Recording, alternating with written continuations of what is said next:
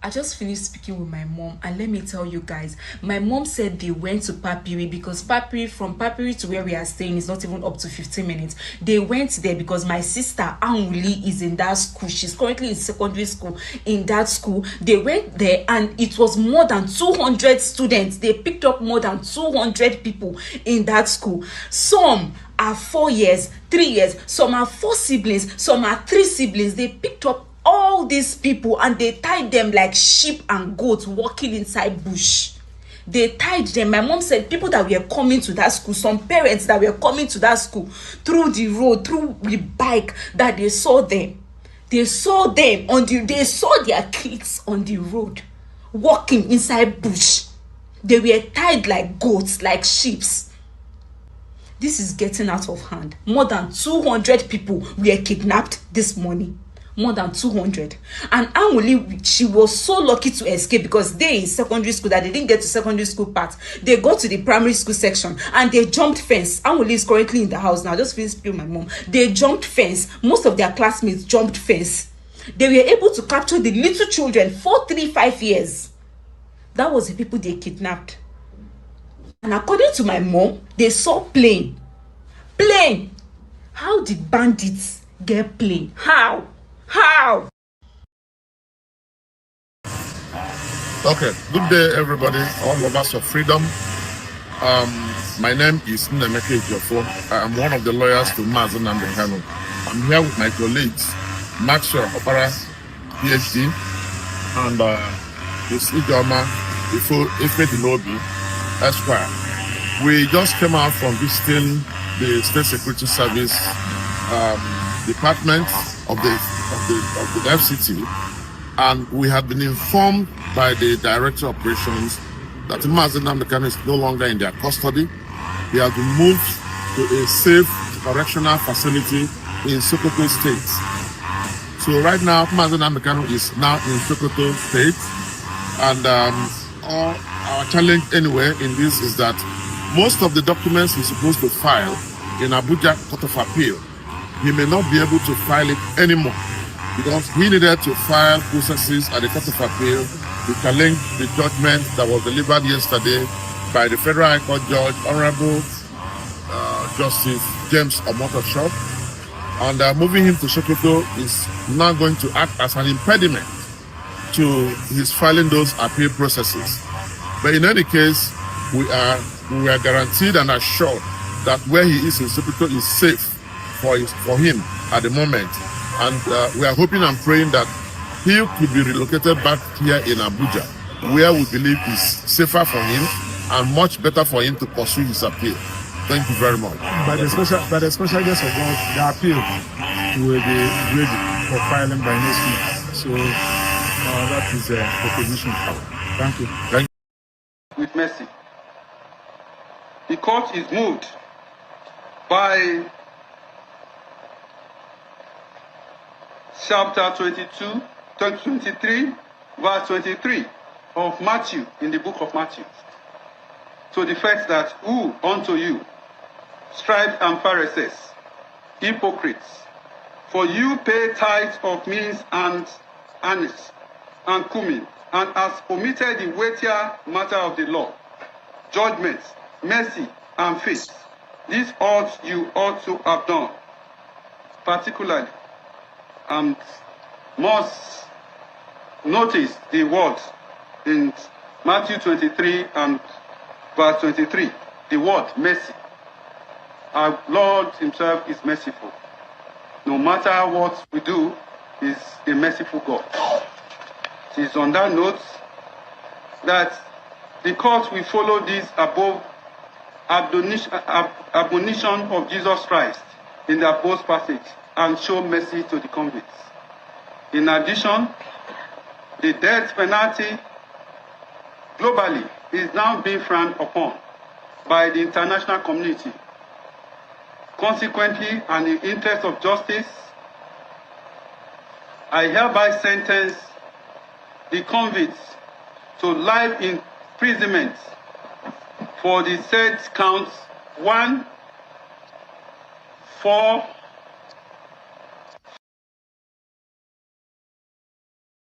Cameras.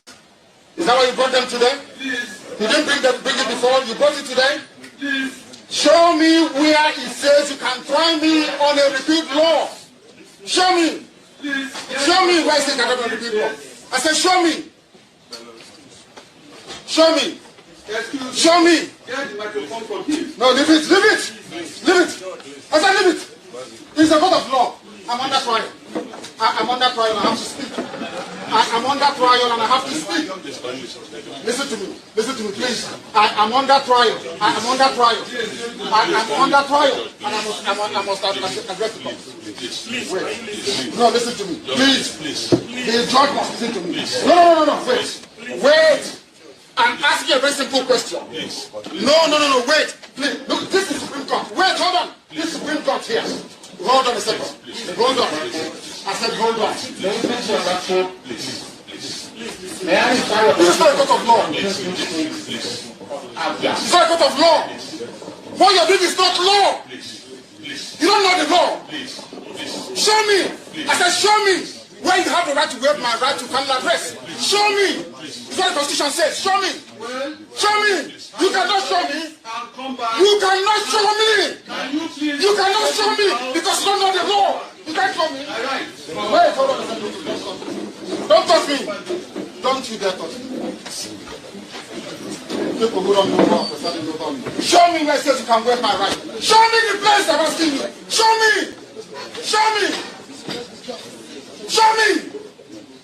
Which law says you can try me an unwritten law? Show me. You cannot show me. And you're a judge. You claim you're a judge. You don't know law. You don't know law.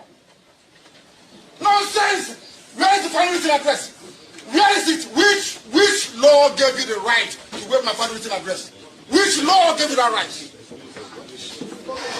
Nonsense. You think I'm trying this with you? You try with me? You are mad. What's this one doing here? What are you doing here? What are you doing here? What are you doing here? What are you doing here? This is the idiot that attacked me. This is the fool that attacked me. That's the idiot that attacked me. That's the fool. Don't touch me. Don't push me. I'm going. Don't touch me. I'm warning you. Don't touch me. I'm warning you. Don't touch me. Don't touch me. Don't touch me. I said don't touch me. Don't. Smart people. You don't know law. Show me where it says you can waive my right to final address. Show me the law. Show me the law.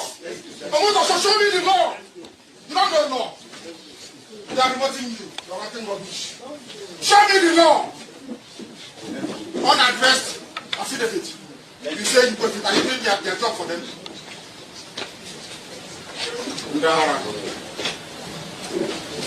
God will punish you now and forever.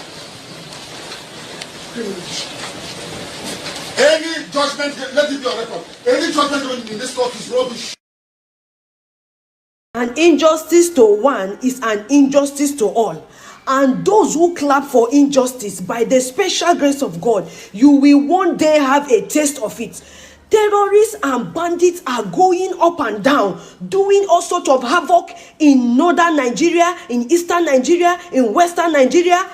Some weeks ago, they entered Kwara State and killed Christians inside the church. Anke Shesu, inside the church.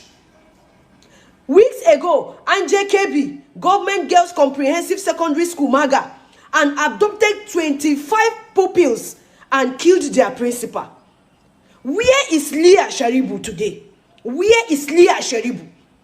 Where is Leah Sharibu? Deborah was set ablaze in Sokoto.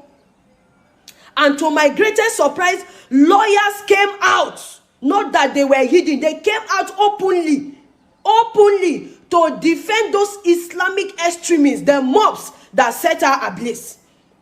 What is the justice we are talking about here? Nnamdi Kanu is the least of our problems in this country. Is the least of our problems. Our brothers, our fathers are being sent, soldiers are being sent to die for nothing. You all saw the general that was killed. So where is the justice that we are talking about? Where is the justice? Nnamdi Kanu shine masalamu a Nigeria.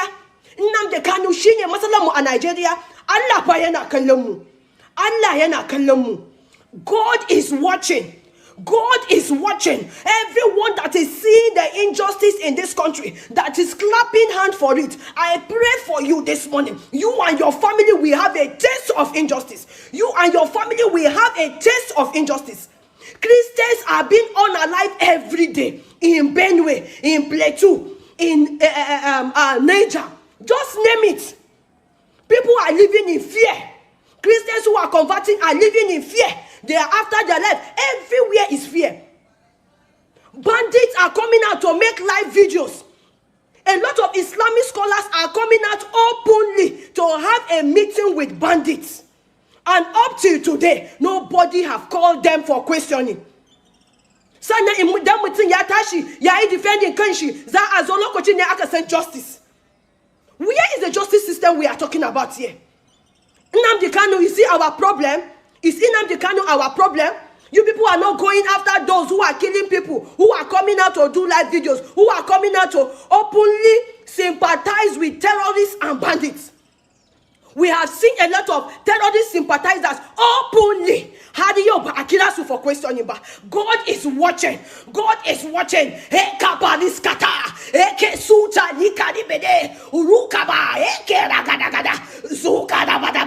Everyone that is supporting injustice in this country, Father, in the name of Jesus, I decree they shall have a taste of it. Their family members will have a taste of it. Their children will have a taste of injustice.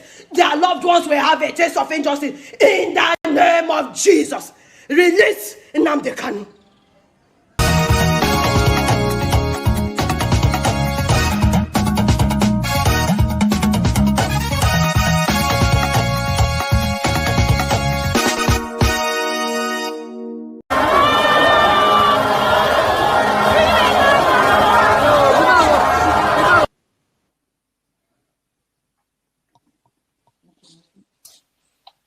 No, this rally make my blood pressure go up.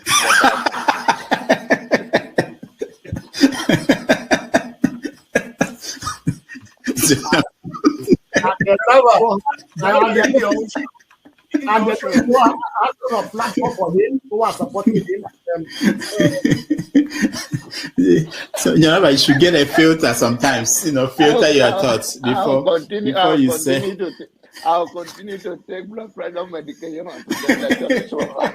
Why are you getting high blood pressure, Janaba? Now, I'm not taking medication for myself. I'm taking it for people like some of you guys that after the January, February something, and then people like Soludo, that is a good spoiler. I thank God for his life. He's working for my. And I am ready to die defending Nigeria in whatever way. When it is God's time for us to go, it is. And you took my time to God. You are ready to defend Nigeria. I gave you my time. No, I'm coming. Alexi, hold on. You already started. What I'm saying, defending Nigerians is this. I gave him my time and he's using it to defend No, sorry. I'm sorry. I hope that Nigeria wins. I'm never going to wish any president evil so that I can say I told you so. No, I won't wish them evil. I hope. You see, I'm not praying. There's no point. I can't pray for Nigeria to be fine. I only hope that Nigeria wins and Nigerians win. Because if you choose a dodgy doctor who has a dodgy record, who has, all sort of accusations leveled against him, to say this doctor, we think he's done this, or this doctor, this surgeon. Yes, he's a senior surgeon, he's the most whatever surgeon, but there are a lot of accusations leveled against him. If you choose him to operate on you, and you tell me to pray for you that it doesn't kill you surgery, what's the point? I can't pray. You might make it, you might not make it. My prayer won't change anything. So I hope Nigeria and Nigerians win during Tinubu's 4 years. Thank you. Thank you. Uncle, right? I have the right to address Showore the way I like. You don't know what Showore did to me. So learn to control your emotion, right? That's the only thing that I'm going to tell you. But if you don't want to control your emotion and you insult me here, I'm going to insult you 100%. Okay. You understand? You cannot insult me on a normal ground. Physically, you can't insult me, right? I will treat you like a child. If you insult me physically, I will handle you like a child. I don't care your age. Do you understand? You are powerful over the camera, so you can say whatever you want to say, but you can't yet say it to me physically. You understand? I'm handling like a king. I'm not joking. You understand? So learn to control your emotion. You understand? Okay, please don't take him out. I also have a right to respond because he mentioned my name. There's no need to take him out. All you have to do is to meet them or something. And you're taking too long to admonish them. Comment. What did you say? Comment. I know, but he mentioned my name, so I'm asking to respond to him. When he gets your time, No. He mentioned my name. If you want to make it rowdy, I will take you out. Take me out, you son of a bitch. Take me out. You think you're a big boy because you're moderating. Take him out, please. Hello, come on, don't use such word now. Don't forget, that state is now an oil producing state. So they now have derivation, if you are not aware. So if you want to speak for anybody, please do not defend a Kalata like Yabelo. Please do not. Okay, let me respond to him. 1 second. Do not defend a Kalata like Yabelo. Do not. All right, thank you, Mohammed. The people of that state. Can I respond to him? No. Then go to hell. Rudolph, go to hell. All right.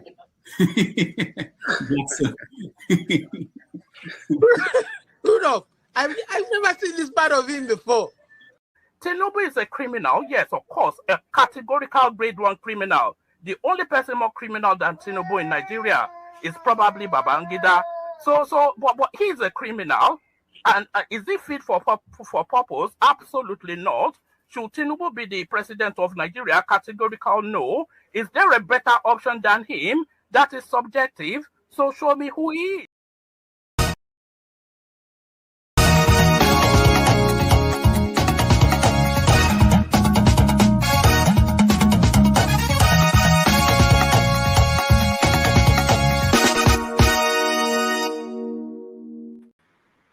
All right, welcome to the show.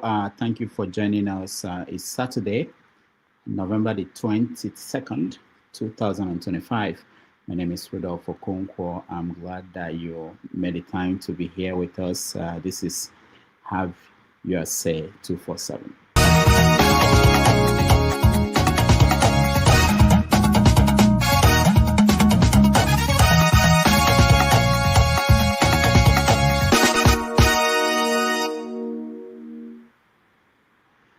All right, every Saturday at this time, we come together to discuss issues in the news. And this week is special because Nigeria is bleeding. That's the trending word. Nigeria is bleeding.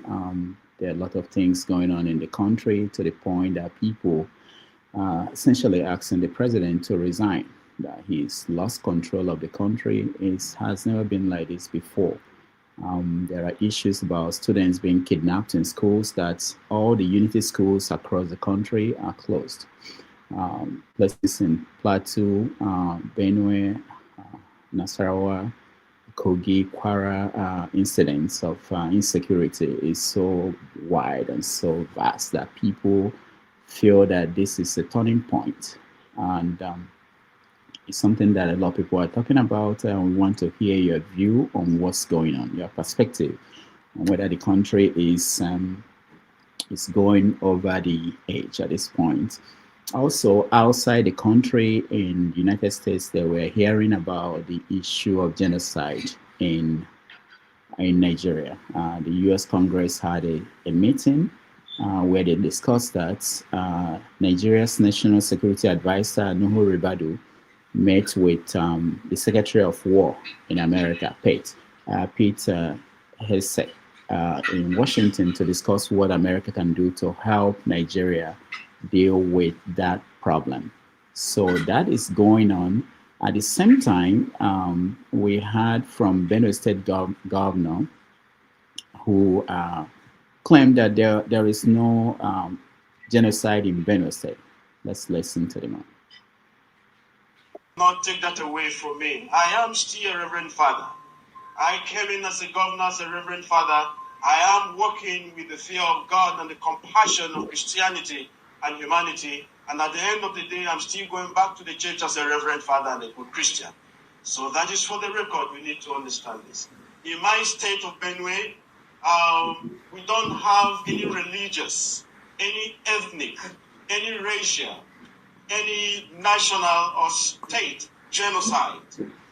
We don't have that. Do we have a number of insecurities in the state?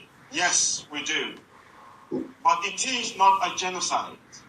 Someone would need to go through there to check the United Nations definitions for this. Have we lost a number of people? Yes. We have at different stages. If I've given you a background of the challenges we've had many years ago, we're talking about the agro-pastoralists, I don't know if you heard this. And then we're talking about the agro-farmers, typical farmers.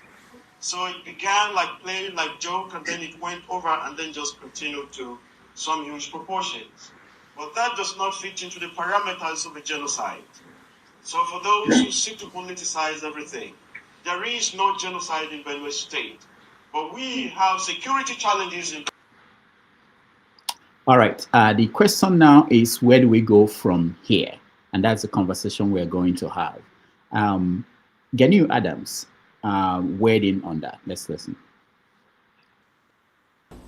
Within Nigeria's southwest, where we are in a situation that our country is in a serious security threat. What is happening in most of the states now call for concern. We got an information on a very serious authority that we have been highly infiltrated in the southwest. There is already an infiltration. Infiltration. By who? By these terrorists in most of the communities in Yoruba land. You know, Kogi and Kwara, it's just like a buffer zones to southwest. And what they are doing in Kogi and Kwara is just a test of ground to start the major attacks in the southwest. The information in our disposal is that they want to attack Oyo, Ekiti, Ondo, and Lagos State. Oyo, Ekiti, Ondo, and Lagos State. You have it on good authority. Yeah, Ondo, Ekiti, and Lagos State. Who are these people? Well, those are the people that you are seeing that are attacking various places in Nigeria. Are they of any particular, tribal extraction? Well, in some cases you call them bandits. In some cases you call them Fulani headmen. But when you are talking of international terrorist organization, we have ISIS and ISWAP in Nigeria. We have Boko Haram too. And the three name was just a popular name, but different pocket of groups break from those organizations. And I can tell you authoritatively that this thing is being coordinated by some foreigners. It goes beyond Nigerians. And one of the reasons behind this attack is three issues. It's religion motivated, it's economic motivated, and ethnicity is there. And different groups have their own way of target on the basis of their own ideology. When you see the crisis is flowing from the northeast to the northwest, north centers. And I was surprised when I heard the governor of Benue State that there was now Christian genocide in the state yesterday. I was shocked. And the governor was a religion leader before he became a governor of the state. Even we that was not living in Middle Belt, we are being worried, seriously concerned about the incident that is happening in Benue State and Plateau State. And on a daily basis, we got information of attack from different communities. And I don't know how this man want to classify genocide. When a race is attacking other race and try to wipe them out of the system or from the state or community, there is no way you can classify it as genocide.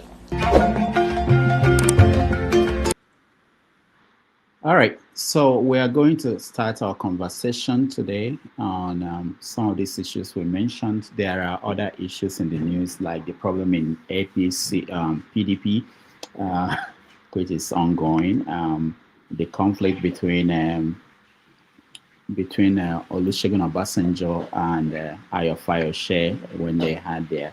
Those are minor issues today. In a normal week, there will have been major issues for us to discuss. But right now, there are bigger things that we are worried about. So one thing I left out is the number one issue, which is the sentencing of Nnamdi Kanu to life in prison. He's been taken to Sokoto prison, where he is currently being kept. So that is the main stories in the news, and we are going to let our people in, and we will begin the conversation. Today we plead with people to be mindful of time. We're expecting a lot of people joining us, and we want to give everybody an opportunity to speak. And of course, you have to be willing on this program to listen to people who are going to say something you may not agree with. It's the nature of the conversation. All right. Thank you, everybody, for joining us. We are coming live from New York.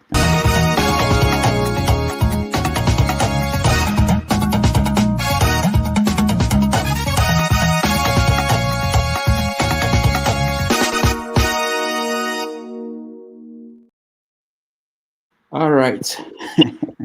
So let me start with okay, I believe that's the person that sends that.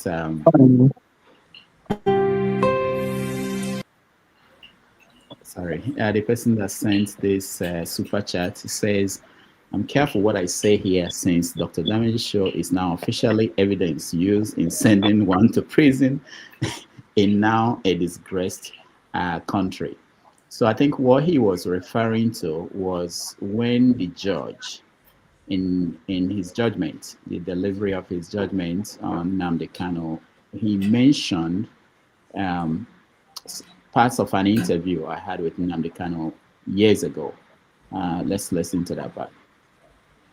Sahara TV contained in Exhibit PWW. The defendant was interviewed by one Rodolphe Okonkwo. He was introduced as the founder and director of Radio Biafra. When the defendant appeared on the screen, his nameplate was Nnamdi Kanu, director Radio Biafra. While speaking on the national conference in Nigeria, which was organized at that time, the defendant mentioned the name of some of the representatives from the Southeast as the conference, and he said, "If you go there and negotiate any other thing apart from Biafra, you better not come back, because our people will be waiting for you." That very person, unquote. When he was asked about the consequence for this representative, including one Ike Nwanchuku, the defendant was unequivocal when he said, "Things have changed, and that because the only language that people in the zoo understand is language of violence and force. After all, that very contraction was put together by Frederick Lugard by force. That is what many people don't understand. Lugard killed many people to put Nigeria together, and the killing of people to disintegrate the zoo shouldn't come to anybody as a surprise. Our promise is very simple. If they fail to give us Biafra, Somalia will look like a paradise compared to what will happen to the zoo. It is a promise. It is a pledge. Also a threat to them. they must understand it, that we have had enough of this nonsense, unquote. It is not noteworthy that defendants in the said interview kept referring to the southeastern part of Nigeria as Biafra. The defendants made some comments, such as the governor of the southeastern states being the stooge of Hausa Fulani godfathers. He even stated that Rochas Okocha, former governor of Imo, had institutionalized the entire state to satisfy his Hausa Fulani godfather. He said nobody had asked Governor Peter Obi about Izu River and the person dumped in the said river. Further, during the interview, defendants, while answering a question about whether he will embrace a peace separation or choose a violent path, stated at about 7 minutes 30 second mark of Sahara TV interview in exhibit PWW, which is a flash drive containing all its broadcasts, said, and I quote, "If they do not give us Biafra, there will be nothing living in that very zoo called Nigeria. Nothing will survive there, I can assure you," unquote. He also made reference to the Nigeria Civil War when he said, in 1967 to 1970, it's not 2010 to 2015. Then we had scientists, but now we have people who can make things happen even better than what we had in the late 60s. So that should ring a warning that we are not joking. All right. 8 minutes mark in the flash. He said, "I do not believe in peaceful actualization of whatever rubbish is called. I have never seen where you will become free by peaceful means," unquote.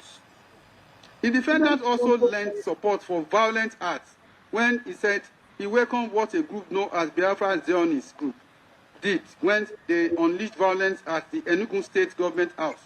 He even said he hoped more people will come out to join his group to overthrow the corrupt and inept persons in administration of the government, stating that Biafra must exist and it is their right to make sure it happens. All right, that's enough. Again, thank you so much for joining us, and welcome to this important conversation. If you're in the studio, turn on your camera, then I can bring you up. One of our requirements is that your camera will be on before we bring you on. All right, also here, welcome to the show. Oh, thank you very much, Mr. Rudolph Okonkwo and Dr. Damages. And thank you very much for the guests that are here, brilliant guests. I hope Kene is here today. And first of all, the judge. No, we've not started discussion, anything. We're here to start. Introducing. Yeah, I know who you are, and what I wanted to, the way of just to introduce people is there anything that you're watching? I mean, in the news. I know we don't have a lot of time today to go into several things, but if you mention, if there's anything you are watching, reactions or anything that you want to talk about, you can talk about it now. For instance, I didn't mention the reactions. There are reactions from the one that was interesting was the reaction from Ambassador Bianca Ojukwu, the governor of Abia State, reacted saying that he has set in motion ways to see make sure that Nnamdi Kanu is freed. So there are several reactions. But what are you watching along the line of the stories we talked about, or anything outside it? Yeah, I was more like I wasn't in shock because I was expecting it. I was expecting this kind of judgment. My reaction, first of all, was, okay, as a setup so that we'll go into violence in the east, and they'll drag the entire soldiers, entire Nigerian military in the east, and kill as many people as they want to kill. But I think that what I saw was some people on TV upset, and I had a commentary, one U.S. official, congressman, that really what he said was Nigeria need to get their acts because this is not a judgment. And they even mentioned the judge quoting the Bible to sentence somebody. And he said, I've never seen that in my many years of life, and in my years in government, and my years of watching world governments, courts around the world. No court ever used the Bible to sentence as defendant. So he said that, and that's when I went back to review that Matthew 23:23 to see what he said. And so when during the conversation, when we go into real conversation, maybe we'll go back to there. I got some things to say about that. I wrote an article about that. I haven't published it yet. I'm going to publish it today, later in the evening, and about that Matthew 23:23. Yeah, thank you. I'm being told that the setting of the show today is different. I'm seeing something different here. I have no idea how this happened, but I think maybe when we take a break, we will fix it for those who are noticing something different. Is it a double vision or something? Yeah, I think the stream here, they're changing things. So maybe there's something we have to handle. I don't know how it appears where you are, but we are seeing two different things on screen. All right. Yeah. Mr. James, welcome. Yeah, thank you. I'm sure you can hear me. Yes. Good. A lot has happened. But what actually is bothering me is the quality of education we are giving our children in Nigeria. If a high court judge cannot read a judgment he supposedly composed, what is going on? Did they compose the judgment for him? This is one thing I cannot understand. Somebody made me understand that he attended Olabisi Onabanjo University. During my primary school days, we had what we call Oxford English Reader, where they narrate stories. They taught us how to read, and we were reading fluently. I mean, this is a university graduate, having obtained his degree in law. He went to Nigerian law school, and he could not read the judgment he supposedly composed by himself, because he tried the case, so he's the one who is to compose the judgment, unless he wants to tell us that his hands were tied, like that of Showe Mimo in Awolowo's time. The judgment was given to him to read. If that is the case, then we can understand. But that is not even the case, because you can pick up a book, even as difficult as Wole Soyinka's The Man Died. For the first time, you should be able to read it fluently as a university graduate. You've read quite a lot. So what is happening to our educational system? So this is what is actually bothering me, because as far as Nnamdi Kanu's case, kidnapping and others is concerned, I'm not too worried for one reason. Some time ago, on the Voice of the People radio station, one Mr. Barrister Darlington tongue-lashed me when I told him that Nigeria as a country has collapsed. He tongue-lashed me. And I'm very surprised to even hear the man on YouTube nowadays complaining about the system. I remember also in, I think, 1 John chapter 2, verse 17, the writer said, the world is passing away, and so are its desires. But he that doeth the will of God remains forever. Nigeria has passed away, and so are the desires of Nigeria and Nigerians. It is those who prepare for the new Nigerian republics that will reap the benefit of the passing away of Nigeria. The country is finished. The president has lost control. And I do not know what they can do to reconcile the various ethnic groups, because If Nnamdi Kanu was jailed and you now send him to Sokoto prison of all places, it speaks volume because we expect the government to effect reconciliation, to reconcile the various ethnic groups. This man has been vehemently opposed to the people of Sokoto, and now you remove him from Kuje prison and you are sending him to Sokoto prison. What is your intention? Is it to reconcile the people? The country is finished, the country has expired. So it is those who are prepared for the new Nigerian republics that will reap the benefit of this monumental rot we are grappling with. That is all I have to say. Let other people speak, please. Thank you very much. Thank you, Mr. James. Ernest, you are next. Hello, Rudolph. Good morning. Are we talking about Nnamdi Kanu? No, wait. What I'm trying to do is, if there are issues in the news in the last 1 week that I did not touch in my introduction and topics I brought out, you can bring it up now. Okay. Because yesterday, Trump doubled down about Nigeria being a disgraced country. And also this morning, I listened to Fox News when Riley Moore was talking about how they're going to cooperate with Nigerian government to stop Christian genocide. So these are the latest I know, apart from Nnamdi Kanu. Yes, thank you so much for bringing up Trump and his reaction. He continues to say that Nigeria is in a terrible situation, that is a disgrace. So all the efforts by the National Security Advisor, who is here, Inspector General of Police is also here in Washington, D.C. area. They are meeting Congress people. They met with the Secretary of War. It doesn't look like it's making impact at the end where Trump is. Let's listen to part of that discussion.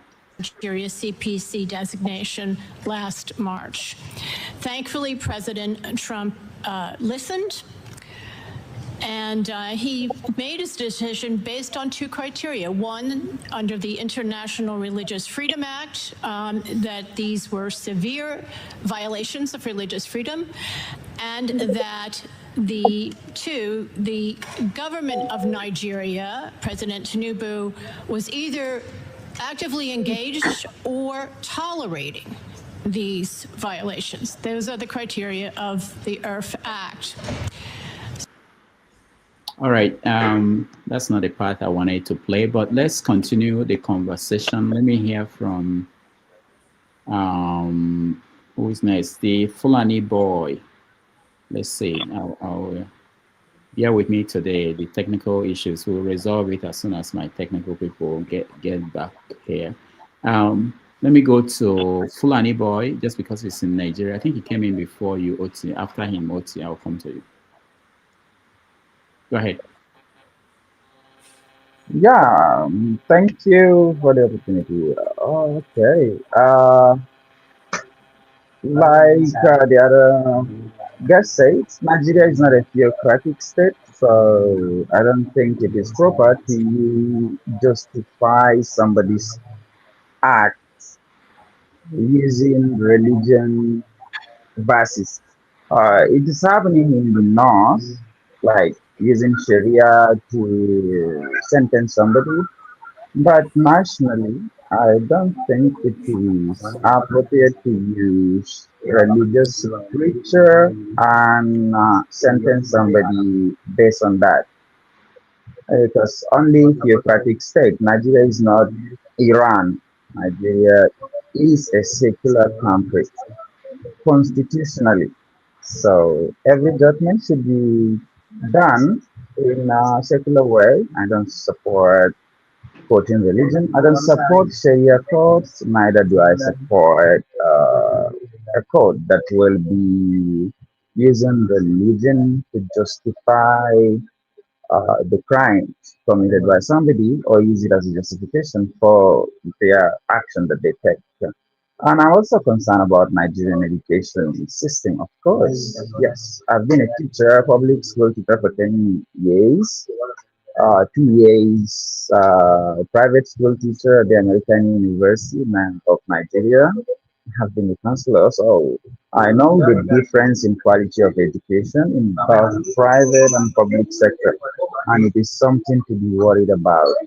I don't know what legacy these politicians are trying to teach us again, given what is happening and the younger generation that are coming, they are given position based on their surname or political affiliation or the religion they profess. I don't think that is good for our education system. I don't think that is good for us as a country.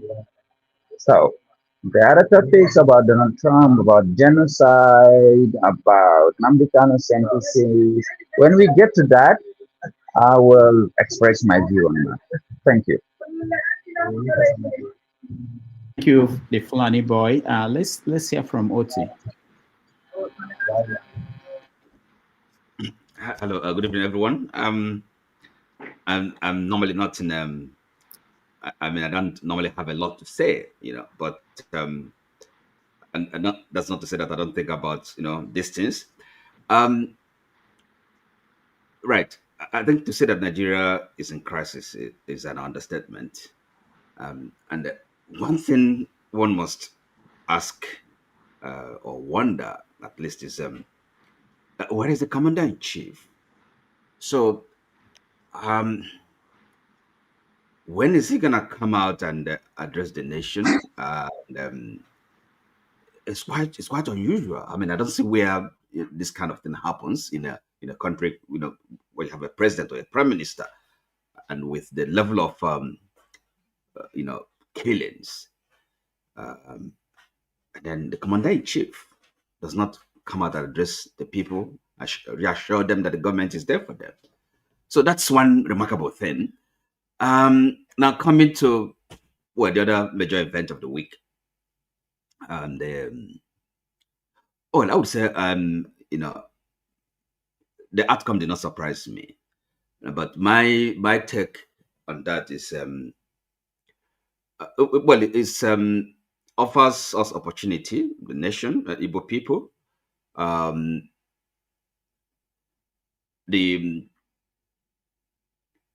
think what has come to the fore is this, that I mean, all the speeches that Nnamdi Kanu made, whether you agree with him or not, at least the events that are unfolding are really, if like a vindication of, quote unquote, his prophecies. So I don't think anybody is in any doubt now that we have real crisis in Nigeria. So it gives some people, a cause for self-reflection. We should not allow the crisis go to West. Where do we go from here? That's really the real question for me. The IPOB, the movement, has done some service. Okay, that's them. You cannot. There's something useful has come out of it. Okay, now because as I said, bringing things to the fore, no longer can anybody pretend or feign ignorance about the deep, malaise, the serious problems we have as a country. The unsustainability of the country is so there should be no doubt about that. I mean, seeing what is going on. So that's as somebody myself, coming from from the part of Nigeria, Southeast, I think is an opportunity for self-reflection. I mean, this is the struggle is not it hasn't come to an end. When I mean struggle, is a struggle for fairness, for justice, for equity. This kind of thing you cannot you cannot wish them away. It's just deep in the human psychology, social psychology, and in the sense of if like a sense of people's identity, and is their right, is in their humanity to actually to demand and hunger for justice and equity So, and without that, really, they cannot build any nation. So that's where we are at this kind of critical juncture. So I did mention that IPOB has done some service, a good, useful service. This question of Nigeria, okay, that question has to be addressed. It can't be avoided forever. So the judge, the idea that a political movement is going to be prescribed, a movement that is mostly, in fact, not just mostly, that is peaceful. A movement, a campaign for self-determination. Why should that be a crime? Say prescribed in a democracy. On what basis? So now, but okay, let me. I was this morning. A classmate of mine. He's actually a high court judge in Alia. He's a very good judge. So just one comment. Of course, he did not. He was not. He wasn't the trial judge, and he has not claimed to be familiar with the quality of the evidence or everything. But at least one thing he was clear about and categorical about is the error made by the judge. And do you know what that error is? The law gave the judge the only option of a death sentence. So because it doesn't have a discretion. Law can prescribe what the sentence for a particular crime is, and if you don't have a discretion, you just have to impose that sentence. So that is an error of his part. And then what that means is if Nnamdi Kanu appeals the sentence, the state can cross appeal and demand for death sentence, which the law specifies as the sentence for the crime. So you see, that's where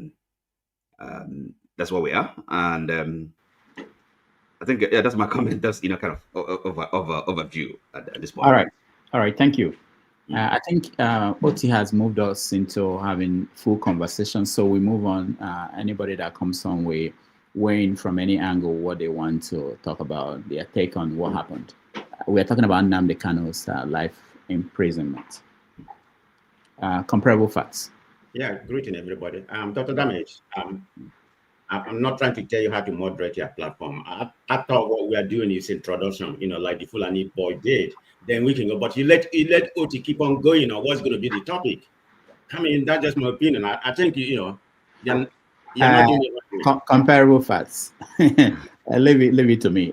What I did was that as we were doing the introduction, I was seeing more people coming in. I had to weigh the time we have and the time we are, and I felt like it's okay for OT to continue.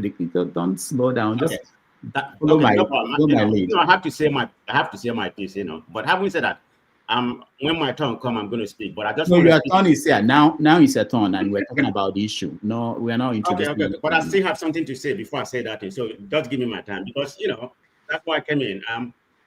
The reason why I came in is that it's twofold. One is in America, one is in USA. It's not going to take me more than a minute. Then I will go to the main topic. There's a generation shift in my beloved Republican, because at this time Republican is facing a generation shift as the younger ones of the party is moving more to the right, while the establishment, is trying to maintain the principle of engaging in international issues.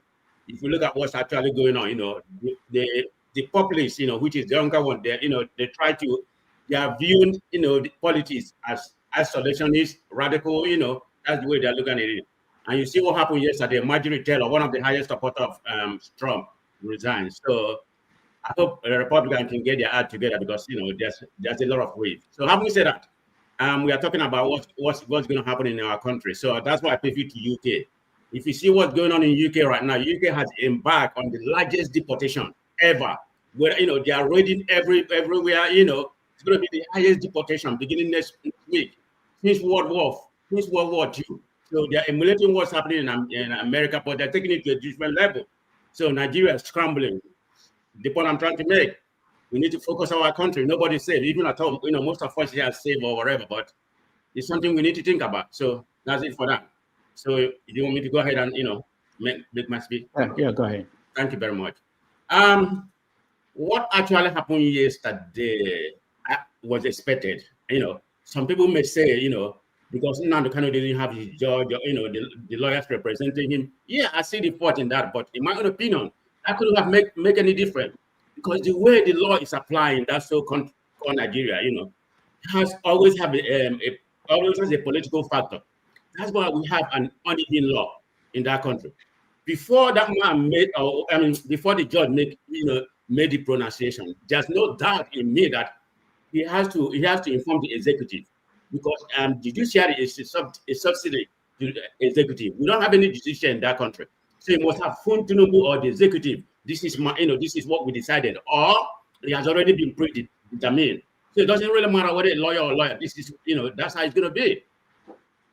We can come here and argue whether some of the charges is actually factual or whatever. Some of them they say he instigated riot, making bomb, and some of that is I'm not going to read everything here.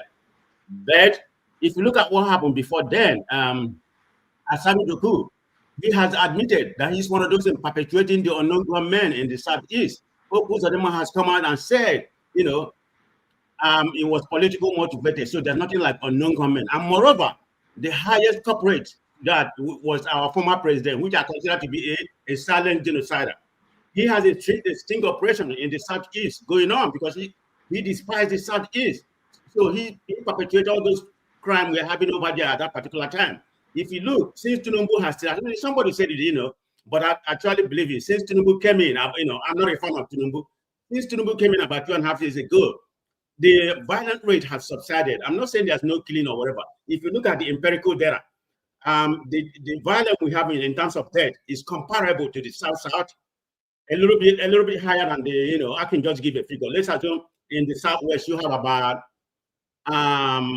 400 dead in the last 2 years.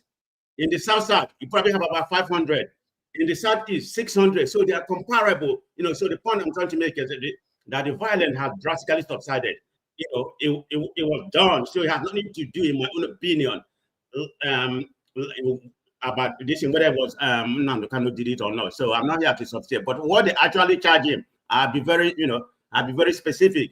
Those instigation, and incitement, if you look at the definition of that, that's considered to be a terrorist. Did he do it or not? That's debatable. I don't know. But the judge, in terms of whether there's it, because people are saying incitement is not a terrorist act. Yes, it's a terrorist act. So we can debate whether he did it or he didn't.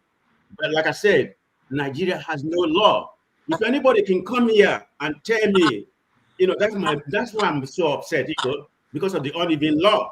If anybody can come here and tell me and give me an example where somebody has been incited, violent, and he or she was given a death sentence. I've not seen it. I've been doing my research. Forget about the terrorists or whatever. So you can't be just holding Nnamdi Kanu.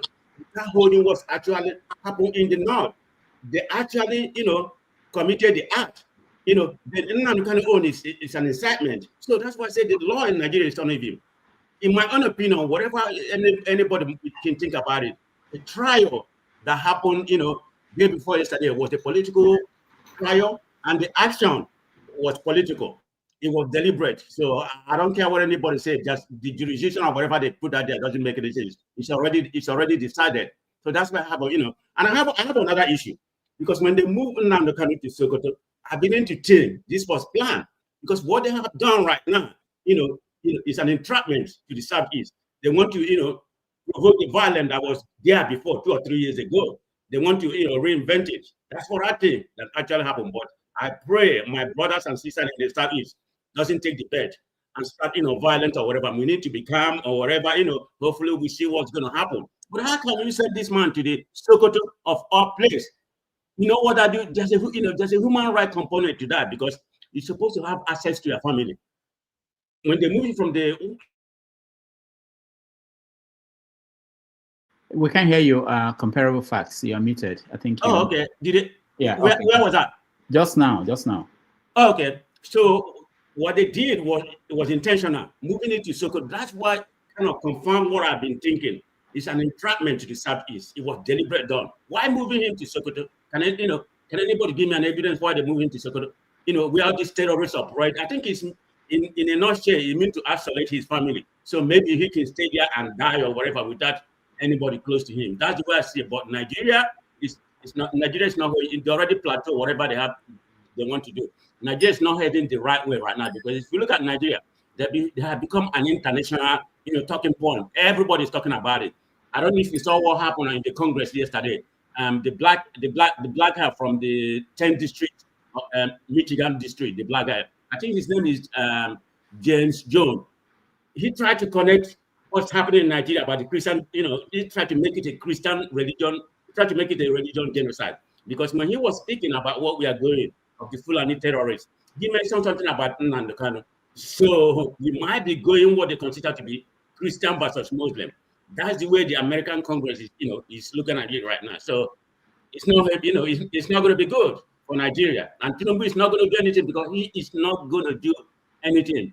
Tinubu is a captured president. Let's call it what it is. What I mean by a captured president, he is doing the bidding of some ethnic bloc, and the ethnic bloc, who are they? The Northerners, for political gain. He is a captured president, not just isolated president, but he's captured, and that's what he's doing. He's not going to do anything. You can come here and say he sent people here to America. America know what happened. They're not stupid. I mean, the world is global. They know everything. They even know about the 25 or 100 girl that was kidnapped somewhere yesterday. They know everything that's happening. They even know more than the Nigerians know. Even the so-called Tinubu know. They know more than them. So let's not deceive ourselves, okay? Hopefully they can come. I want them to come. Thank you. All right, thank you. For the record, comparable facts, because you complained that we don't give you time. You spent almost 9 minutes. Osi, welcome. Yanes. Meet yourself, Osi. Okay. Can you hear me? Yeah, go ahead. Yeah, so I guess I shared some snippets of the discussion. So I'm just going to weigh in on the ones I heard. Weighing on what you think, your reaction to what happened, the judgment and everything, any angle you want to take. Yeah, so, well, thank you. It's interesting because I think one of the things, whenever we bring up any topic in Nigeria, for example, people are always compelled to take sides, meaning it has to be either you're on one side or you take the other ones. But some of us also believe that two truths, sometimes even three, can coexist. I'm not going to, what do I mean? I'm not going to sit here and tell you that, I was so surprised by the judgment because the real truth is that Nnamdi Kanu was just not an innocent bystander. IPOB did a whole lot of things that had real consequences. Whether he did it directly or indirectly, whether it's those that listen to his sermon or those that, carry out activities in his name, the fact is that there are significant, not just human, but economic tolls. People died. Even as we speak now, there are communities that, people can't even get to their village due to some of these actions. Of course, we all know about the lockdowns and what happens to those that try to defy the lockdowns. And of course, over time, you have folks like Simon Ekpa, who became a breakaway faction of IPOB and started doing their own in their own way. So what I'm trying to say in essence is I am not totally surprised that the federal government doesn't let him go. Now, I don't know that the offense that he committed is the type that merits the death sentence that the Nigerian prosecutor wanted, or that it even warrants him to be given a life sentence.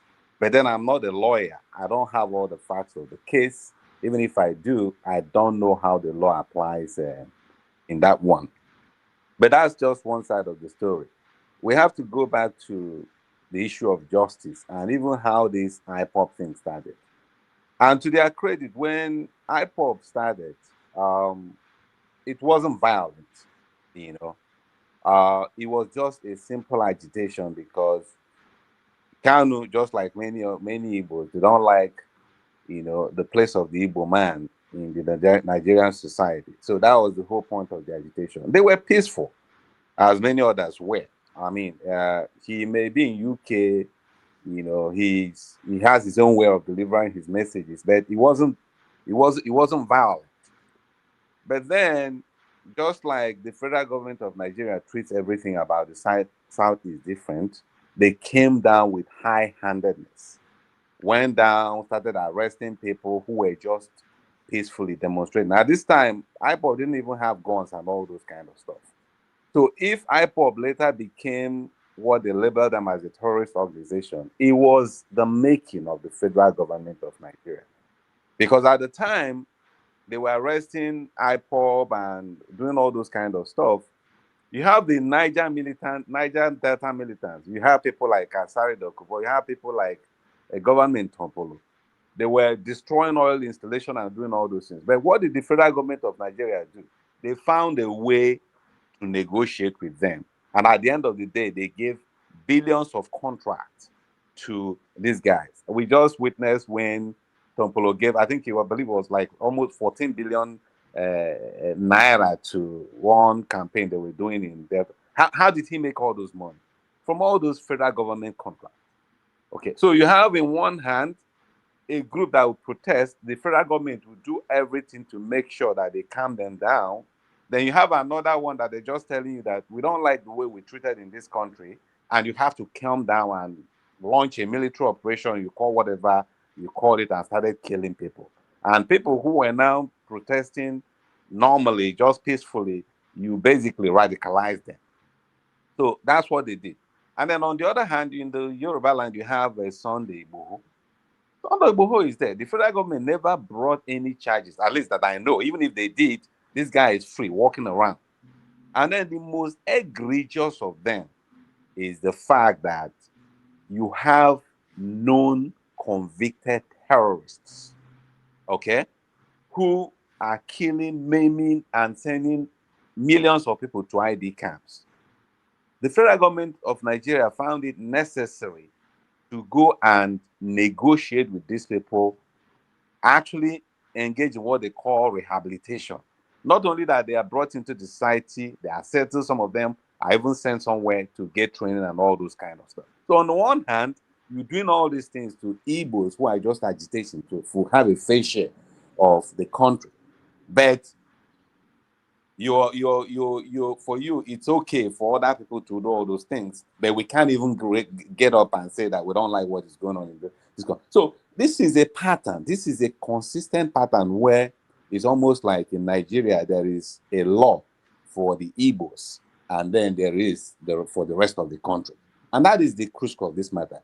As we speak, we know the guy that bombed the Catholic Church some years ago, the guy that goes by the name of Kabiru Sokoto, who was later found in the guest house of Borno State government when he went missing.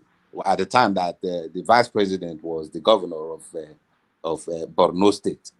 That guy, from what I understand, even when after the judgment and everything, he was given 20 years.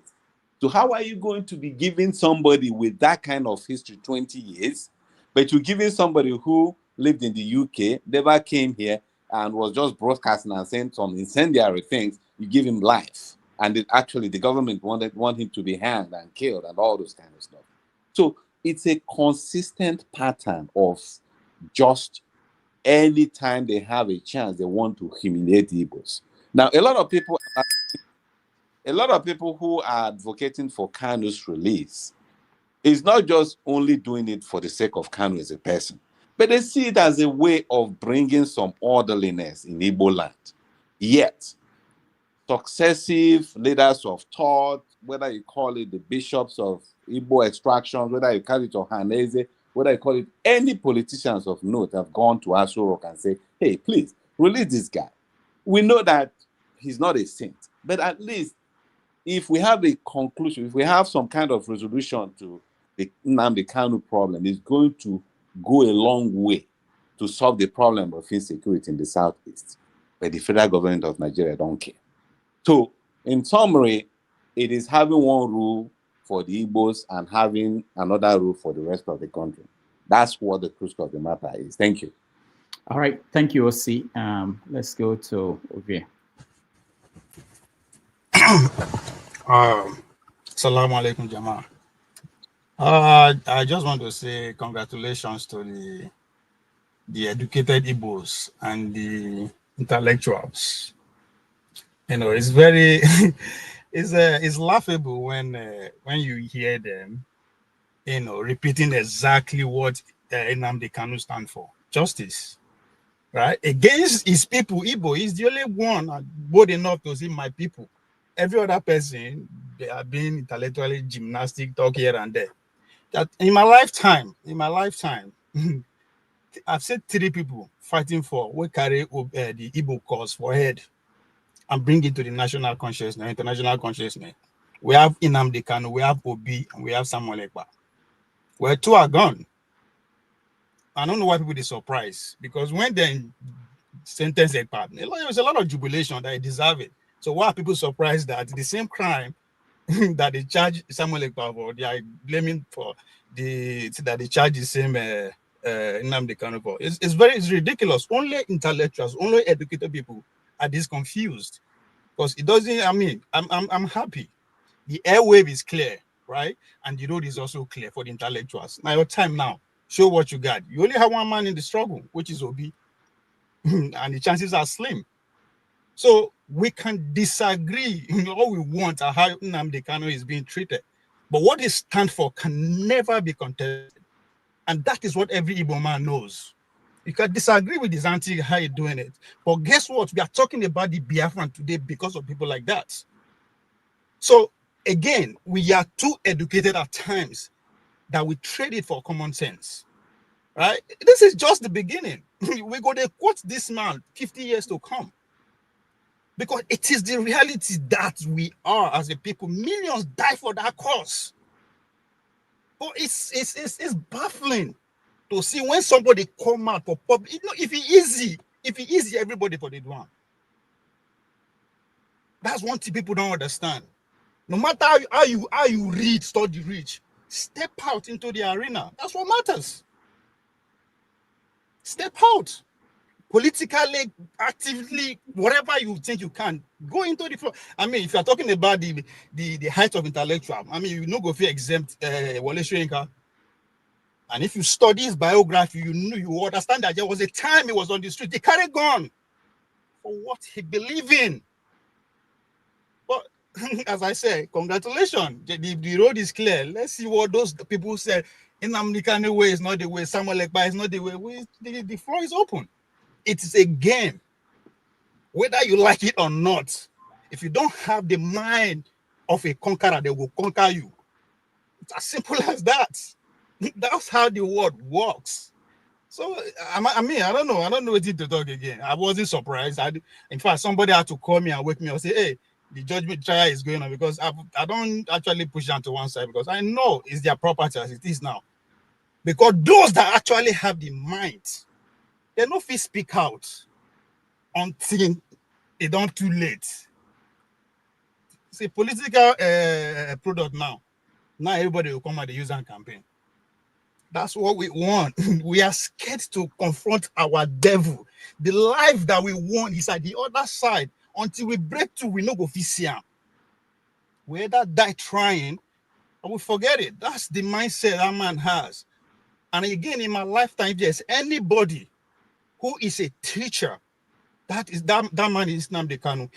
Every other person that we know are politically made. All their followers were bought, either politically or media-wise. But that is the only man that decided to say, I'm going to take the long route. I'm going to teach my people. Can disagree with the point of his teaching, but he has succeeded in consulting generation that will take us another 40 years to get rid of. That's Nnamdi Kanu's story. That's what history is going to say about him.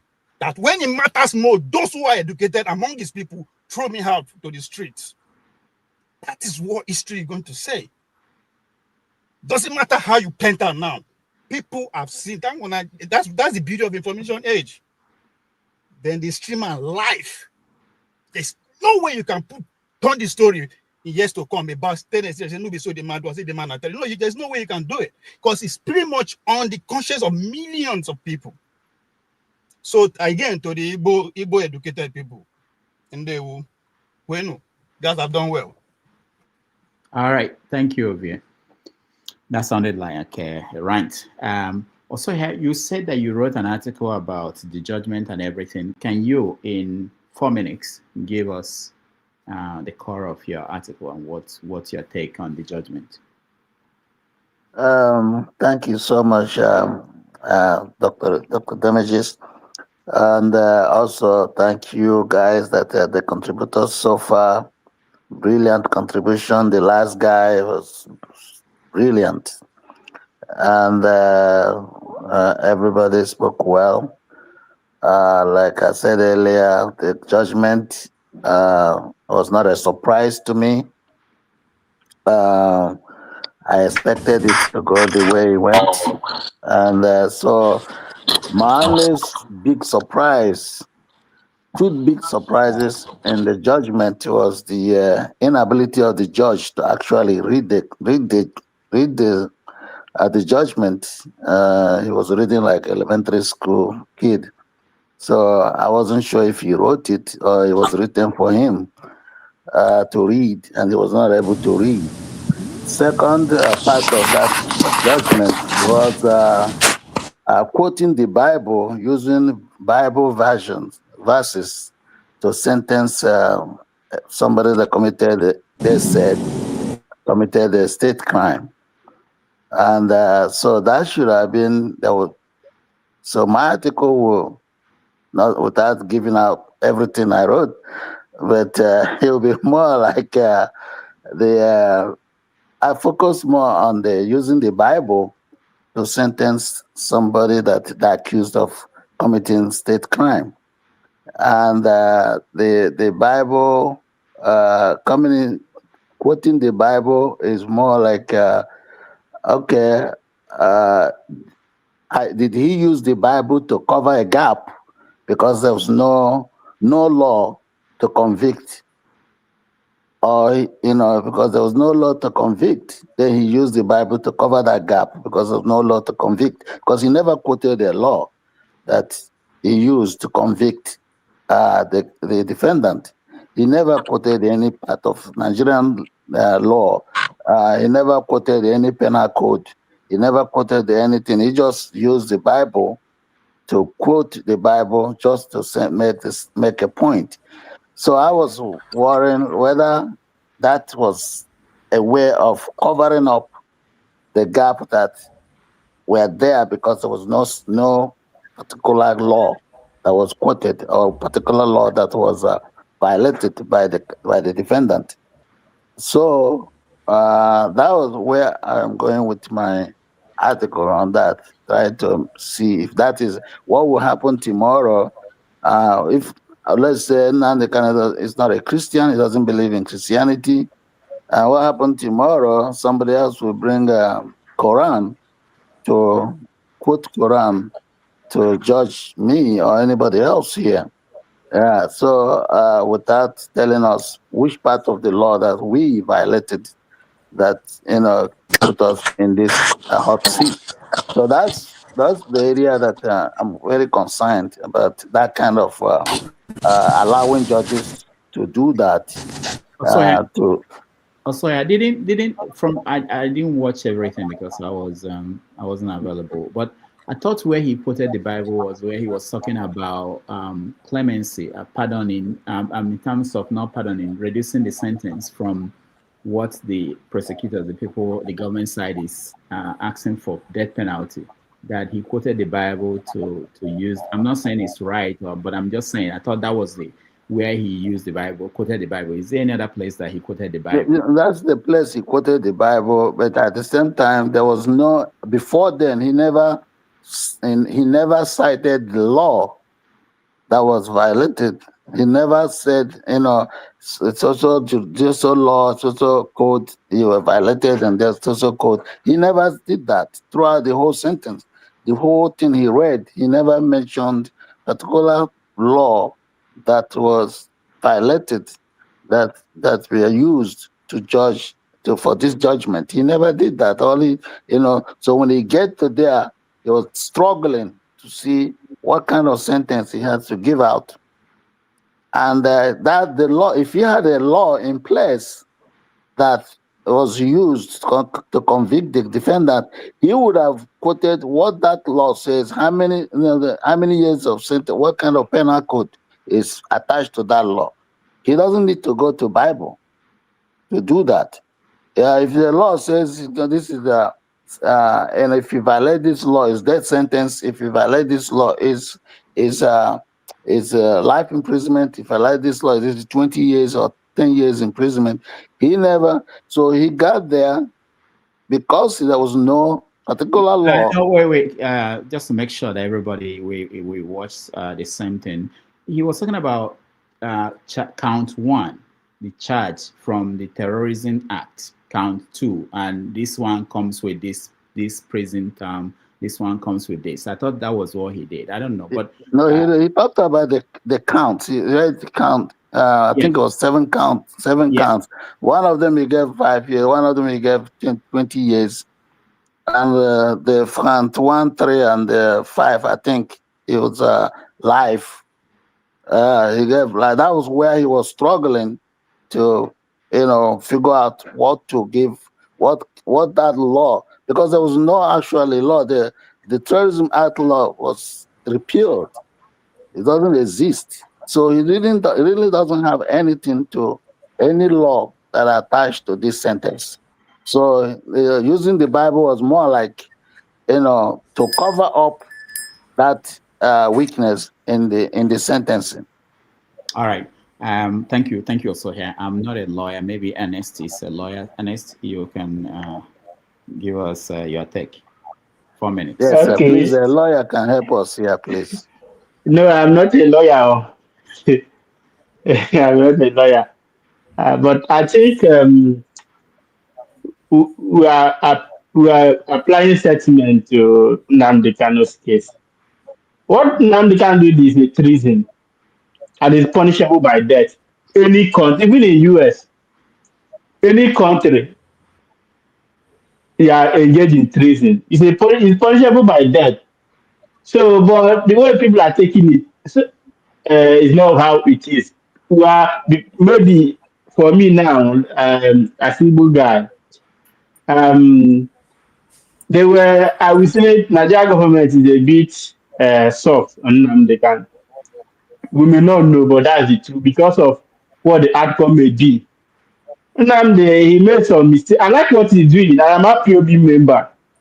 I'm not a registered member, but I like Biafra. I prefer Biafra to Nigeria.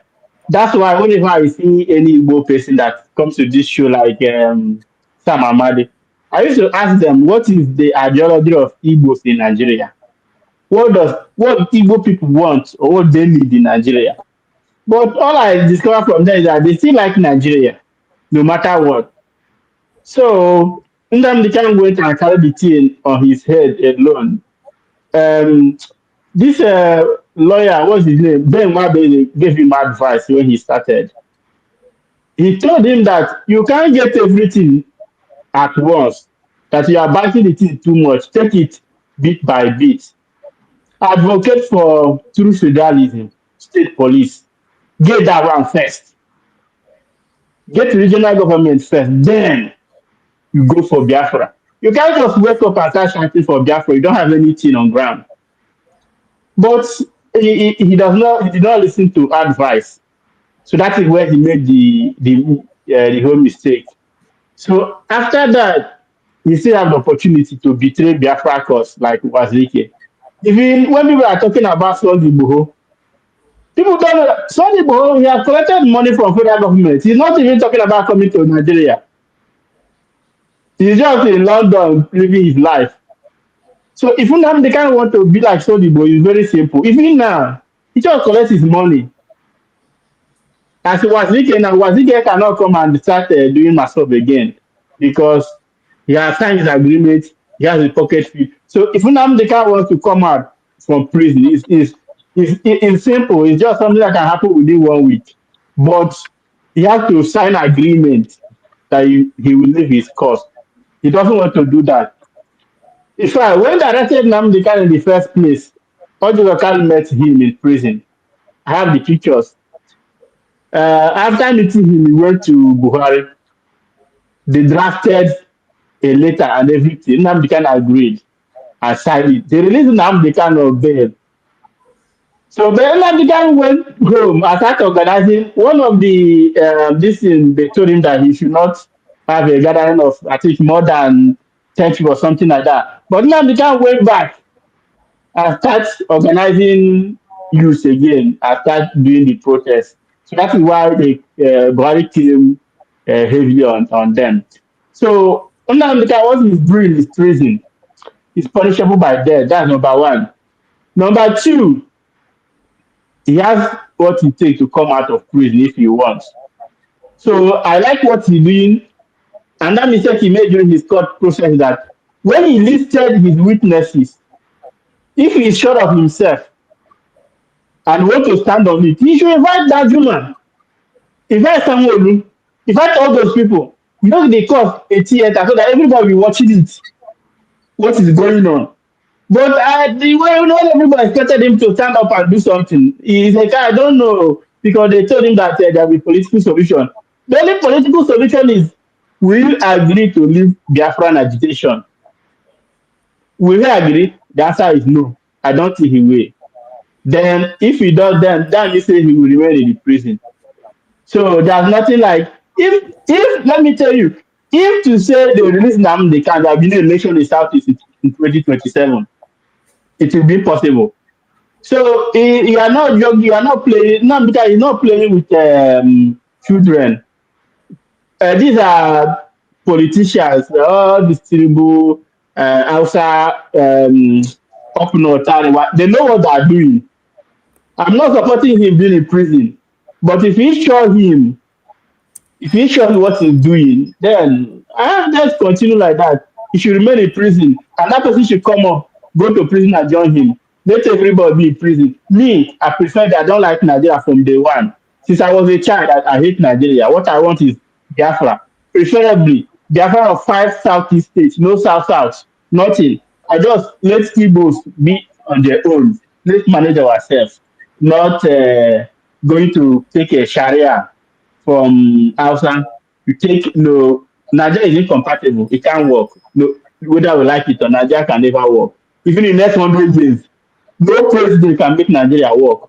And any president, whether Igbo, that become president, that want to make Nigeria, will just divide Nigeria into at least 6 countries. Let's manage ourselves. I don't hate any Nigeria, no, but for me to build the same country with those, you know, I don't like it. So me, I'm the kind of committed to this, so you should be ready and to serve his term. Whether it's death sentence, whether it's a life imprisonment, that's okay for me. Yeah, and that person should join. All right, thank you, Ernest. KJ, welcome to the show.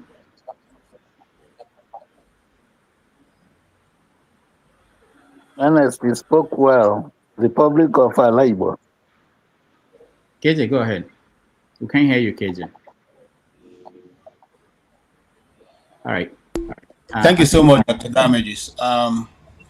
I had hoped that I will not be speaking after NX, but since you are giving me the opportunity. Okay, hold on. Not a problem. James wanted to say something. Let me hear James. Okay, James, go ahead. James, go ahead. Well, thank you so much, indeed. Thank you so much.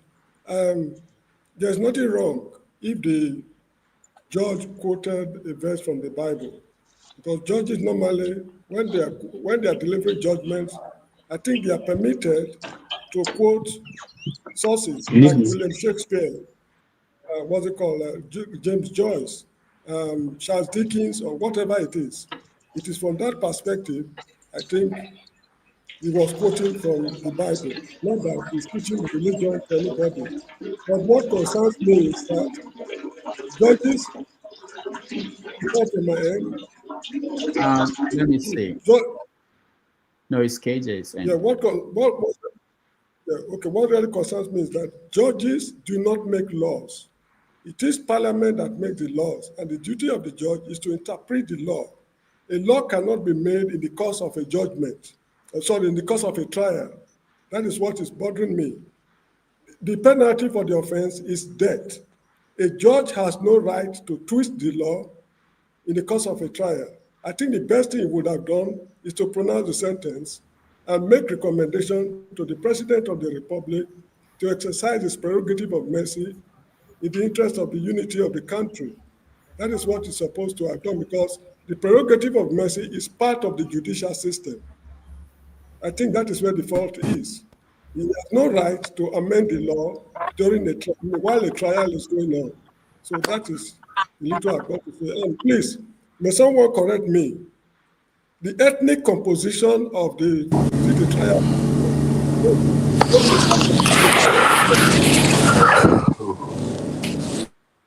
The ethnic composition seems to be skewed towards a particular ethnic group. Am I wrong?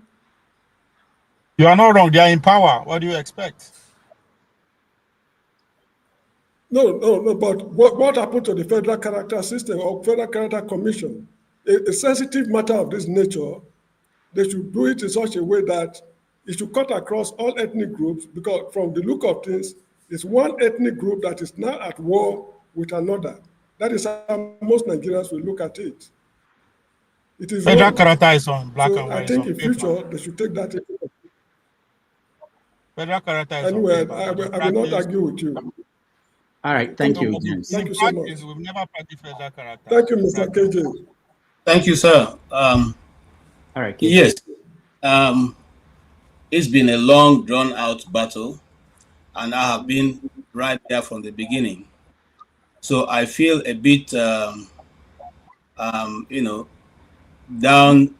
and out, not because I was expecting, that it's going to change. They always say this: perception is more than reality. So we have all been kind of alluding to what will happen, but we never thought they'll be bold enough to do that. And for the guy, Ernest, who says that, I think you should go back and read what treason is all about. Don't just jump into making conclusions and making statements. There's nowhere in the world, and if you have it, show me. And Oti is a lawyer, so he's here, where you said somebody said something, you could not put the person in the position of the actual crime. You had no ability to put the person in the situation of the crime. I have never heard in a law court concerning person that is life, where you say you come with a hearsay. This person said, Onyami said that this person said that Nnamdi Kanu tell them to do this, and that is the reason for convicting a man and wanting to take his life. You see, my challenge, Rudolph, and I'm talking, it's not about Nnamdi Kanu. Just like Siore said, don't cry for Nnamdi Kanu. Cry for yourself, for your children and your grandchildren. Begin to look for your Muslim name and get it. Musa or Adamu, whichever one you're going to get, because all of us go chop the breakfast. All of us go chop that breakfast that we are running away and refusing to open our eyes to see.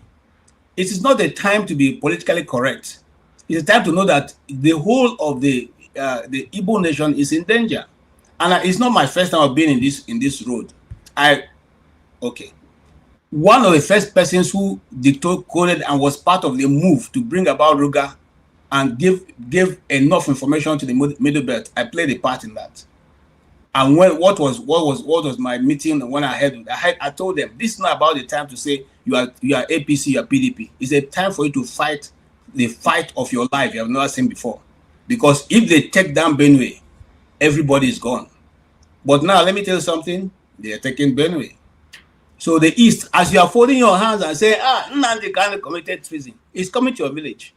When they get there, I will find out whether we'll see how to go. You are saying, we're all saying this now because Nnamdi Kanu was able to see ahead of time and decided to get some young men who are willing to be in the bush to drive out the Fulanis from your village. If they didn't do that, you think your village will be there today? You think you'll be safe? You think that you yourself will be able to have people in your community? Do you know how many young men who, look, if you want to even get more information, because sometimes we speak unadvisedly. There's a woman called Madam Kechi, Ololon Kechi, who is a woman leader of the National Igbo Women Leader. I'm trying to bring her here. She has been going around Igbo land and Igbo leaders. And after Nnamdi Kanu's judgment, she stood in front of the court and said those who have been responsible for the mayhem going on in the East, he called them by names. Hope of them have called us by names. And you stand here to say, oh, he committed treason. Let's just go into because if I want to say all I have, I don't have the time. So let's just pick one aspect of that judgment. You drag Bullock into the judgment, saying that Nnamdi Kanu was responsible for the death of Bullock, who came to organize the election in Imo State. Meanwhile, Bullock, I have a video. In his last video, was sent to the federal government. If anything happened to me, it is Mogunu. Mogunu, he called the name, the national security advisor at that time. He should be held responsible. People fear him, but Bullock, could not be afraid of him. Okay, I will leave the rest he said there. When they finally assassinated him, Nnamdi Kanu made the broker the following day saying, they will say it is IPOB now. You people go and get that man here, his phone, the last numbers he made, those people know who killed him. Was the phone presented in court? Is there any evidence that pointed to the fact that it was him? But it was part of the judgment.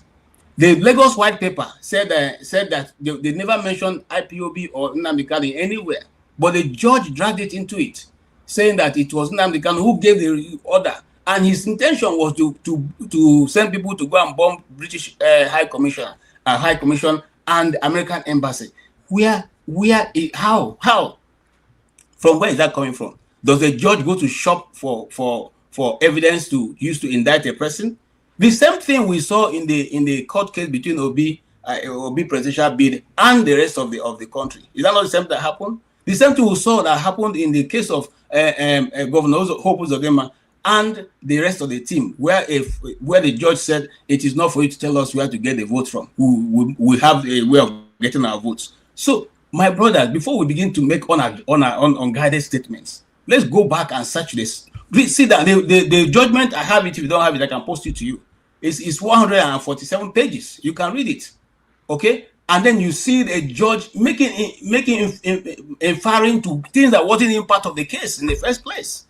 Okay, now let us even go back to the nitty-gritty of the case and the day of judgment. What made Nnamdi Kanu to blow up? You say he has lost his right to put his final address. You refuse to accept his final address. Why are you doing that? Because you know that if the case proceeds from here, that final address will play a part. You say he cannot submit his final address, you will refuse to take it. And then some of us sit, you could just be, what are you talking about? What are you talking about? Somebody carries AK-47 and magazines, fill his chest, wearing an assistant commissioner of police uniform that they killed to come to a meeting with government officials. And he's still wearing the uniform up to tomorrow. He has not been arrested. He has his own evidence on him. And you come and sit here and say, Nnamdi Kanu, yes, he committed treason. When they searched him, what did they find in his house? They found 2 phones, a microphone, a transmitter, and on this. And they're trying to paint him a picture of that, oh, he was a useless guy. That's why they... No. What did they find? Did they find AK-47? What did they find? So to make it look as if it's been driven home, he said he was making bomb. Where? I thought you said earlier, the same judge said earlier, you are an economist. They have no idea of law. So the economists who have no idea of law now have idea of making bombs. We're Igbos. Whether I like it or not, we pride ourselves, people who reason. Sit down and look at these things. And then reason it out for yourself. I like what Ovie said. People don't know where we're going. We don't know where we're going. You see? Because we are always trying to, if it's good for us, every other person can go to hell. My brother, begin to prepare, since that is our mentality. Because this thing coming, it will reach you. It will reach my house. Okay?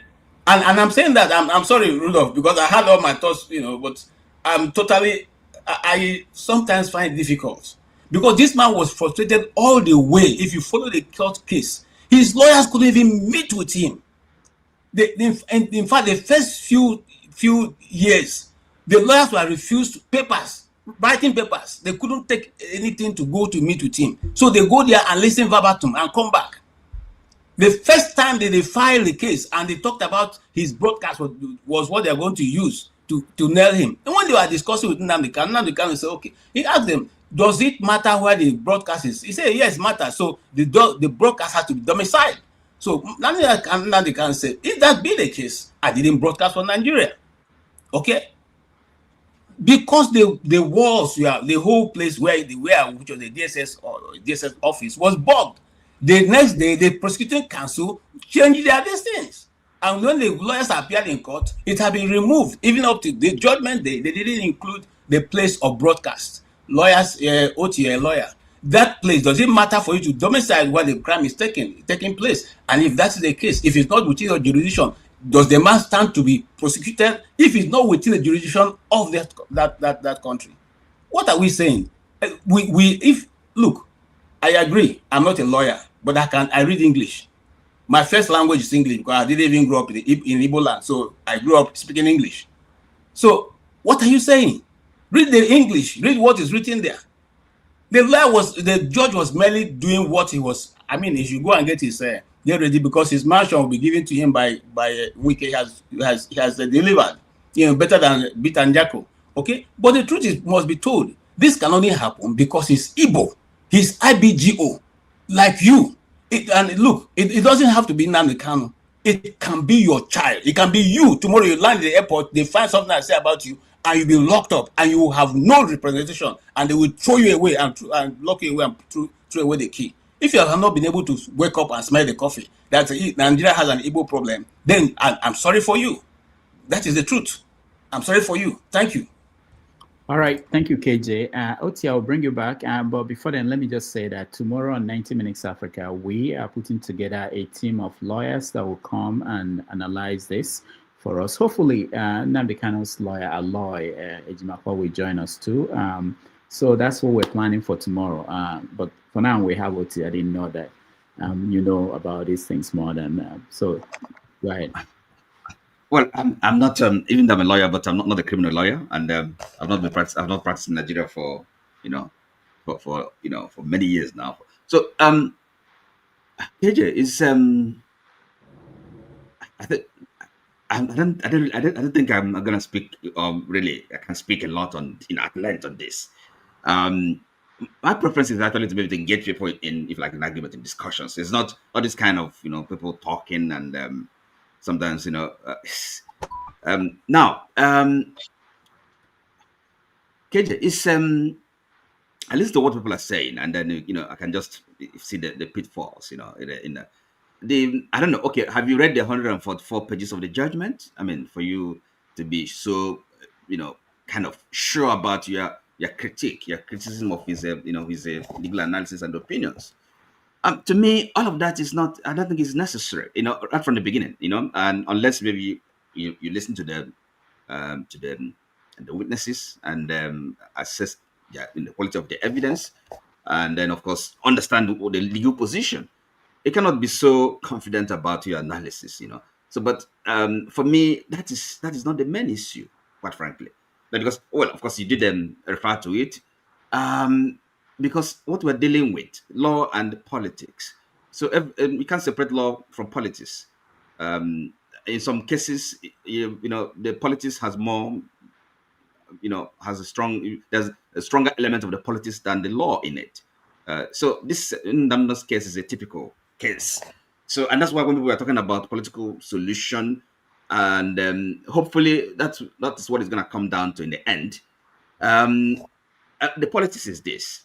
And remember, when we talk about justice has to be seen to be done. In other words, a man on the street doesn't have to read the law, understand the law, appreciate legal technicalities to see that there is justice here or a lack of it. So for me, right from the beginning, when I try to see the bigger picture. It's not if I don't have any special interest in what exactly what is going on in the courtroom, the lawyers and the prosecution and the defense. Some people can have interest in that, but a nation, the politics of it, the fairness. Okay, everybody, we see it, we watch it. There are real terrorists, marauding, sacking villages, killing people, mass murderers. A government whose duty is, primary duty, protection of life and property, couldn't be less concerned. This particular government has the time and the resources. For 10 years, they've gone to every length to capture Mr. Nnamdi Kanu and then put him through trial, committing crimes, international crimes along the way. And meanwhile, people are dying, all over the country. So that's how I'm looking at it. The trial, yes, you see the if you follow it legally, even by maybe legal definition of the actions he's accused of committing, or they may fit the definition, be it treason or terrorism. But that's beside the point. The question is why should we have to get to this point? That people are complaining of marginalization, and the evidence of that is is there for everyone to see. The injustice, the unfairness. So that's what any government that is interested in, if like peace and stability and progress of every section of the country, should be much more interested in. So this judgment is is sending a message. So it's less about justice or fairness and we'll show you, teach you a lesson. So that's what we find ourselves, and that's really what our effort should be about, to change the situation, change the narrative. And it has actually put the question of Nigeria at the front burner now. So that is at least one thing IPOB has done. So it has not been all in vain. So now we know the truth. Nobody can feign ignorance of it, that our lives are at risk. Yeah, the invasion is real. There are people that really want to Islamize us and take over the place. So that is, is no longer kind of far-fetched, or or maybe, I don't know, fairy tale. So if we've come to that realization, that is something IPOB has at least done a service. So we cannot just condemn them, really.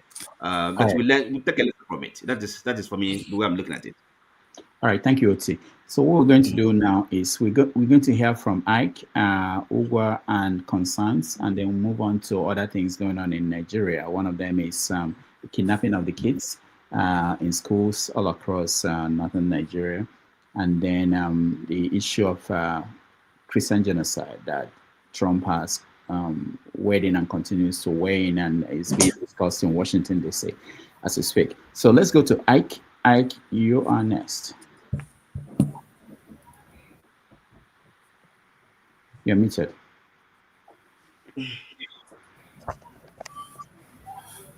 Happy to be here again on Saturday. I think that almost everybody have said what every other person is going to say. My only question is, was it the judge that wrote what he was reading on the day of judgment? Did he write what he was reading? That's another question that Nigerians will be able to ask themselves and answer that question. Secondly, I think that Nnamdi Kanu was sentenced to life imprisonment in absentia because he was rendition to Nigeria. So the trial was even illegal already. So he was not supposed to be in Nigeria. He was forcefully brought back to Nigeria. So the question is, that alone has rendered every judgment useless for me. Sorry, let me go to the back so I can come in. I see a lot of people waiting. Sorry. Okay. Go ahead, Ike. Okay, I can also leave. If that helps. Okay. Okay. If that's helpful, then let me. Great, thanks. So, but I think like every other person has spoken here, my candid advice to the people of the Southeast, the younger generations of the Southeast, we should take away the emotions and the feelings and what is going on right now and get involved in political engagement. What do I mean political engagement? Using what has happened for the younger youth of the Eastern Nigeria to get involved in politics of the Southeast, from the local government to the state local government to the federal. Because I believe millions of Ndibo, the younger ones, are solidly behind Nnamdi Kanu. And if the youth and the younger generation of the Southeast are able to be engaged into politics, appointing and electing people that will represent what Nnamdi Kanu represent in the local government, in the State House of Assembly, in the National Assembly, and so on, I believe that there are so many things we are going to be able to achieve. What do I say this? So that this political elite now that so-called represent the Eastern Nigeria, so that we would be able to do away with everybody. And let those people who feel that they represent what every Igbo man on Nnamdi Kanu stand for, get involved. Political engagement, get involved. Because there is no matter how I am going to express my emotions or my feeling the way I feel, nobody, every sincere Nigerian know that whatever happened day before yesterday is what is going to happen, right? I am one of the people for a very long time that I believe that the case of Nnamdi Kanu, that it is political solution, is not a legal thing. And everybody that is speaking know, even those who know more than do I know, everybody know that it's a political solution. But I think that what happened day before yesterday, are they trying to use Nnamdi Kanu as a political chip for 2027 so that APC will be able to get the vote of the Southeast? Which I think that they would never get the vote of the Southeast. It doesn't matter what they do. But I think that, like AG last said, every one of us is going to chop the breakfast. It doesn't matter where you are now. It doesn't matter where you claim to be. I believe that what is going on in Nigeria is beyond what anybody can pretend. He doesn't know what is going on. There is an Igbo problem in Nigeria. And there are two laws that operate in Nigeria for the Igbos and the rest of the country. If you're honest to yourself, I don't think a very honest Nigerians will not deny that. But the question is, what is the way forward?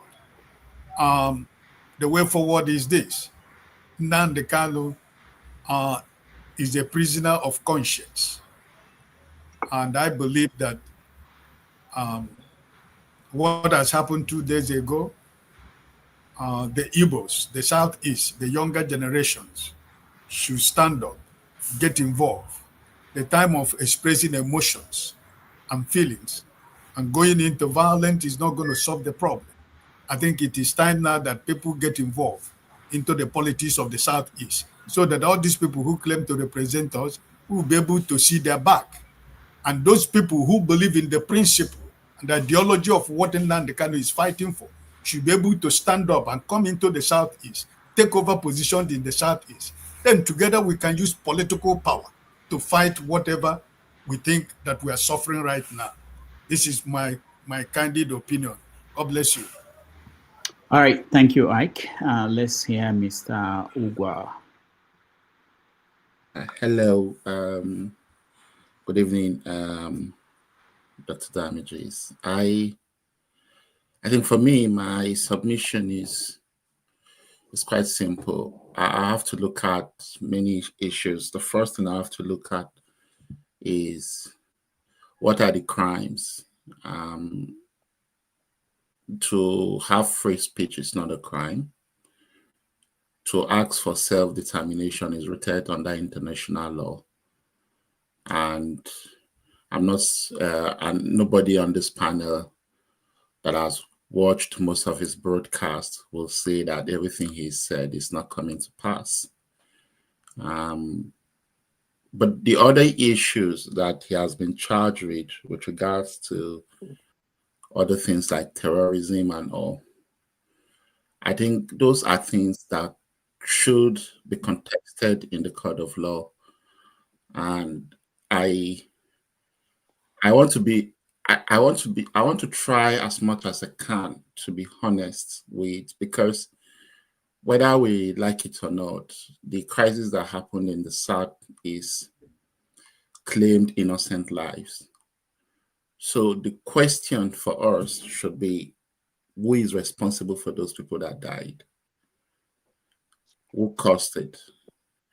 And with what the judgment, when you look at the whole judgment, they began to ascribe the things that happened in NSAS to him. Then it began to make you feel very cautious to actually, you begin to become more careful with what are they trying to insinuate here. Is it possible that the crisis in the Southeast was also manufactured? And when you look at the details with all the rumors and everything, we've heard what Asari Dokubo has said a few times. Then it leaves one to wonder, is there more than meets the eye? And that's the case for Nigeria in most cases, in most situations. And my problem with the way the justice system in Nigeria is run is, you have a judge that is sat up there with all his biases and everything in a case, a criminal case of such magnitude. Shouldn't that be a kind of case that should be delivered by a jury of his peers, so that all the evidence are there? Because the actual judgment was looking at the death penalty. So if it was looking at the death penalty, then it's very serious. And that means for you to arrive at the judgment, you must go beyond reasonable doubt. I cannot be judged for my utterances. Let's say, for instance, I say, oh, all the people in my village should stand up and defend themselves, which is inherently in their right to, but apparently in Nigeria is not anymore. Because if it was, Sunday Jackson will not be facing the death penalty. But everybody knows that everyone has got a right to self-defense or to protect our homeland. Then I don't think that is a crime.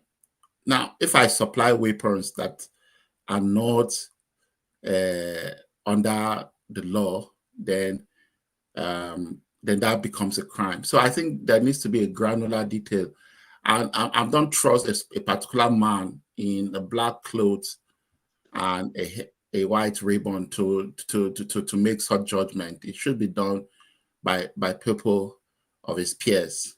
Now, to conclude, I would say that going forward, what the South is, the Igbo nation needs to do is to not resort to violence, even though I don't know if anything really works in Nigeria, if I'm honest. But the things that they need to start doing is to begin to take power back in every community, just like I said. And I'm beginning to network with other parts of the country and see how it could have more friends and expand and have more influence. I think that's what Nnamdi Kanu did not do. He's a very brilliant man, but I think some of his, the way he went about it, he will have, because many of us look up to him and we agree 100%.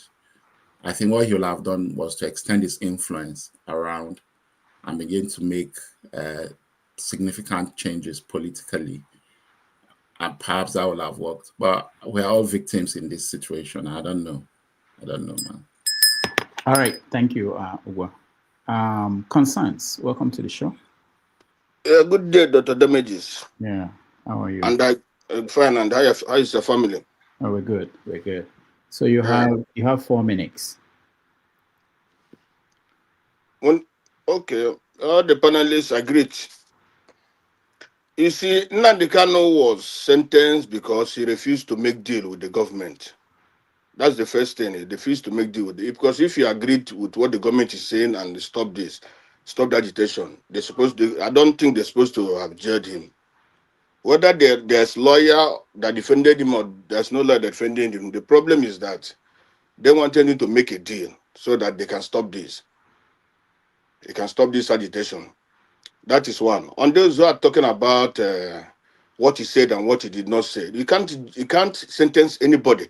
I've been in a case before, outside Nigeria, not in Nigeria, but you can't sentence somebody for what he said. It's not done. Because first of all, when you go to court, you want to sentence somebody. The person, if you say somebody killed somebody for you, the person that asked to kill somebody for you have to come to the court, have to give evidence. Then the police have to trace where people make the phone call.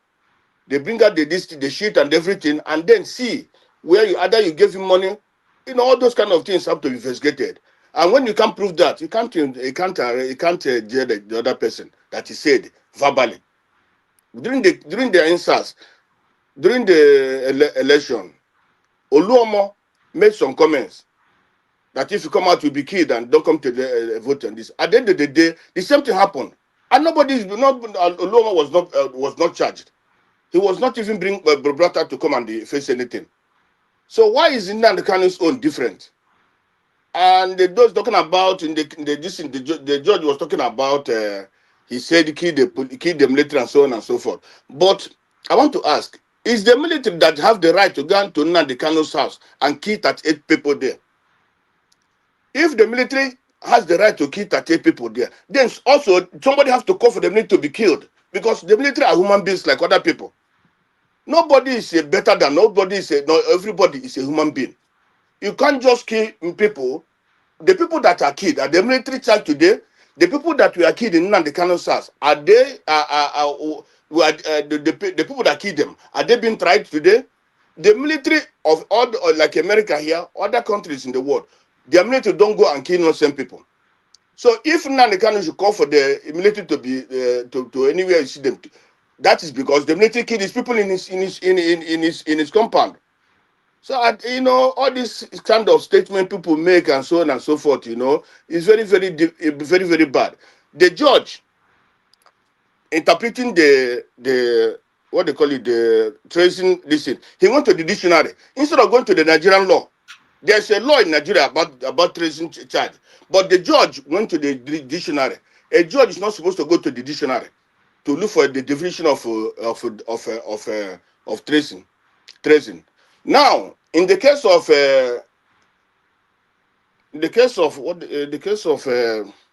the rendition, well, many lawyers said that the rendition, since he was brought back in a bad way, it's only for him to sue the government and sue other people. But he cannot, because of that, without going for the case.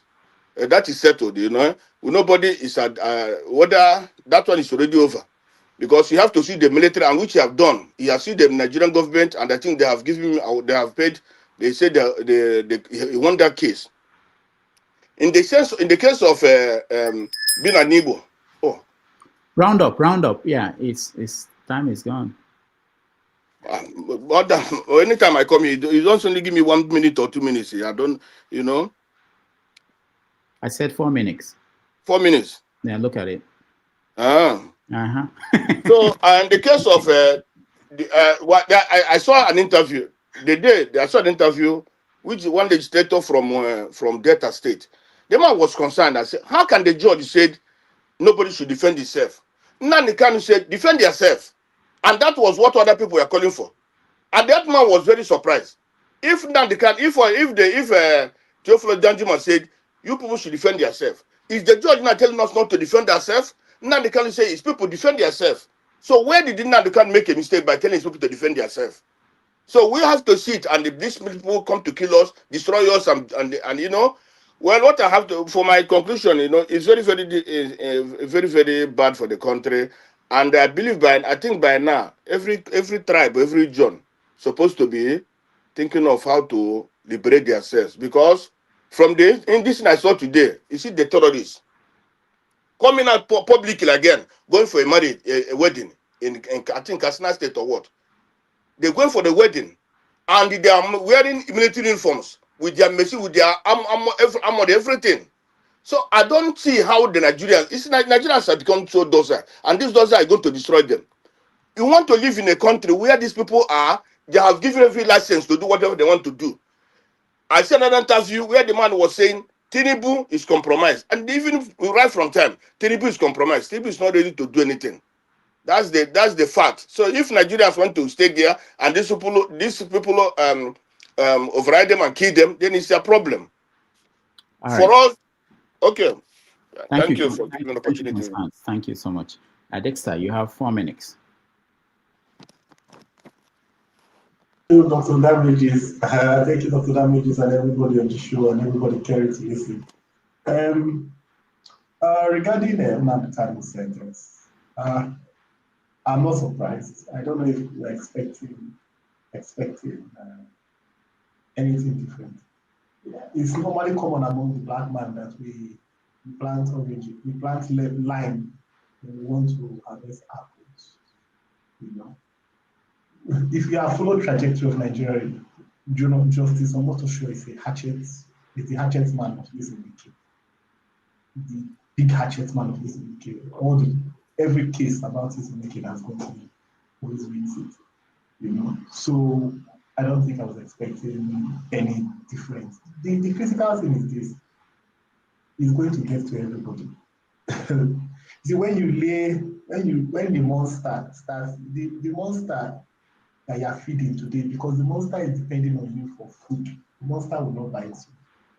But the moment the monster gets big enough to be able to fend for itself, one day it will come through, and it's going to go round. You know, it's going to go around. Today, people might not, I think that's the truth. People might not understand the impact of the case, but that's the reality we are going to have to face. That monster is going to go around. The moment that is a precedent that has been set, and we just take a typical example from when the first coup happened. Those soldiers that carried out the first coup, I'm sure if they bring them back, I'm sure the intention was not for Nigeria to be having multiple coups. But if you look at it, the guys that did the coup, are they benefiting? No, they're not benefiting anything. What Justice Omotosho has done, do you think he will benefit? He won't benefit anything. But it's the system of injustice we have enthroned in Nigeria. Sadly, you have people come here. You have people come here that will defend it. It's good and fine.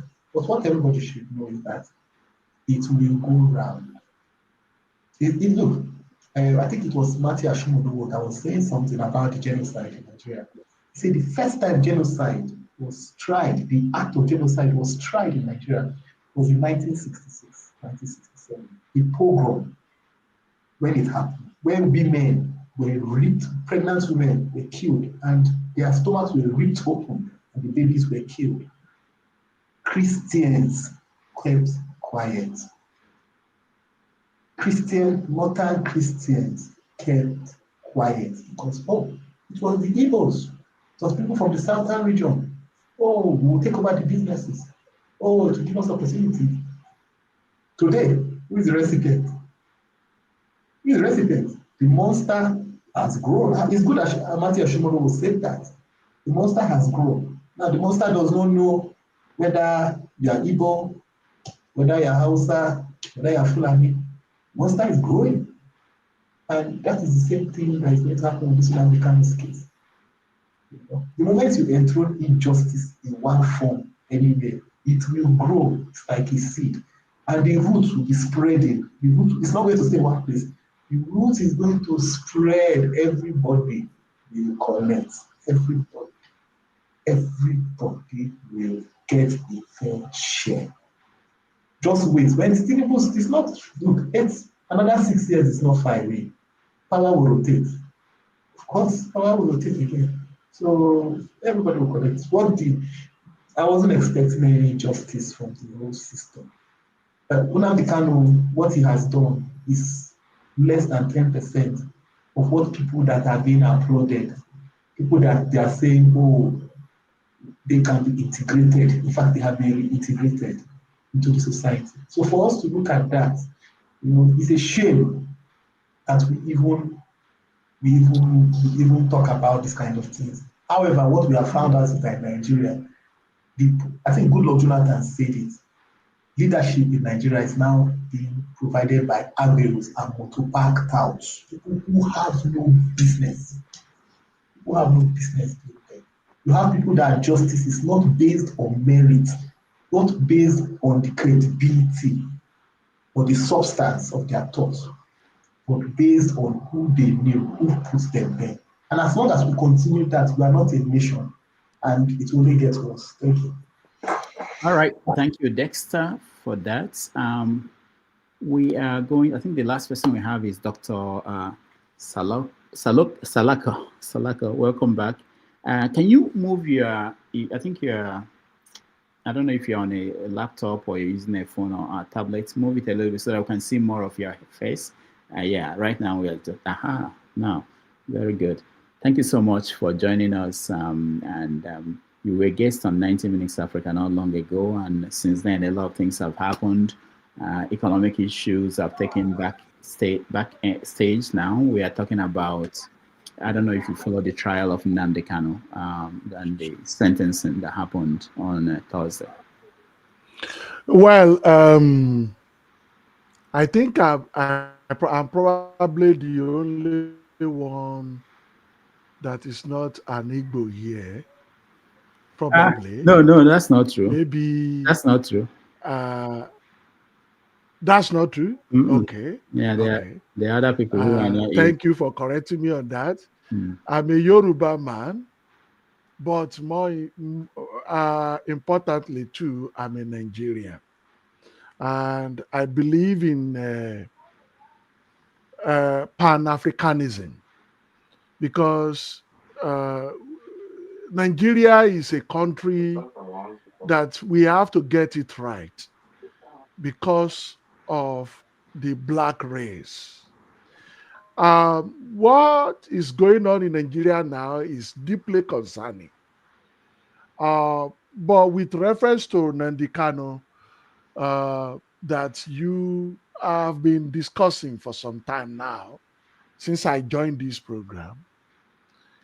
Well, I believe when Nnamdi Kanu started his campaign for IPOB, I made mention of it that the first thing that needed to be done is to introduce referendum clause into the Nigeria Constitution. Referendum clause.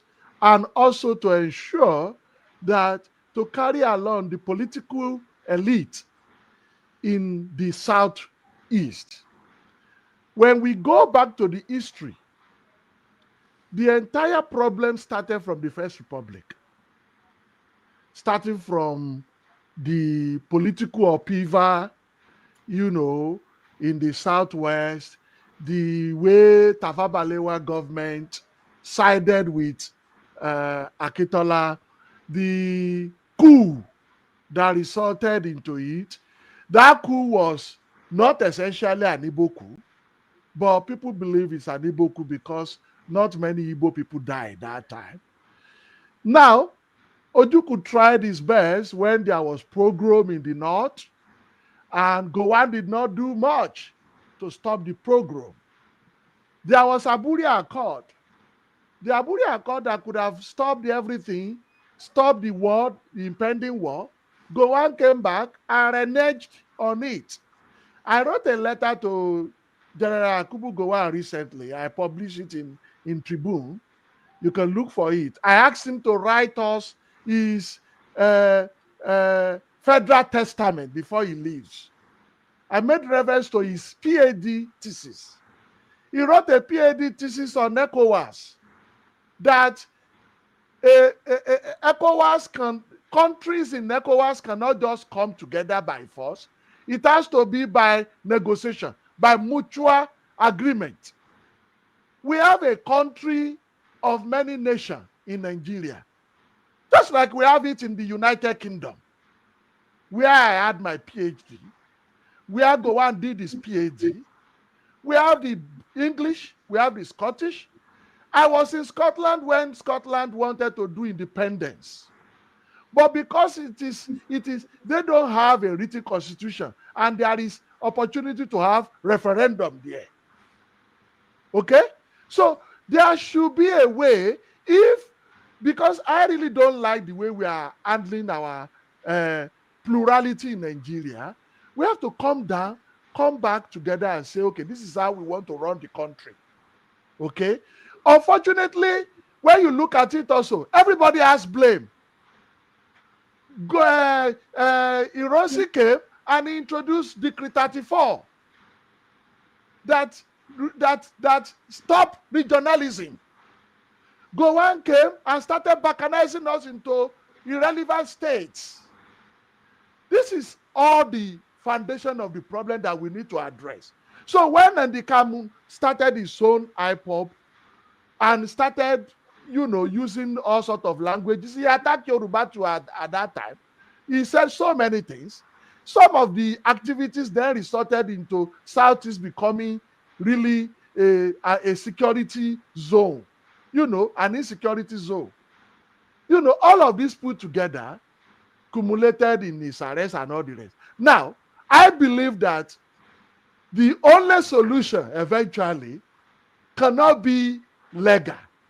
The solution has to eventually be political. It has to be nation building in nature. If President Tinubu wants to do it, the legal aspect has to be exhausted. And I want to say here that I hope that the appeal process will be facilitated quickly. Everything will be done quickly. Even if it goes to the Supreme Court, everything will be done quickly. And then we will now be looking at Tinubu, whether he wants to solve the problem politically or not. If President Tinubu could give pardon to drug baron until people shouted, give pardon to no murderer until people shouted, and even terrorists, I believe that Nnamdi Kanu is fighting for, even though I don't subscribe to his system of fighting, I have to say that he is fighting for IPOB, taking the fight that Ojukwu fought. And I reminded General Yakubu Gowon in my letter that, look, Ojukwu fought a war, you stopped the war, you ended the war, and you said no victor, no vanquish. After many years, we have Nnamdi Kanu. If we do not resolve the problem properly, there will be another, maybe Rudolph Okonkwo in future. That will not be Nnamdi Kanu, that will not be Ojukwu. Maybe in another 20 years or 30 years. Yakubu Gowon, God gave him opportunity to live to 91. Ojukwu does not know now that Nnamdi Kanu has emerged. And maybe another one will emerge. But we do not want another one to emerge. We want a situation whereby the country will come together and say, look, this system is not working. Let's give regionalism another thought. Have a government and the region, give them maximum devolution of power, and have a central military, a central system that will work. This one will never work. Everybody is not happy. It is not only the Igbo that are shortchanged. Yorubas are shortchanged too in Nigeria. The only thing is that Yoruba is playing politics and moving around. Bola Ahmed Tinubu played politics of opposition since 1999, and he stood and he was negotiating across. That was why he was able to become president today. And that is one lesson for the Igbos too. And I think people like Kalu, Senator Ojiusto Kalu, is also doing something related to that. And he said it, that he has spoken to the president that there will be a political solution. The president promised him, but the legal aspect has to be exhausted. I want to appeal to us in this gathering that we should be thinking of how the country will be restructured and things will be better. I believe that Nnamdi Kanu eventually, maybe one way or the other, through political angle, maybe there will be solution.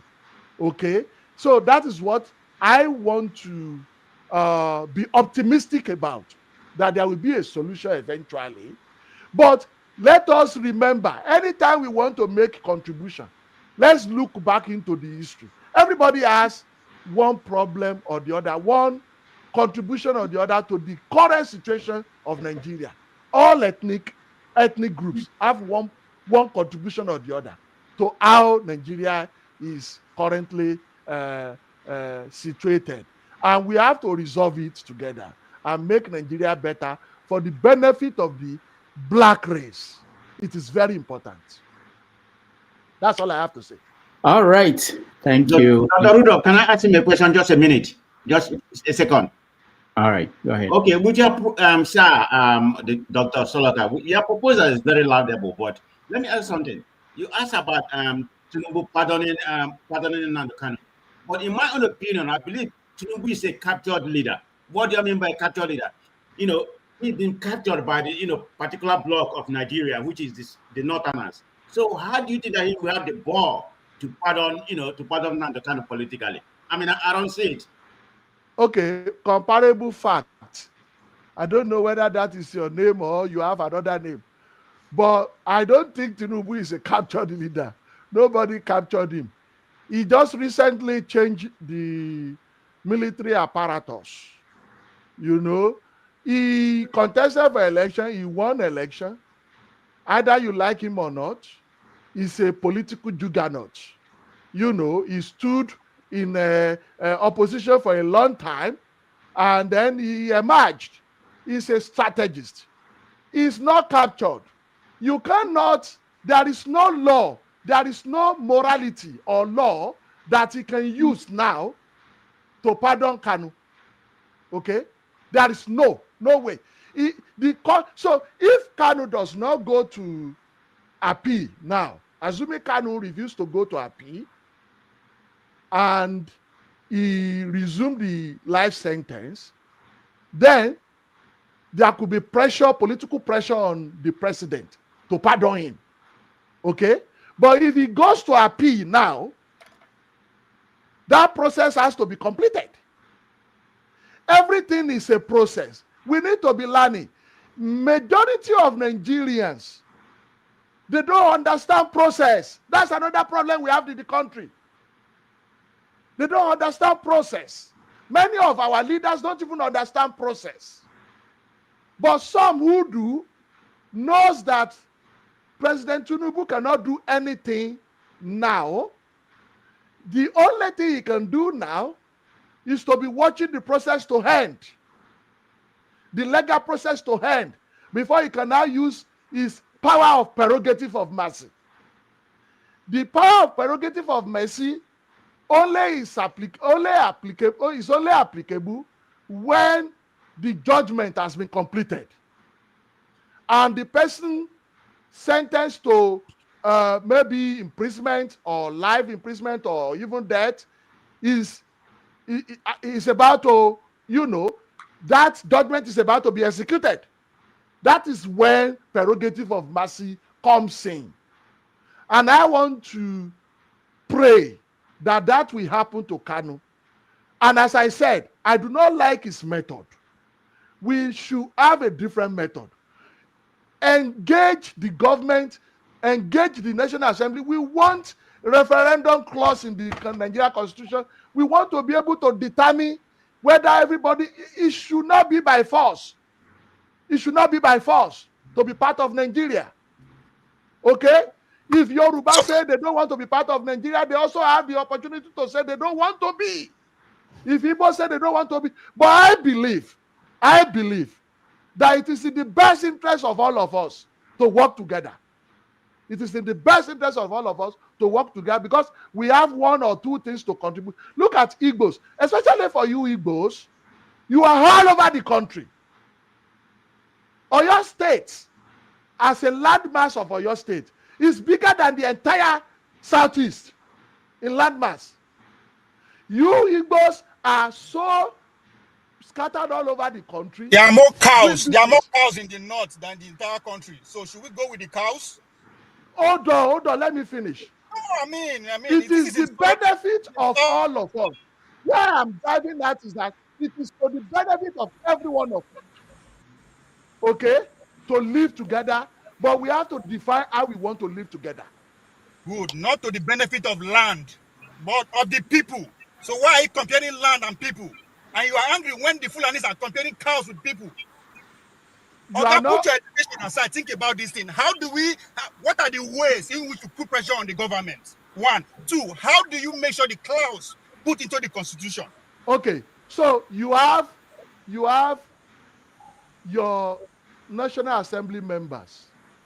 You know them. Okay, they will come again in the next 1 year to campaign to you. Demand that they put it as part of their campaign promise. Only the person who is ready to go to the National Assembly and go push for referendum in the Constitution is the one you want to vote for. That's the process. There are many roads. There are many roads. Okay, please, don't do this. Professor, I think you are living in some paradise. There is talking about people voting in the southeast in Imo State. There was no vote in Imo State in the last elections because everybody ran away from their villages. Everybody ran away from roads. So all those villages that had only about 2 or 3 people remaining, they had more than 1,000 votes from those villages. And also in Imo State is an example of how not to be a candidate in Nigeria. The person that came fourth in the election was given first in the Supreme Court in Nigeria. So the thing is that Nigerian government, who person anybody in government, is the person that chooses who becomes whom in any of these political arena. So if you are telling us, oh, if they come back to campaign, you can give them a mandate, go back there and they campaign for to campaign for self-determination. Go back there. We had people we did that with, and then when the result came, they won the election, but then they didn't get to go to National Assembly. So like in Obi case, Obi won the election, he didn't get to become president. So what you are saying is, maybe, I don't know where you live, maybe you live in England, wherever you live. It works in England that as a guy like in New York, an unknown guy from nowhere, had no money, won an election as a mayor of one of the largest cities in the world. So it will never happen in Nigeria. It will be who they want to be there will be there.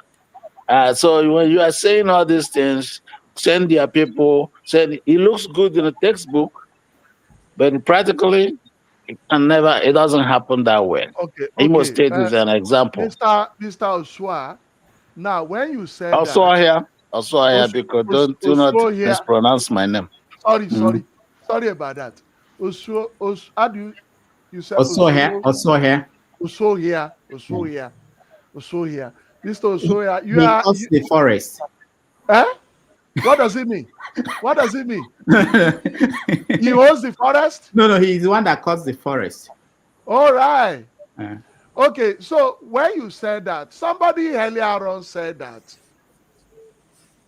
we advise young Igbos to go and take over the political stage in the southeast and push for the idea of Nnamdi Kanu political ideology. So if that person said that, and you are now saying that it's not possible, that based on what you have seen in Imo, then who is to blame? Then are we people who want to just believe that nothing can happen? You don't want to do anything? I believe you are not in Nigeria yourself. Some people fought for this place too to be what it is today. where you are, maybe in America or UK, wherever you are, they fought for it to be what it is today. So, and I believe that's that not true. That's not a fact. It's not the fact. What is the fact? No. You don't have to respond to that. We don't have to respond to that. Otherwise, we're not going to go away today. So, Professor, our discussion here has to be rich. It has to be rich in fact. It has to be rich in history. It has to be rich in useful suggestions. That is how we can bring more people into the discussion here and make impact. If we cannot have impact on the politics of our locality back home in Nigeria, and so why are we here? What are we discussing? Yeah. So we want to be discussing and be having self-pity that nothing good is going Professor, to come out. You are right. Professor, you are right. Hold on. We have to be organized now. Let's wait. Are we making him the guest, emergency guest, that we are going to send questions? Because you are lying to keep going. Are we? No. You are lying to keep going. Yeah. So if we're going to do that, we can. I mean, we can. We have the right to do I'm not a guest. I'm just taking our own position. I will soon leave too. Anyway. I know. Doc, let me ask you. You mentioned I like this idea because you should allow us to engage him. Yeah, we're going to engage.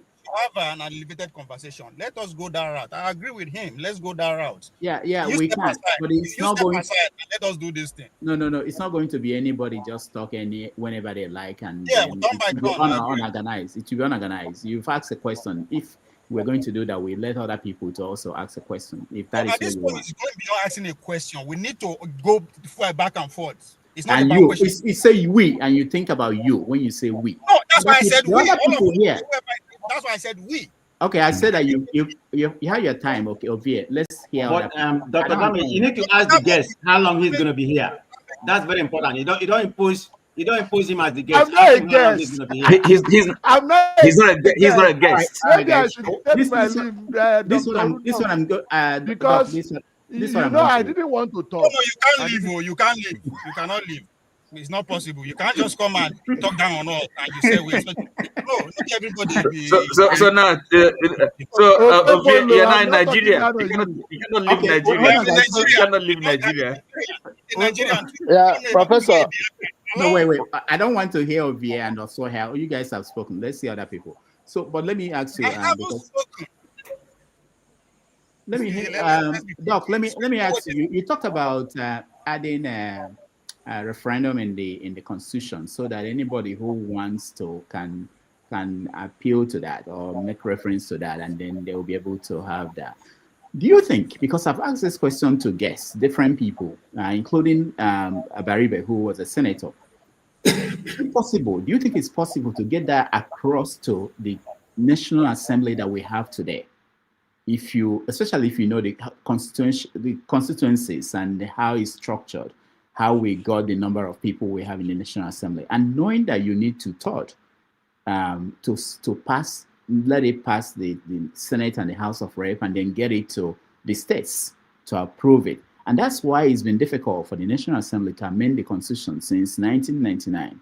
They keep talking every 4 years, they meet and discuss how to amend the Constitution, but they cannot, because a bulk of the country will oppose whatever you want to push through. So most people who want what you are saying, we look at it and say, this is practically impossible.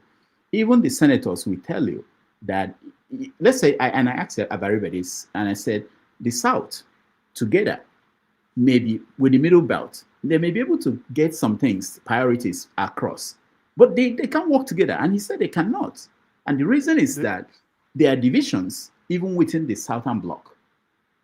Where you have some people in the South who feel that their allegiance is towards the North. And that makes it difficult for the South to come as one block. Now, the North is facing that problem. I had an article talking to Northern leaders that some people are trying to break the North because they are seeing that the Middle Belt are pulling away.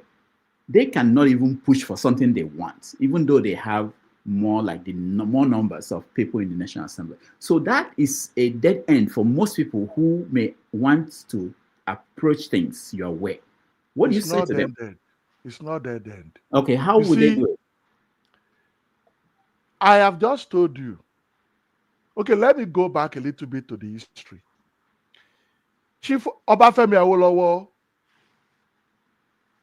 was unable to become Nigerian president for, number one, him and late and Chief Nnamdi Azikiwe did not work together.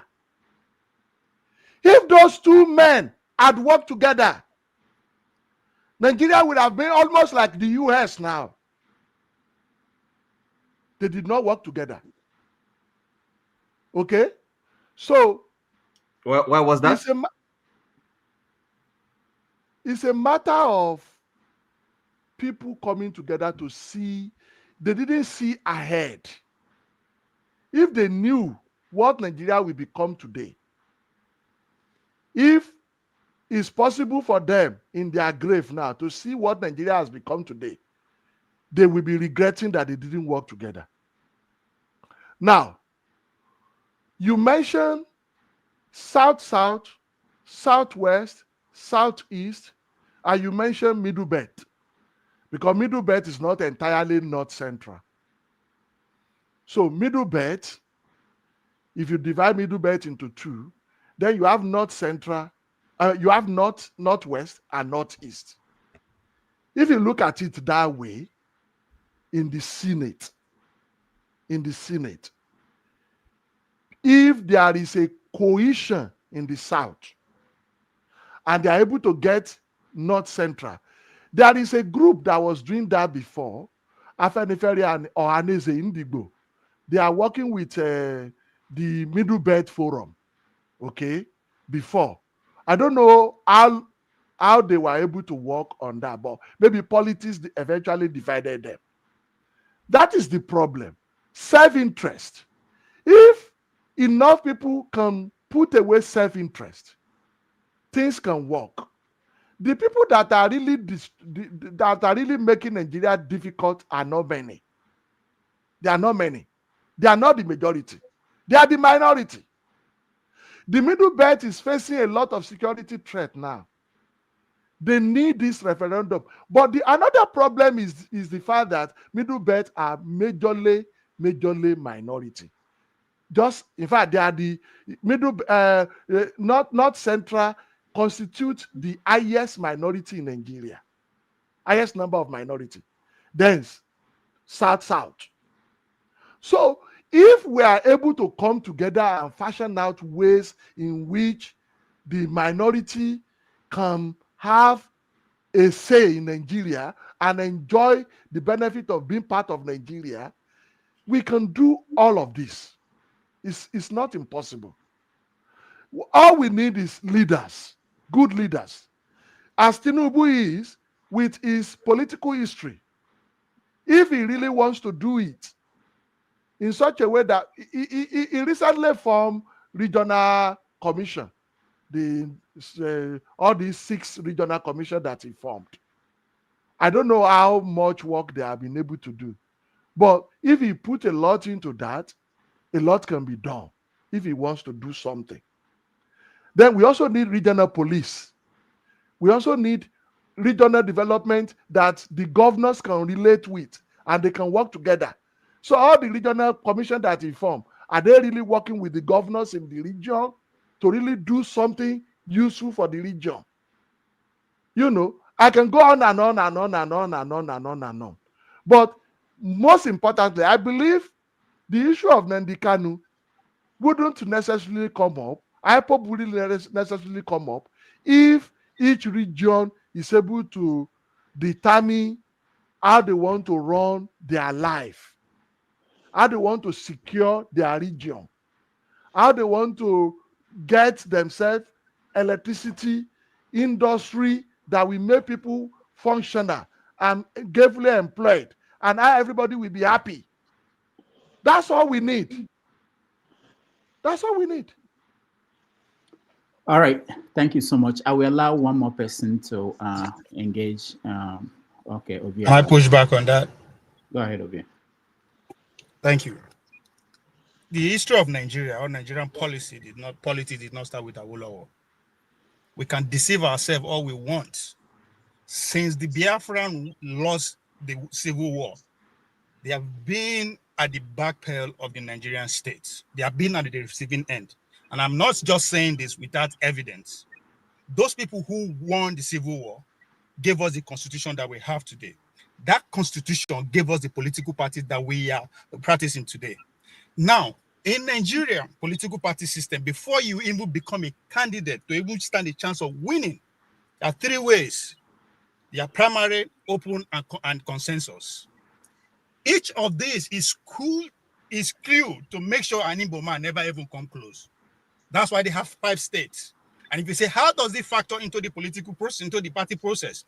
To be a candidate, they want to go by primary election. They either go by consensus, which why the people who owns the party come together and say, this is who we want. If they want to go by vote, by delegate, or from that angle, an Igbo man, anybody that's coming from an angle is already short because they have 5 states. To get delegates, they are coming from state and local government. You're already short in one angle. In another angle, you are short with 2 states because Southwest have 3, have 7. So if all this legal process were skewed against you, that means you have to work like an extra human being to even emerge. That's why you see Obi wandering around. These are the facts that is underpinning the political structure of Nigeria. Now, to say, oh, we have to approach our national and blame that other, in case you are not paying attention to what is going on, nobody needs the Southeastern votes to become president. And if that is our reality, how is their votes going to count at the National Assembly? So these are not deliberate or they made a mistake. These things are put together by some of the soundest mind in that process. So you coming here to tell us, we have to approach. That's why I ask you, how many roads to market? Which way do you press the power that be? What Nnamdi Kanu is doing is also pushing that pressure that you're asking of. You might not agree with it, but the goal is to put the government power on their toes. And that's what intellectual is all about. Question the power that be, whatever means that you have, because they are working day and night to make sure you don't have that privilege. Somebody bring the issue of the Southeast villages are being ransacked. What do you think that means? That's what they call voter disfranchising. By the time you are having 500 in a village 3 years ago, now you have 200. All these things that are happening have been pushed outside by people like you, the PhD holders. So we can galvanize the process with all grammar we want. But the reality is that adage that says that a farmer or a rich man cannot go through the needle and fire before he gets able is what we are facing through today. An average Igbo man is not a Nigerian. By distribution of policies. All right, thank you. War for working together, not working together. Since the end of civil war, the Yorubas and the Hausa man are being in bed. And guess what? There's nothing wrong with that. That's politics. That's a lie. That's a lie. You are saying what you don't know. How will you say since the end of the civil war, Yoruba and Hausa have been in the bed? When even in 1979, you have a Kweme and Sagari defeated Awolowo. You are not born that time, probably. Can I just add my voice? Hold on, Ovie. Can I just add my voice, Doctor? I came in because of you. Doctor, can I just add my voice? I like your thoughts and your desire that Nigeria will work. But just what Ovie is saying, please don't dwell on his last statement. Dwell on the fact that he has presented a very formidable case. He didn't present any formidable case. If you allow me. Go ahead, sir. All right. Now, he asked a question. How did the politics in Nigeria become how it became? Okay. Remember that when Nnamdi Kanu came back, he won election in Lagos, and Awolowo that they're talking about. What is the thing that why Awolowo and Nnamdi Kanu fell off? He could not get elected in Lagos. So he introduced the fact that this guy is Igbo. Why people allow him to be there? So he used tribalism to remove Nnamdi Kanu from Lagos. That made Nnamdi Kanu to return back to the east. Remember, Nnamdi Kanu has always been a national player. So that one alone drove wedge between the two men. which they were never able to solve until, you know, both of them are going to be with the Lord. Let me tell you, in my secondary school, I used to have a very brilliant, you know, government teacher. He taught us to love Awolowo, because Awolowo, you read Awolowo when he gives us essay to write about Awolowo, you see somebody with brain. We all wondered why they couldn't come together. Because me, as an individual, I know if he had opportunity, I'm not trying to patronize you, but I'm simply saying that what Ovie is saying and what Rudolph have said is the bane of Nigerian society. It was right from the beginning, was designed to fail. Let me tell you, one of the things that we don't know, and I have the video, I'll just put it there. If you want me, I can send it to Rudolph. It was the former Minister of Information that was speaking at the time Obasanjo was elected. When Obasanjo was elected, there was no constitution for him to be sworn in. Okay? So we don't even know the people who wrote the constitution. All we know, from judging from John Wodo's information, was that there were 4 men who wrote it and brought it. It was not vetted by anybody, and they gave it to Obasanjo. In fact, it was not even a clean copy. They gave it to him to use and swear. My question would be to us, those of us who think things will change. Since you, Obasanjo, knew this was how this constitution came, why did you not do anything about it? Since you all read about it and discovered that there are many things that does not allow us to be a nation, why have you not, you know, helped those things to come? But it's because it pays the North and the South and the West. And so, since it's paying them, they keep playing the chess. I'm coming, sir. Please be patient. I'm hearing you. When we say the North, we're not referring to everybody in the North, because that's what they've been using to confuse us and divide us. I want to give you a story. Because, like I said, I'm a student of political science. Now, J.S. Tucker was one of the leaders of the South, the Middle Belt. The Middle Belt was formed by J.S. Tucker and one Solomon La. Am I right? Now, when he pulled out of the Middle Belt, when he pulled out of the North and formed the Middle Belt Forum, what did they offer him? They offered him to be they were making the Senate president if he brings back the Middle Belt and join with the North. Okay? Despite the advice of Solomon La, he said, look, this is going to work. And then he joined them to get MPN elected to win the Middle Belt, except of course Plateau didn't go to them. And then what happened at the end? The same northern LA elements gave that same offer they offered J.S. Tucker to Joseph Wyers of Cross River State. Have they not played the same thing? Now it has come back to the Igbos now. They've offered the Igbos the vice president. They've offered it now to Father Alia, who is now lying there's no genocide going on in Benue State. This is the politics of the North.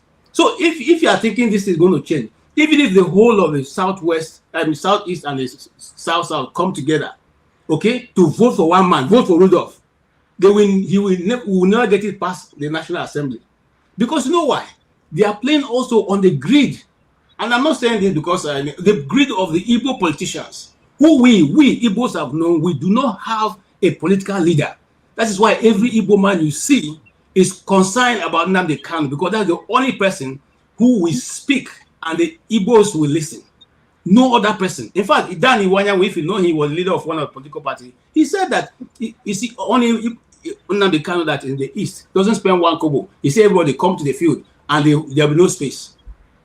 Okay? And so they are afraid that when he comes out, their positions will be what? And then every other person is playing to it. So let me say this, sir. You see, Igbos love Nigeria. If you come to my village, there is no Yoruba man building a house in my village. There's no house man building. But as I'm talking to you, my cousins have houses, mansions in Lagos. Some of them live in Ogun State, because if you don't have a land in Lagos, you go to Ogun State and build. They build their house. The house they have that in those places are better than the one in my village. So are we not the ones more nationalistic in approach than the rest of you? Can you count one man's house in Lagos? One. They only come with their mats, and when they finish, take it away. But we come there, we help develop the place, and here we're not wanted. You think we should continuously to be in a place where we're not wanted? And some of you, when they say, then they come and say, go back and develop a place. Our place is very developed. And I'm going to do something, I'm going to get all the places. Our place is very developed. We use our money because we like good things. We develop our place, we make ourselves comfortable. Okay? My uncle is the one who electrified the whole of my village. If you go there today, tomorrow, it has 2 generators standing there, running one in the morning, one in the evening. The people are contributing money to put on the fuel. So we are not concerned. We're not looking for government development. We are simply saying, give us a level playing ground. If you don't want to give it to us, let us go and so we can live our life. Is that too difficult? Is that too difficult? Well, KJ, I appreciate you. You know, when we talk here, let's talk with facts, figure, and good reference to history. And I appreciate you on that. You know, with the issue of Dr. Nnamdi Azikiwe, a very nationalistic man, Pan-Africanist, you know, I know that Abat Macaulay, a Yoruba man, was the one who handed the party leadership to Nnamdi Azikiwe. Yeah. You know, I also had some history about the fact that when he wanted to contest Lagos area election, some people thought that there are Yorubas following him, that he could push forward for such position since he's a national leader. In fact, people like Adelabu Penkelemes were his follower, okay? And they were thinking that he will elevate them, you know, and things like that. Let's forget about that.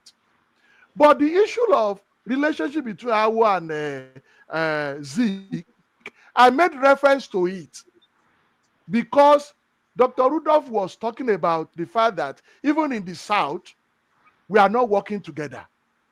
And I said that's not working together started a long time ago. Mutual suspicion. We have even exhibited mutual suspicion as we are talking here now. And somebody was telling us, lie to our faces, that Yoruba have been on the bed with Fulani since after Civil War. When we knew that. He's not Igbo, by the way. He's not Igbo. So that why Zeke no he lead the ticket? Why Shehu has to lead the ticket? If you said he's not qualified according to your description, So, why Zeke go be vice president? And we are here. It is in this country that we knew when even Ojukwu, he came from exile and he went to join APN. Well, the party He that did not pardoned join him, UPN. it makes sense. The party He that went to pardoned join him. APN. No, but sir, again, let me tell you, that was part of the agreement. Party. That was part of the agreement for which he was pardoned. That is what they're trying to do to Nnamdi Kanu, which Nnamdi Kanu refused. That's part of what they're trying to do to him. He refused. Okoso said they will not win if Obi is the leader of the ticket in 2023. Why do you think he was saying that? Even though he's the most popular person that said that? The point I'm making exactly, they don't have to say it. All right, guys. I think, Rudolph, I think when we come to discussion like this, even if we don't agree on everything, there should be a way we will come to some conclusion that is baseline, common for everybody to go with. One good thing is Nigeria is what it is today because we do not allow regionalism to continue. And to be honest with you, and if you may not want to take it, the first person that destroyed regionalism was Hiroshi with Decree 34. And then Obasanjo, when he was leaving, instead of him to also do something on it and see, hey, we soldiers, we can do unitary system. Politicians cannot do unitary system. Because in politics and in democracy, there is freedom of expression, freedom of everything. It is the military that can use force to bring people together by force. That was what Hiroshi did. Now, because Gowon took over, Gowon also see, it's an opportunity. They didn't go back, though he repeat Decree 34, but that was in paper. They didn't go back to regional. They didn't go back to autonomy, regional autonomy.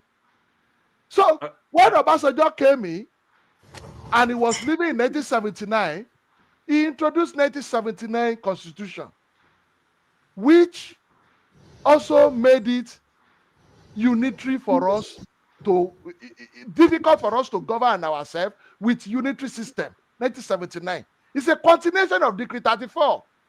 Then he handed over the power, and military came back again. Now, when he came in 1999, the same unitary constitution was still used. That was why Professor Ben Nwabweze cried in 2015. He cried that there is a need for us to go back to what once worked. That they were, in fact, Ben Nwabweze, Rotimi Williams.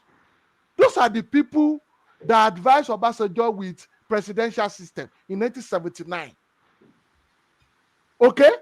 They were the people. And these are our intellectuals. They are the people, as at that time, they are the top of the people that we look up to. Cream of the cream, yeah. Cream of the cream. They finish us. They are the people that finish us with that 1979 constitution. Brought by Yoruba man. Huh? Brought by Yoruba man, supported by the Hausas. Dr. Right. One question for him. Hold on, guys. There are people I've not heard from. Let me make sure that they don't have any OT. That's a question, you know. Hold on. I'll guess. Emergency guest. Maybe he's leaving. Are you going to leave? Doctor. Yes, I'm going to leave. I have another meeting in 4 minutes. But it's nice talking to all of you. Thank you, Mr. KJ, for your angle to mellow things down. Okpebolo 2028, you should have allowed your man to finish first before you start campaigning again. Let's see what he's going to do. But you said it's a process. Only yourself say it's a process. So you have not let one process finish that before you start another process. My job is to keep campaigning. That's my job. All the works of the Benis that were returned. Now him and Benin monarch, now they are having issue. Let them settle that one first before you start campaigning for him. You are drifting away from the real issue. You just agree that Obasanjo is the key to our all right. Thank you, everyone. Why is it that since that time may Nigeria succeed? That's all my prayer. People like you, how can it succeed? When PhD holder, people look up to you. Look at what you are saying in public. So the question is, why is it that to set up a vice president? I have to go. All right, Obie, thank you. Obie, thank you. So, all right, what we're going to do now is that we are going to take a break. When we come back, we will do the rant, and I think what we're going to do is the other subjects, the big one, which is the kidnapping of school kids, the genocide, the discussion happening here in America. We will probably move it to the next stream, but I really want to know what you guys are thinking about in your rants. So we'll take a break. When we come back, can I just say something? Yeah, KJ. Can I just say something? I want to say to those guys who watched the program last week with Reverend Ezekiel, they have just taken down his Facebook page and all that. If you are planning to reach out to him, please do. He will need all the support that he can gather. Thank you so much. All right, thank you. So let's take a break. When we come back, we do the the rant, and probably hand it over to the next stream. Okay, guys, I'll be watching you guys. The president of Nigeria. So nobody can argue there were deals that went on, and in essence, what he did was that he, more than anybody else, realized that there are many factors to the Hydra. In terms of the kinetics, apart from the Fulani, the Boko Haram, the ISWAP controlled, Ansar, Lakurawa and Co. And what he did was to play them against each other so that you are alleging that the President Tinubu had a deal with the terrorists?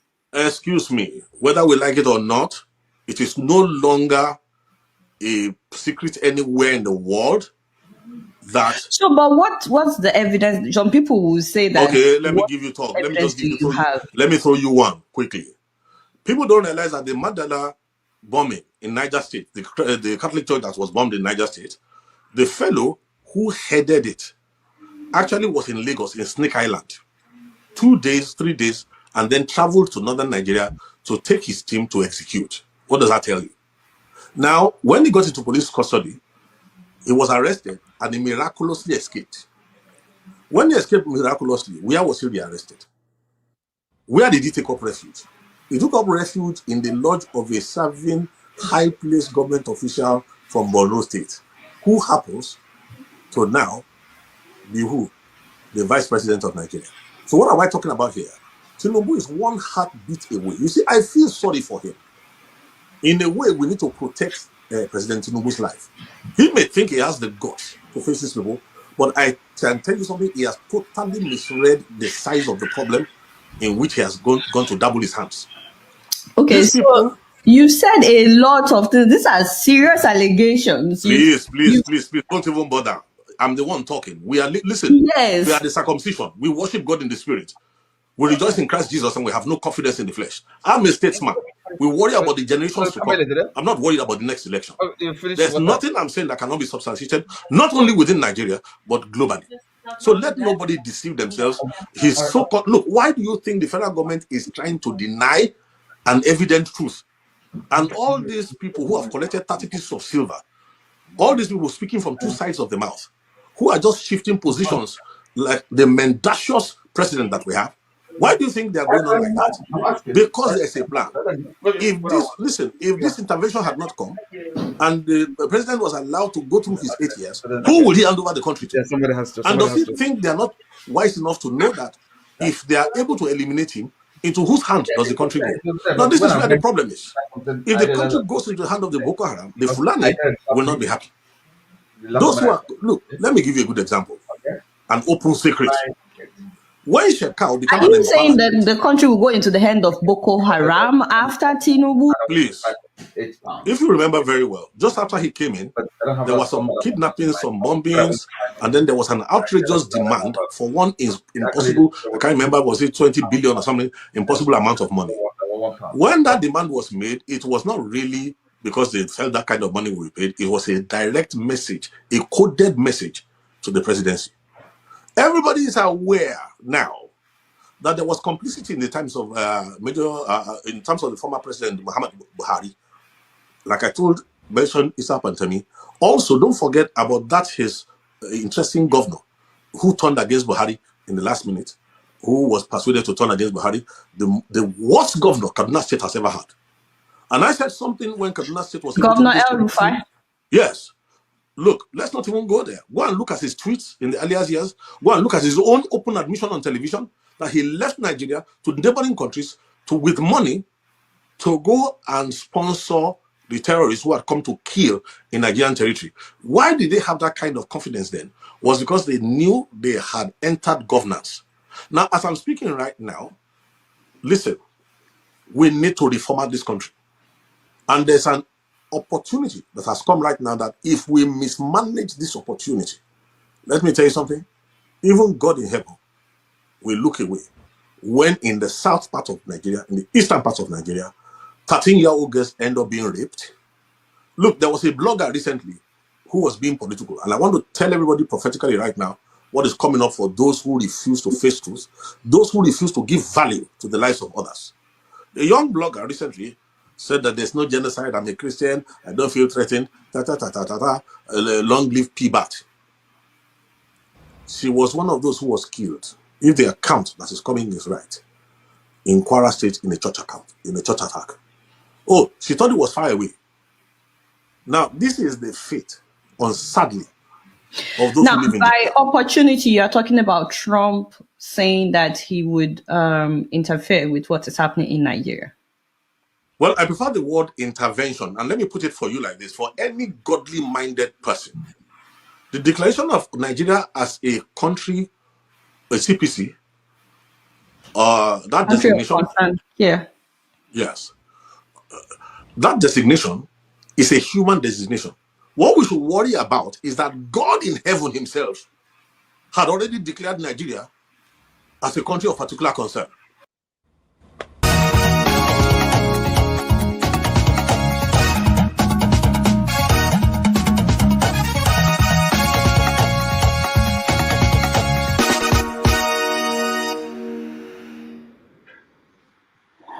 All right. Welcome back, everybody. Thank you so much for hanging in here. We had a detour. This was not where we were going before, but I'm glad we did that. Hopefully, we will get a chance to touch on other topics. All right, KJ, you are smiling. I know you like that video. I have issues with what the man was saying, but that's my personal view. But I know people like that video. For me, they asked the man to give evidence and provide. He said that this guy that attacked this place was in Lagos days before, and because of that, that means Tinubu is, but anyway, but it's all right. It's an interview, so you don't, anybody can come in front of you and say something, and you push as much as you can to get evidence from them. And that's some things that people don't understand from the perspective of journalists. Somebody can stay in front of you and say things. If you have to stop them at every juncture to say, give me, prove this, their interview won't be an interview, because there were things that people were saying here, and people were saying, you have to tell them to, that's not accurate. That means the show will not go on at all, But I trust that people do push back and correct things, and eventually we get a bigger picture, and maybe people will get their corrections. All right. So Odumodu, welcome to the show.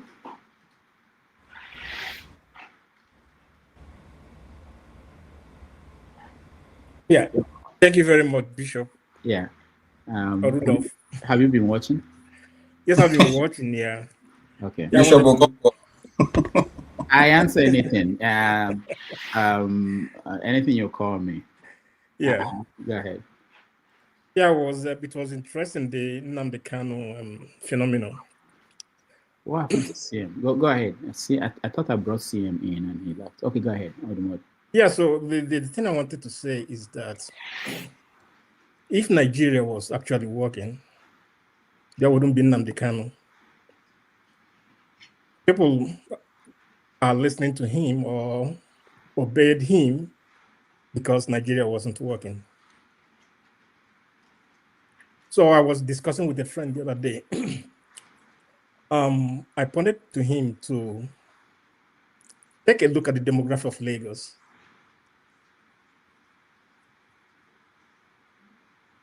How many non-Yoruba speaking persons are in the assembly, or state assembly?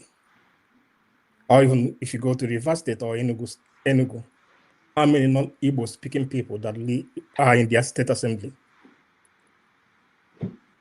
So is this kind of things that if you have lived maybe outside Nigeria, maybe for example, the election that happened in New York, I see someone, a foreigner, an entire foreigner comes to a place, proves himself, and becomes part of the society and actually take leadership positions.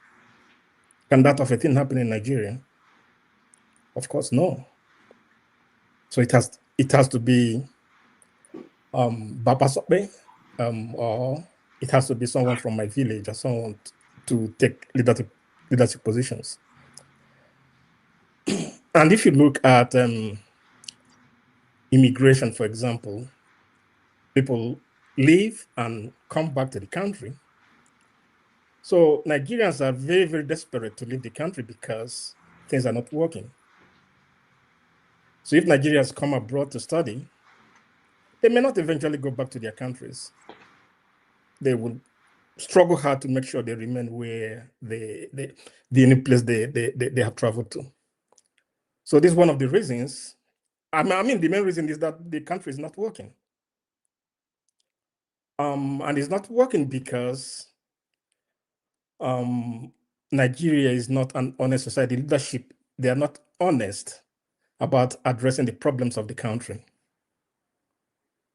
So whether we are or Yoruba, Hausa, or Fulani, they are not honest about addressing the problems of the country. Another example is the insecurity in the north, or even in the entire Nigeria. People are dying, and the government is making up figures and downplaying what is going on. So it takes a tweet from a president from a foreign country to make Nigerians start discussing about it.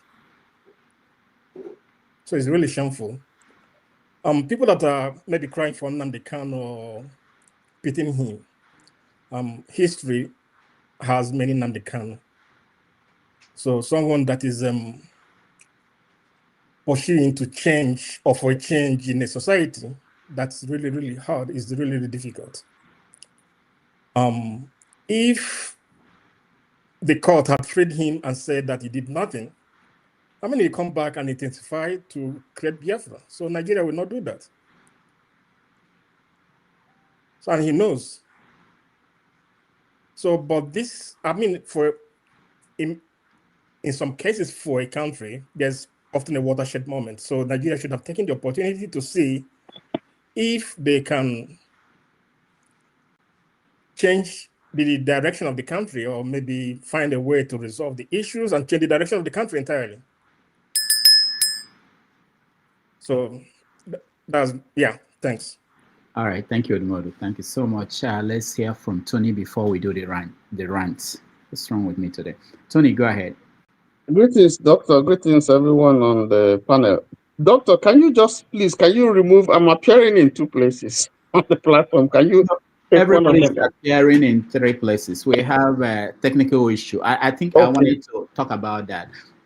Somebody else set up the show, so he had the landscape and the portrait together.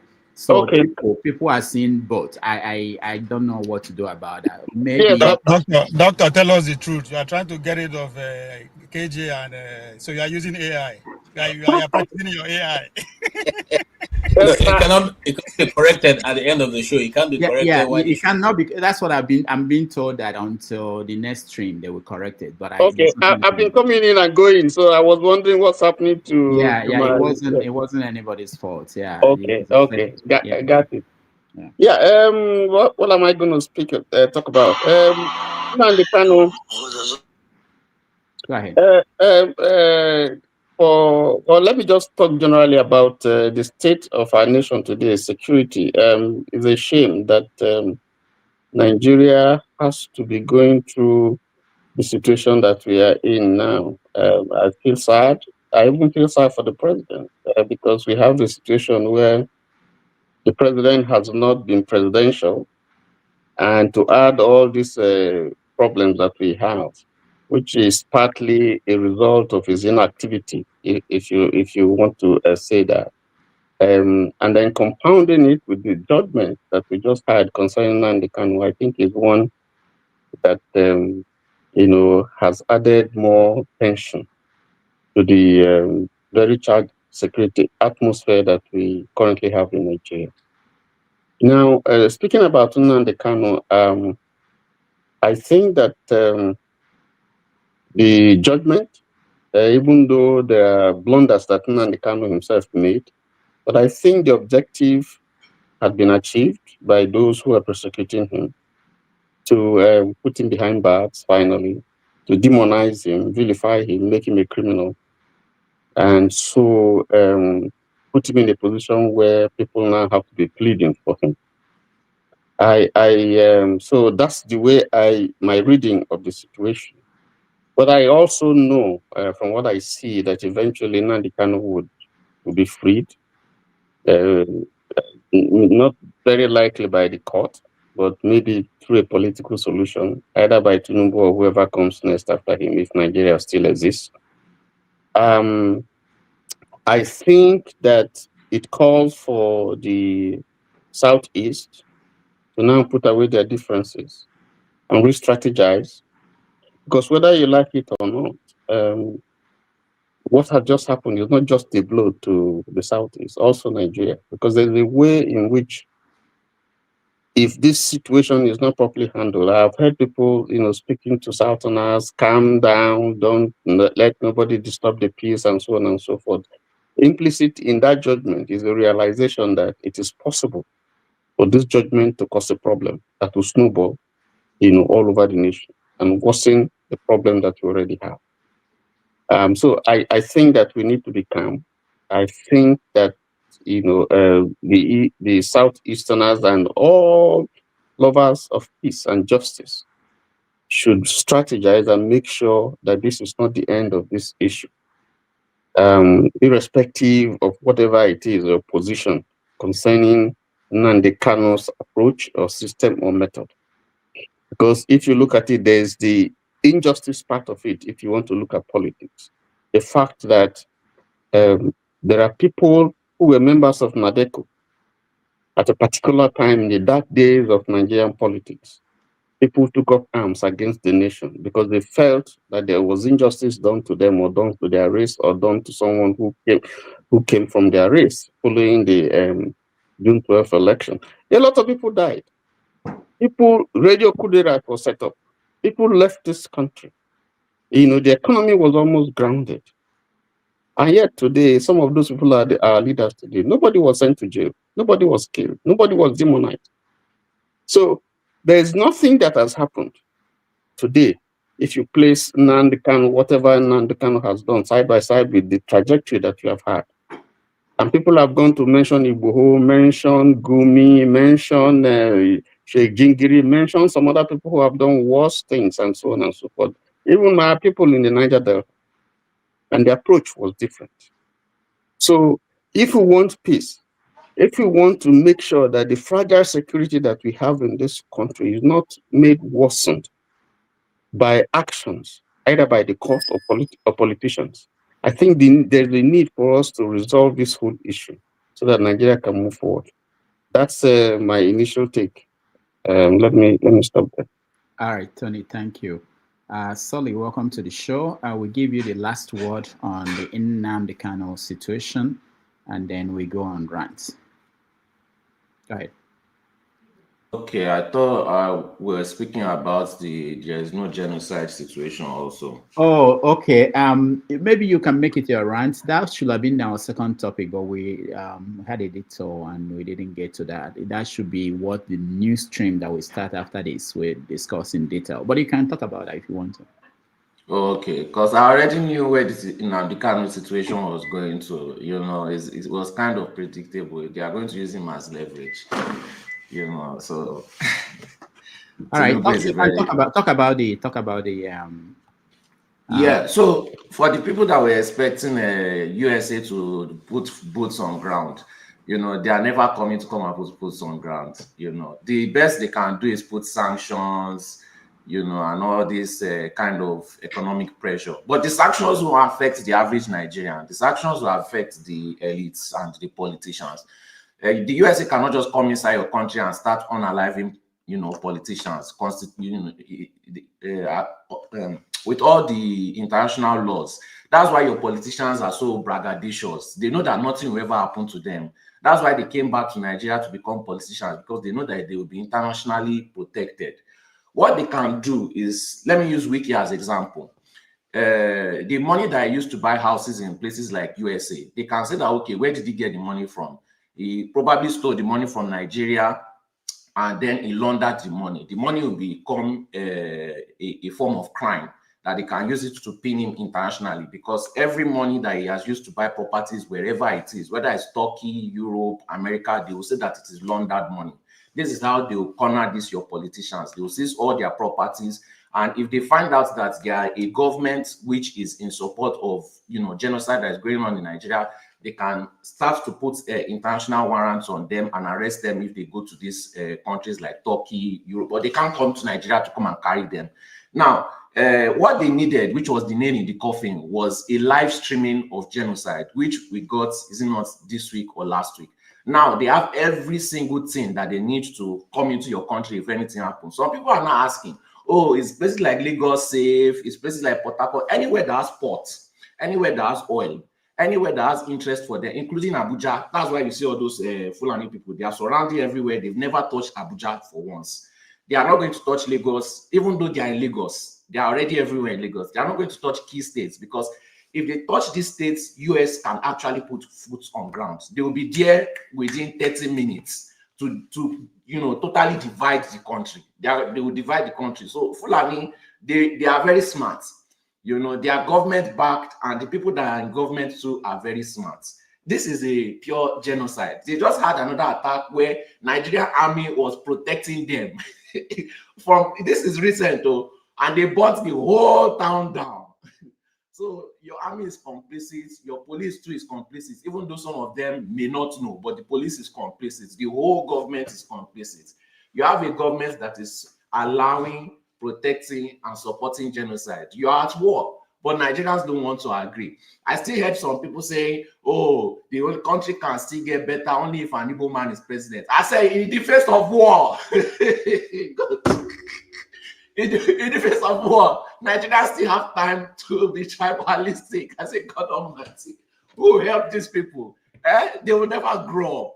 So, but part of the things like maybe they are unaliving or kidnapping maybe 1,000 people in a week. We've almost reached that level. You know, they are slowly checking all the mark for an invasion, but it is very, very unlikely that they are going to set foot on ground. So now, what will these restrictions do for your politicians? Your politicians are going to become financially weaker, right? They pretend to be doing kumbaya. It is all of us, you know, in the political class against the Nigerian citizen, but that is a lie.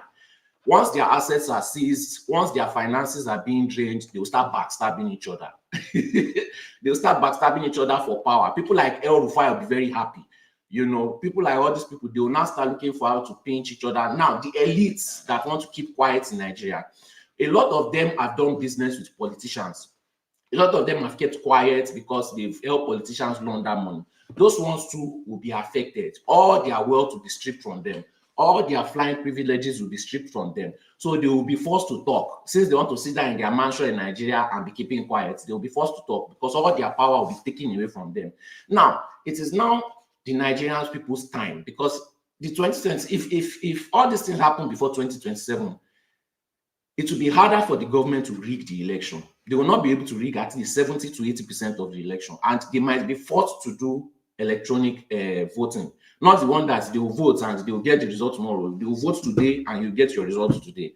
My question now is that when we get to this stage as Nigerian people, will you still come here and be telling me that, oh, we are not looking at party, we are looking at the person, like the same thing they did in Anambra? Oh, it's not the person, it's the party. We are looking at the, sorry, it's not the party, it's the person. We are looking at the person. That's why APC got 80-something thousand votes in Anambra. It's just an excuse. It's just an excuse. Even after all this invasion, after all this sanction, after they will do everything to your politicians, are you sure your people will still not vote APC after? If you are not honest with yourself, that's when you lie to yourself that people will still not vote APC. So how are we as Nigerian people going to take advantage of this situation? They've been playing politics with your life, all your life. Are you ready to play politics with their life? Are you ready? Most Nigerians are not ready, unfortunately. They are not ready. All right. So Nnamdi Kanu is just a prisoner of war, unfortunately. Thank you, Solly. Thank you so much. Ngozeka, you are next, and welcome.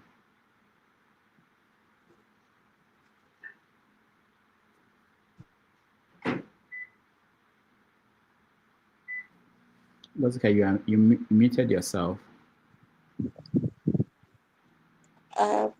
Can you hear me now? Yes. Go ahead. I'm asking, is this the rant session? Because I want to rant. I don't have anything. Oh, okay, to no, contribute. not the rants. I'll start with you Right, after forefathers. Just stay there. I'll start with you after forefathers. Forefathers, welcome. Greetings, Dr. Damages.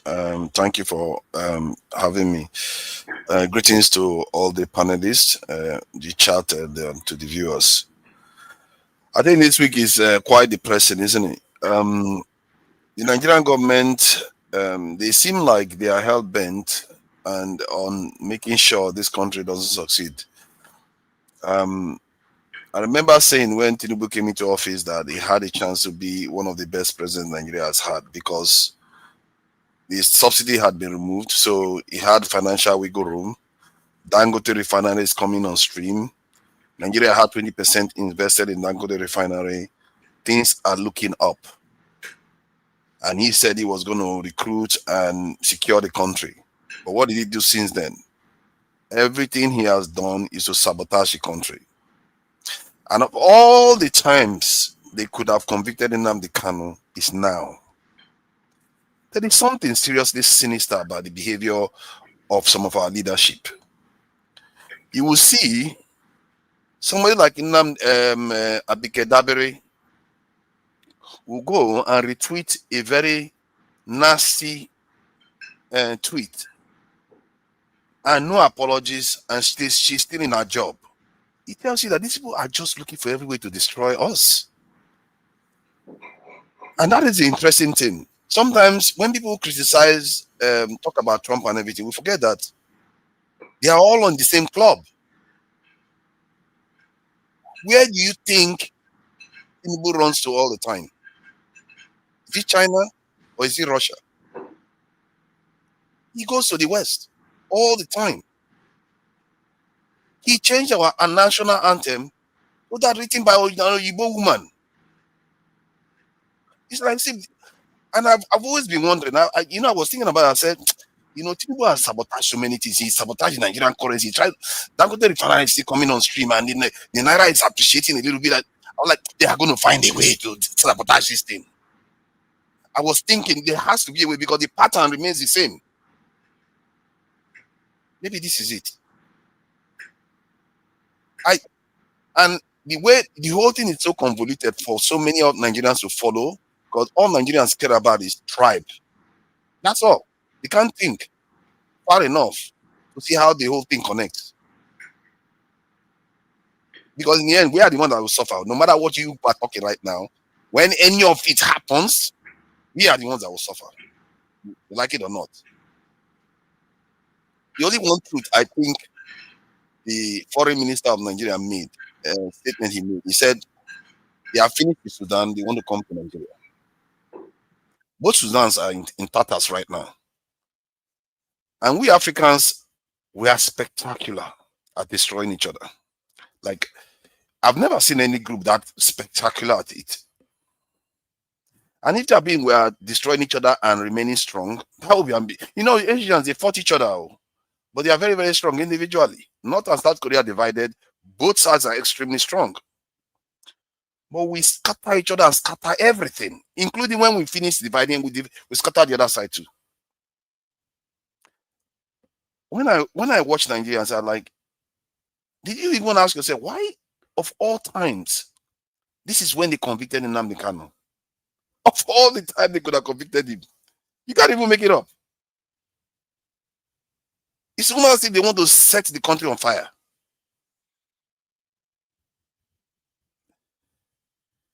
It's pure madness. When you watch Nigeria, you see, and what makes it maddening for me is where other people are. People are busy talking about the tribalism and the fights and everything. And that's what makes it so easy.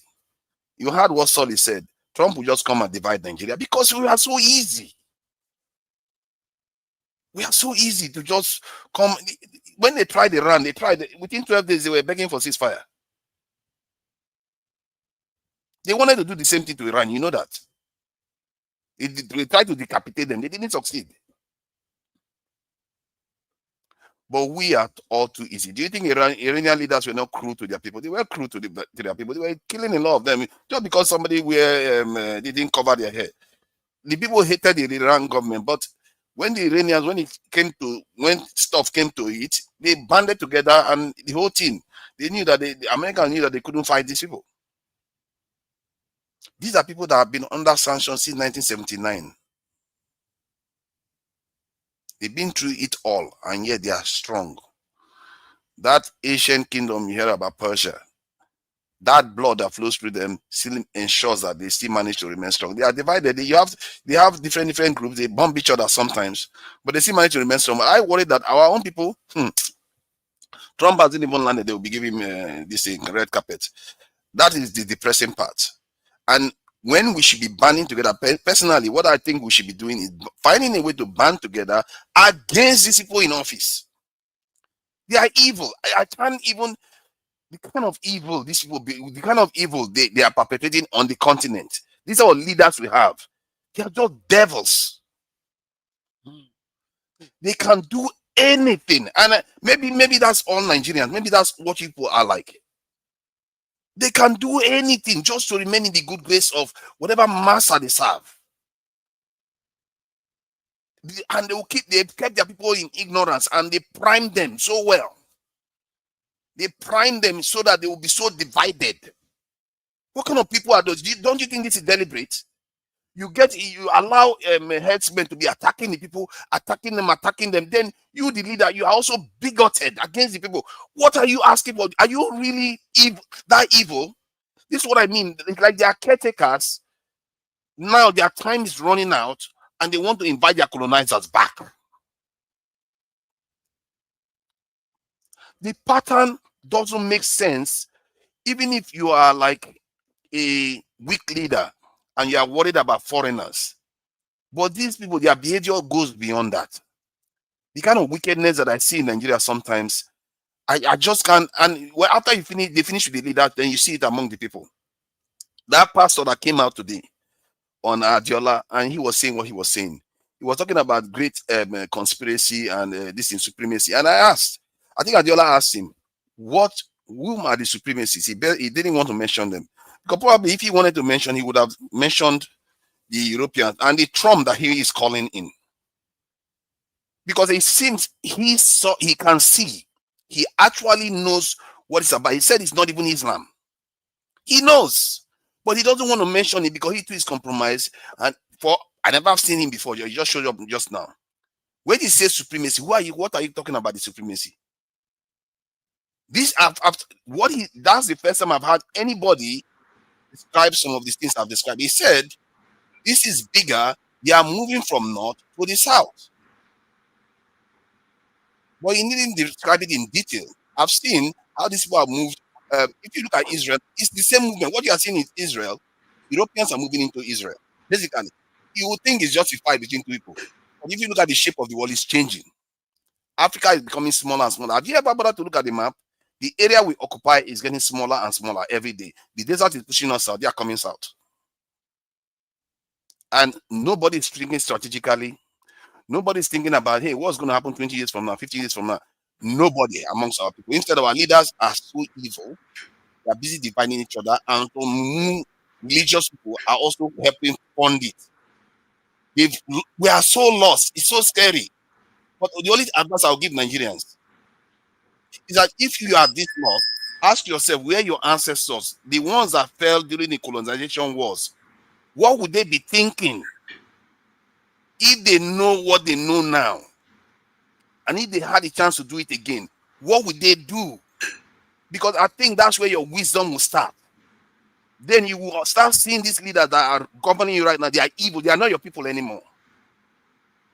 They are serving other people. They are there to make sure your future, your children's future is completely imperative. If necessarily, they might even enslave us again. Maybe they will not even need us. They might just exterminate us. We barely survived the last time. Make no mistake. I can tell you this. We barely survived the last time. And they are coming again. And our people are making it too easy because we are so used to fighting each other as if we've not played this game before. We fought each other before and we want to do it again. And my advice to you is that don't make the mistakes. Like I said, go think from the point of view of your ancestors that fell during the colonization wars. They fell, they were buried, but think, their blood flows through your veins. Think, what if they were alive today and they had a chance to do it again, knowing what they know now?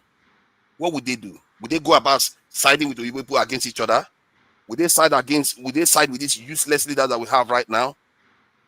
That's my advice to you, because right now there is something diabolical going on in Nigeria, and they are really trying to make sure this country, whatever progress we've had, they will completely destroy everything. Thank you. All right, thank you. I'm trying to see if we can get Ngozeka in. Oh, okay, Ngozeka is in. I see Jonaba. Jonaba, let me go to Ngozeka first because she's in and out. But I was told that we have on my record here about 500 people watching, but only 100 likes, that I should plead with everybody to please like and share so that other people can see this. That's my producer just sent me that message. So please like and share. Help us if that will help.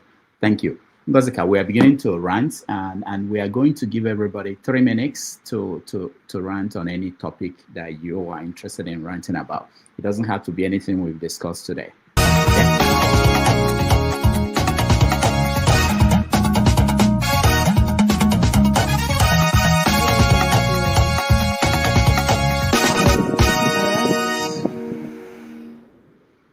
All right, let's start with Ngozika. Ngozika, go ahead.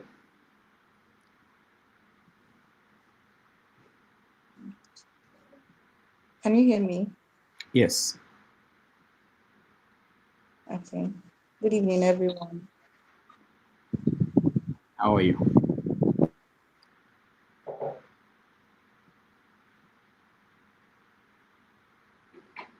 Ngozika, go ahead. We can hear you. Unmute yourself. Okay, so I think my visual and audio, I don't know what's going on. Okay, so good evening, everyone again. I want to rant about this week in Nigeria. That's my rant. Gone are the days where you wake up every day to one bad news in Nigeria. These days, if you get at least 2 bad news, then it's going to be a great day. This week did not start off well. The Kebbi schoolgirls abduction, then the killing of the general, then the girls from St. Mary, and even the one in Nasarawa that they are denying, and many others. I am mentioning these cases one by one because I remember in the not so distant past where people in the south used to say, oh, it is happening in the north. That's their problem. They made their bed, so let them lie on it. And I want to ask how far, how market, is it still happening in the north? Does it concern us now? Can we all now see that Ufaka Rotamman was one? The second rant is about the Nnamdi Kanu sentence. I find the timing very insidious, very, very insidious. Anybody that has followed my take on Nnamdi Kanu since this program started knows it hasn't changed. I do not like the man, but my liking him or not does not in any way affect who he is, what he's done or what he has not done, or the judgments. I say this to say that the timing is very, very horrible. Horrible, and feels like a goddamn trap. And it has me worried because I know how hot-headed a good number of his supporters are. It has me really, really worried. What are the chances that they won't go berserk and turn Alibo into something we cannot recognize? For those that are against or for the sentencing, please sleep on this. While you are debating whether or not Nnamdi Kanu deserves to go to jail or whether he deserves to be set free, which honestly I don't care, I'm only thinking about this. How is it going to affect me that is living in Enugu? And I can tell you how, very badly. It is going to affect me very, very badly because if his supporters choose to go berserk, the government will have more reasons to put more boots on ground. The Southeast is already extremely militarized. If they go berserk, they're going to have more reasons to push the already stretched thin military down to the Southeast to come and unleash havoc. If they don't go berserk, we know they are going to continue with their, we don't know who did it, and havoc is still going to reign. So either way, the Southeast is not, we did not get any favors from this sentencing. And it comes at a time where families are planning to come home for Christmas, for the end of the year. It's almost as if they want to make sure we are all home so that they will take us out. End of my rant. All right. Thank you, Ngozika. Janaba, welcome to the show. We are ranting. I'll give you 3 minutes. Rudy, it's good to have you.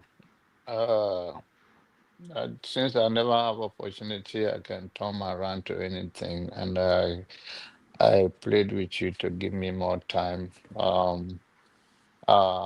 First of all, I don't think anybody should worry so much about the issue. It's a leverage, it's political, and it's in a place in Sokoto for a reason. He will find a conversation with the people over there. He will get visit from many people. When he was in Kuje, he encountered so many Hausa people. Fulani and all of that. They have a good relationship. They get to understand themselves better, that they are pursuing the same Nigerian goal, but it's happening to people in different ways. So I don't think if you understand the dynamic, it's not something you put so much into emotion into it. It's not going to do any life sentence. So I don't think anybody should worry about that. Secondly, the issue with that pastor, whatever, with Adeola, he should take his medication. He's knowledgeable about the issue a little bit, but the religious thing is playing. At this point, I don't mind whether Nigeria is civilized or whatever. There are many people come here to say that Paul is from Turkey.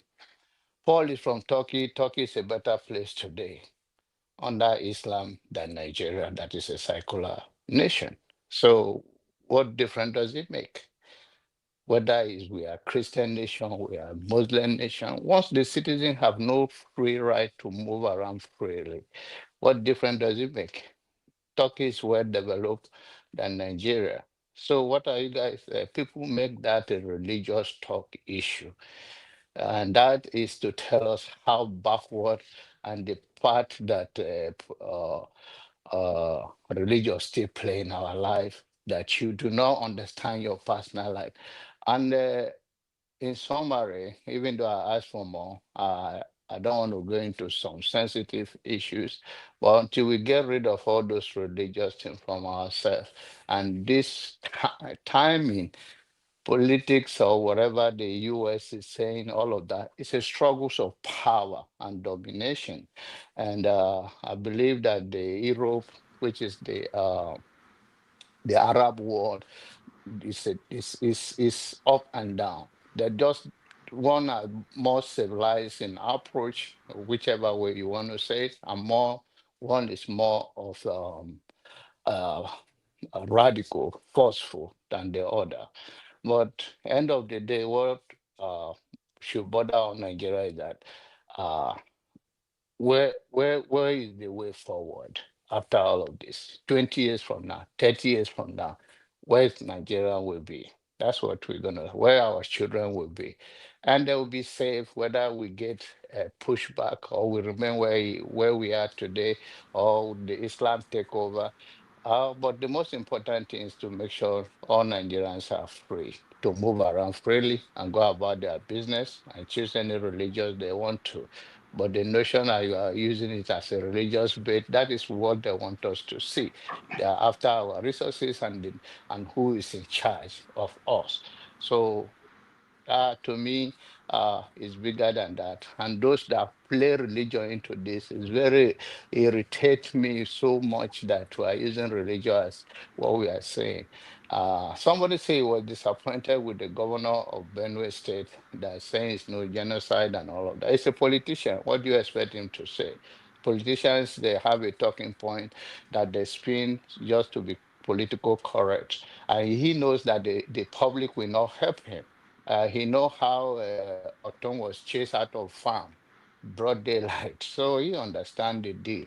So it's not about anybody is trying to be smart over this thing and the thing, this and that. We're all going to be fine if we choose to not to use this thing to divide us. So my summary is that whether it's Islam or Christianity, it's a choice. But the most important thing, 20 years from now, Nigeria will be a different nation, dynamic in religion, period. Whether we like it or not, Nnamdi, when he come out, he will preach a different message. Trust me. Thank you. All right. Thank you, Jonaba. Let's get Oti in. Oti, you're next. You have 3 minutes to rant on anything. Unmute yourself, please. I don't think I let me just kind of a quick response to John Abba. I don't have anything more to say, really. I don't talk too much. I don't believe in talking too much, quite frankly. So, John Abba, on the one hand, you are telling us, giving the impression that everything is all right. We should not worry.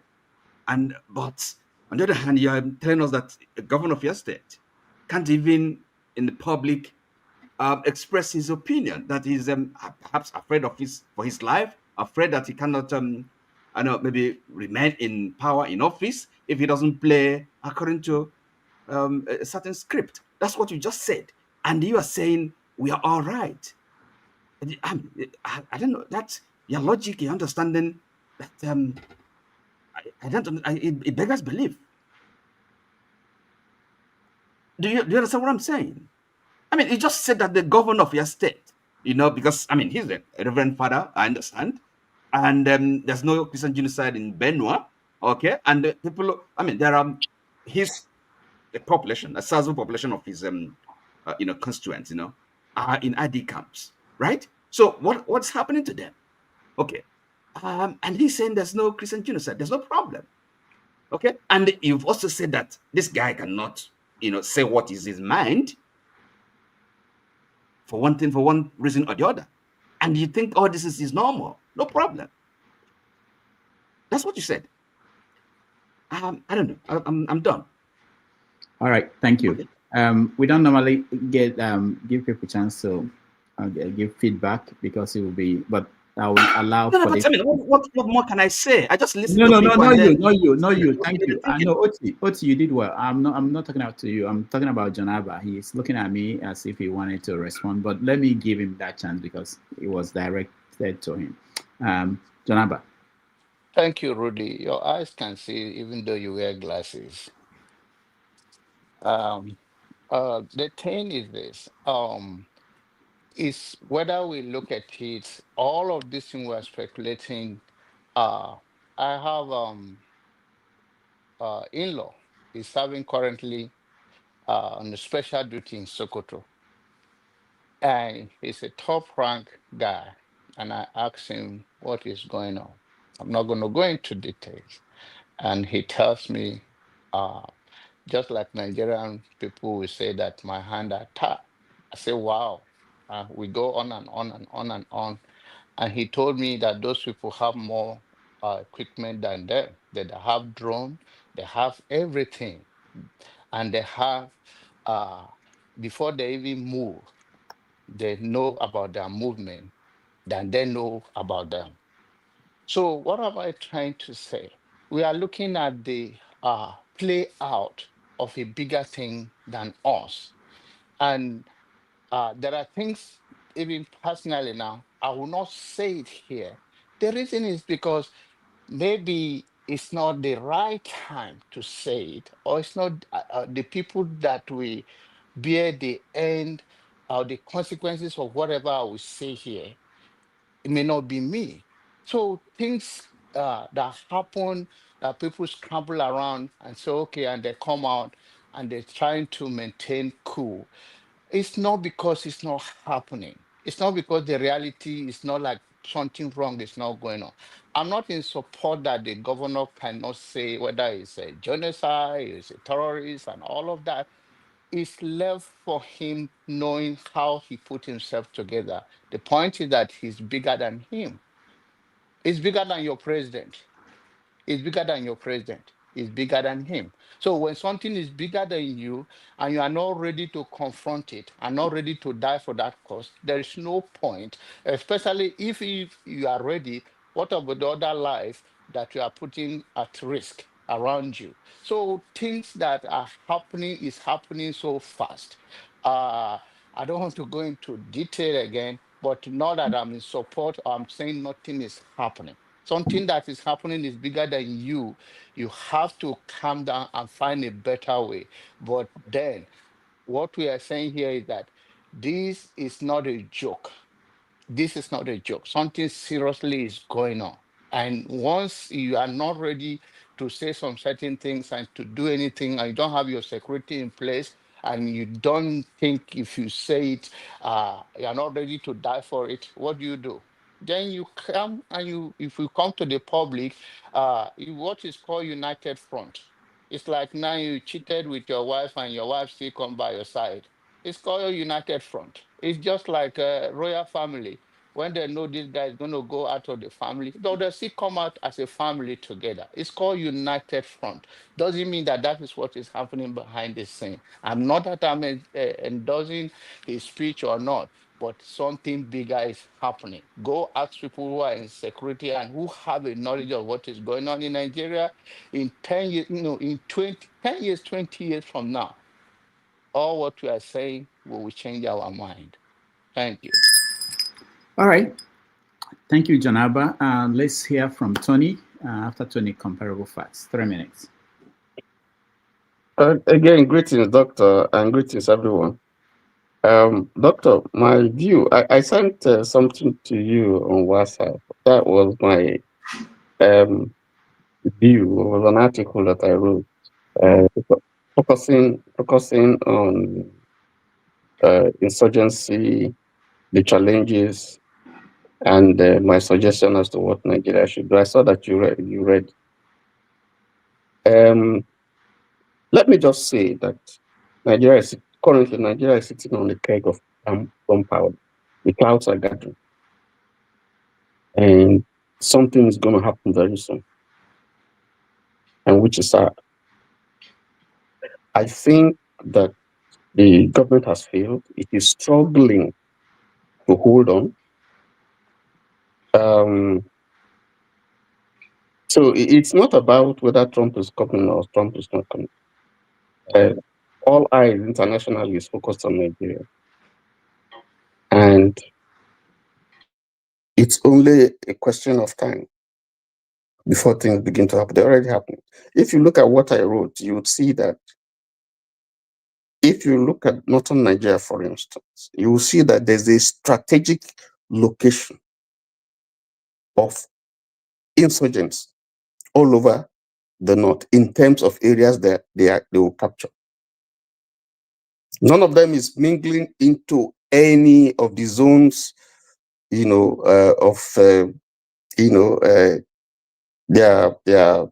colleagues in arms, if you put it that way. So, and the military is in a position where it's unable to deal with the various threats at the same time. They are incapable, they are badly motivated, they're badly equipped. And then, of course, you have corruption and you have all kinds of things that is hampering the fight against insurgency. If you look at what we're seeing now, you find out that they're exactly the things that happened in Jonathan's first term that eventually led to unseating him. What am I saying? I'm saying that there's a semblance. First of all, you see that there's insurgency on the increase. You see that the presidential election is approaching. You see that there's an appeal to America for help, which you saw during, against Jonathan. You will see an intensification of insurgency. You see a willingness by some countries outside Nigeria and interest groups to meddle into Nigerian politics. You also see a government that is probably chickening out. He can't hold his position. He can't stand his ground. And then you see a military that is politicized with fit columns all over the place. Intel is badly handled.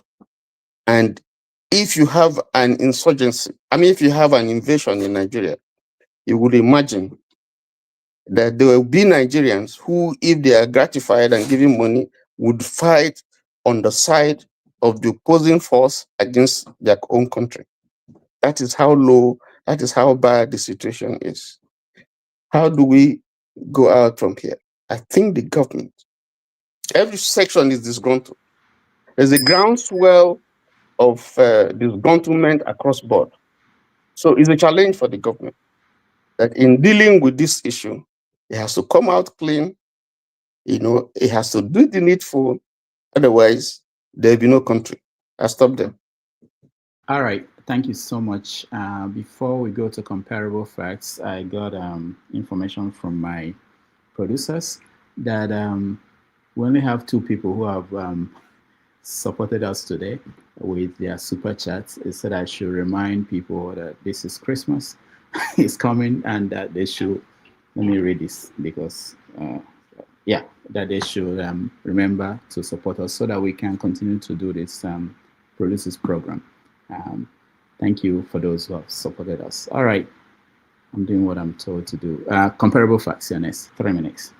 Yeah, greetings everybody. Let me thank you for giving me this opportunity to rant. I don't normally stay on rant, but I decided to stay. So I'm going to speak on the Nnamdi Kanu, specifically on the governance of Nigeria. We borrowed the way we govern, from America, which you have a legislative, the executive and judiciary. But when it comes to Nigeria, I don't think we have a judiciary. Judiciary has become a subsidy, of executive. And of course, we know the present dispensation that we have. The legislative is, it's already been captured. But it has always been like that, that the judiciary is, has been a subsidiary of the executive. That has been the norm. But as the present government, has taken it to a different level. Why am I saying this? We know since our 64 years we've been independent, Nigeria is defined by ethnicity, is defined by ethnicity, tribalism, and religiosity. That's where we are. This is why our country is not working. And I believe even the little progress we have made, maybe in recent years, 15 years or 13 years ago, we are pretty much plateaued. We are not going anywhere. We are pretty much regressing. This is, and I said it to say because of the recent Nnamdi Kanu case that was adjudicated. Be it whatever it may be, like I said, the government, said they have a strong case. I think they said the strong case they have, the strength of their prosecution is like the strong audio and video statement, clear indication that Nnamdi Kanu, a proscribed organization. A solid document, they said, the transmission of radio, terrorism act. But they have, the reason why they didn't really charge him for terrorism because they couldn't prove that he actually has control the violence that happened in the Southeast. So there's no direct evidence linking him to that. But this is the problem. So that's why I have an issue about the adjudication of the case. It's not that whether they sentence him or not. I just find the sentencing very, very uneven. When it comes to that, if anybody here in this platform can actually show me where an incitement, or where an instigation or an incitement in terms of Nigeria. No, let me say, okay, we know that Nigerian law is based on common law, which we inherited from the British people. There has to be a precedent of everything, for you to sentence somebody. But in this Nnamdi Kanu case, there's no precedent to justify sentencing him to life imprisonment, sentencing to life imprisonment or death sentence, which they actually wanted to, but they tried to say maybe because of the international angle, they're going to just give him, life sentence. But there's no precedent, in modern case law. If anybody here who is a lawyer, give me a precedent in a modern case law where an incitement, has been sentenced to life, life imprisonment or death sentence. I've been looking, I've not found any. So that's why I said the law in Nigeria is, is uneven. It has to be political motive. Like I said, what just happened is political. The action was political. Whether it was meant for the Southeast or whatever, that I don't know. It's a problem we have, So that's my own main submission. This is why I'm against whatever happened. I believe, it doesn't make any sense for people actually carrying the act, the terrorists, compared to an incitement. I'm not saying, if they actually prove it, we shouldn't be punished. But the judgment was very, very uneven in my opinion. So that's my conclusion, Dr. Ruben. Thank you, Comparable Facts. Let's go to Sully. You are next. Okay. Yeah. So, see, don't go to church, because Nigerians, they don't used to hear word. They always think, it's their church. It can never be our church. Don't go to church. It's not by force. But I know some people won't still listen. At the end of the day, it's not Nigerians. So these governors, they said that school is closed. Deep down, they are happy. They've always been looking for a reason to close the school since, so that their people can be illiterate. and they've just gotten the perfect excuse. Some people are praising them, say, yes, this is what you should do. I say, say, Mumu, say, Mumu, you don't know they're happy. God. Anyway, Sha, so someone was in the comments saying, I think they will not enter Lagos because I'm a Yoruba person. It's not about that. See, if you have common sense, let me tell you the states to go to. Sorry about that. The reason why I said that they can't enter these states is because these states are assets to USA. They have investments there, they have interests there. You know, some of them are oil producing, some of them are for the port, some of them are for infrastructure. They can't lose these states to Islamists. So they will surely set foot on ground to protect those states. Not all the states in the south, but these people are willing to set foot on ground with their weapons and military to protect the states. Lagos State, number 1. Ogun State, number 2. Oyo State, Rivers State, Bayelsa and Delta. Then Abuja. If you notice, these bandits are not going to go full scale on this. They've surrounded the whole Abuja. They've surrounded. Why? Ask yourself, why have they not touched Abuja? Because they know what to come after. I'm not saying they are not going to try and touch it, though, but the day they go for those states, they are going full on. That is when you will know that there's actually war in Basinse, there's war in Nigeria. So they will leave those ones for last minute because those ones come with US backing. If you are smart and you are not the average, you know, stupid Nigerian, you go to these states and you stay there for safety. Don't do all this. It can never happen to me, or it can never happen in my church, or it can never happen in this area. But protect yourself so that you know you continue to come and watch us here. We don't want to lose you because you are strong. You are forming hard-headed, you know. So, well, just wait for it to happen. That's just all I have to say. Wait for it to happen. All right. And sorry, one more thing. I don't understand how people can continue to say things like somebody is slapping you. You are saying their hands are tied. Somebody is stabbing you. You are saying it's just government incompetence. Somebody is choking you. Why you are choking? You are saying it is the political opponents. They are the ones causing this. When are you going to admit that it is your government that is against you? This is why I cannot fight with Nigerians. You will continue to deny the enemy. Till the enemy finish us, pata. They will not say, maybe it was government, Sha. Maybe when it's too late.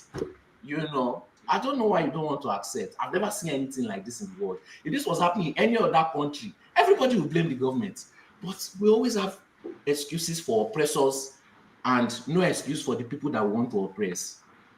You know, this thing needs to be studied. It really needs to be studied. All right. Thank you so much. Let's hear from KJ. Thank you so much, Dr. Rudolph. Well done. You have done so well. You have 4 hours counting. Today has been quite interesting. And Soli, you know, I always like your contribution, especially when you're not insulting. So I really enjoyed your contribution today, and you know, that of my brother Puebla and many other people. So let me not say, you know, you see what he just said is, I will take it from there. It's very true. We are drowning, but because our head, you know, our hands can still see, you know, you can still wave your hand outside. You are still playing and say, no, it's just my head that's underwater. My hand is still outside. That's what is going on. Okay. Yes, I agree with him. When we analyze this in 2011 and 12, that's when we analyze these issues, and we get to say that Abuja and Lagos is going to be the last point. But they will come. Remember, you know, before the consulate in Lagos, Liberia used to have the biggest American embassy outside of you know, America. Okay, but today, you know, the war went to Liberia. The only thing that the war didn't do was to get to the American embassy in Liberia. So what am I trying to say? I'm trying to say that those people who think it's not coming, wake up, smell the coffee. It's at our doorstep. It is here. It's coming, and it's going to get to all of us. If you like, you can play politics with it. If you like, you don't. If you like, and go and say there's no genocide going on. Why the communities in Benue State, more than 40, what is 43? You know, because the whole of Gwe is gone, okay? The whole of Gwe is gone. Okum is gone, okay? Communities in Vandeka is gone. I mean, I said Vandeka in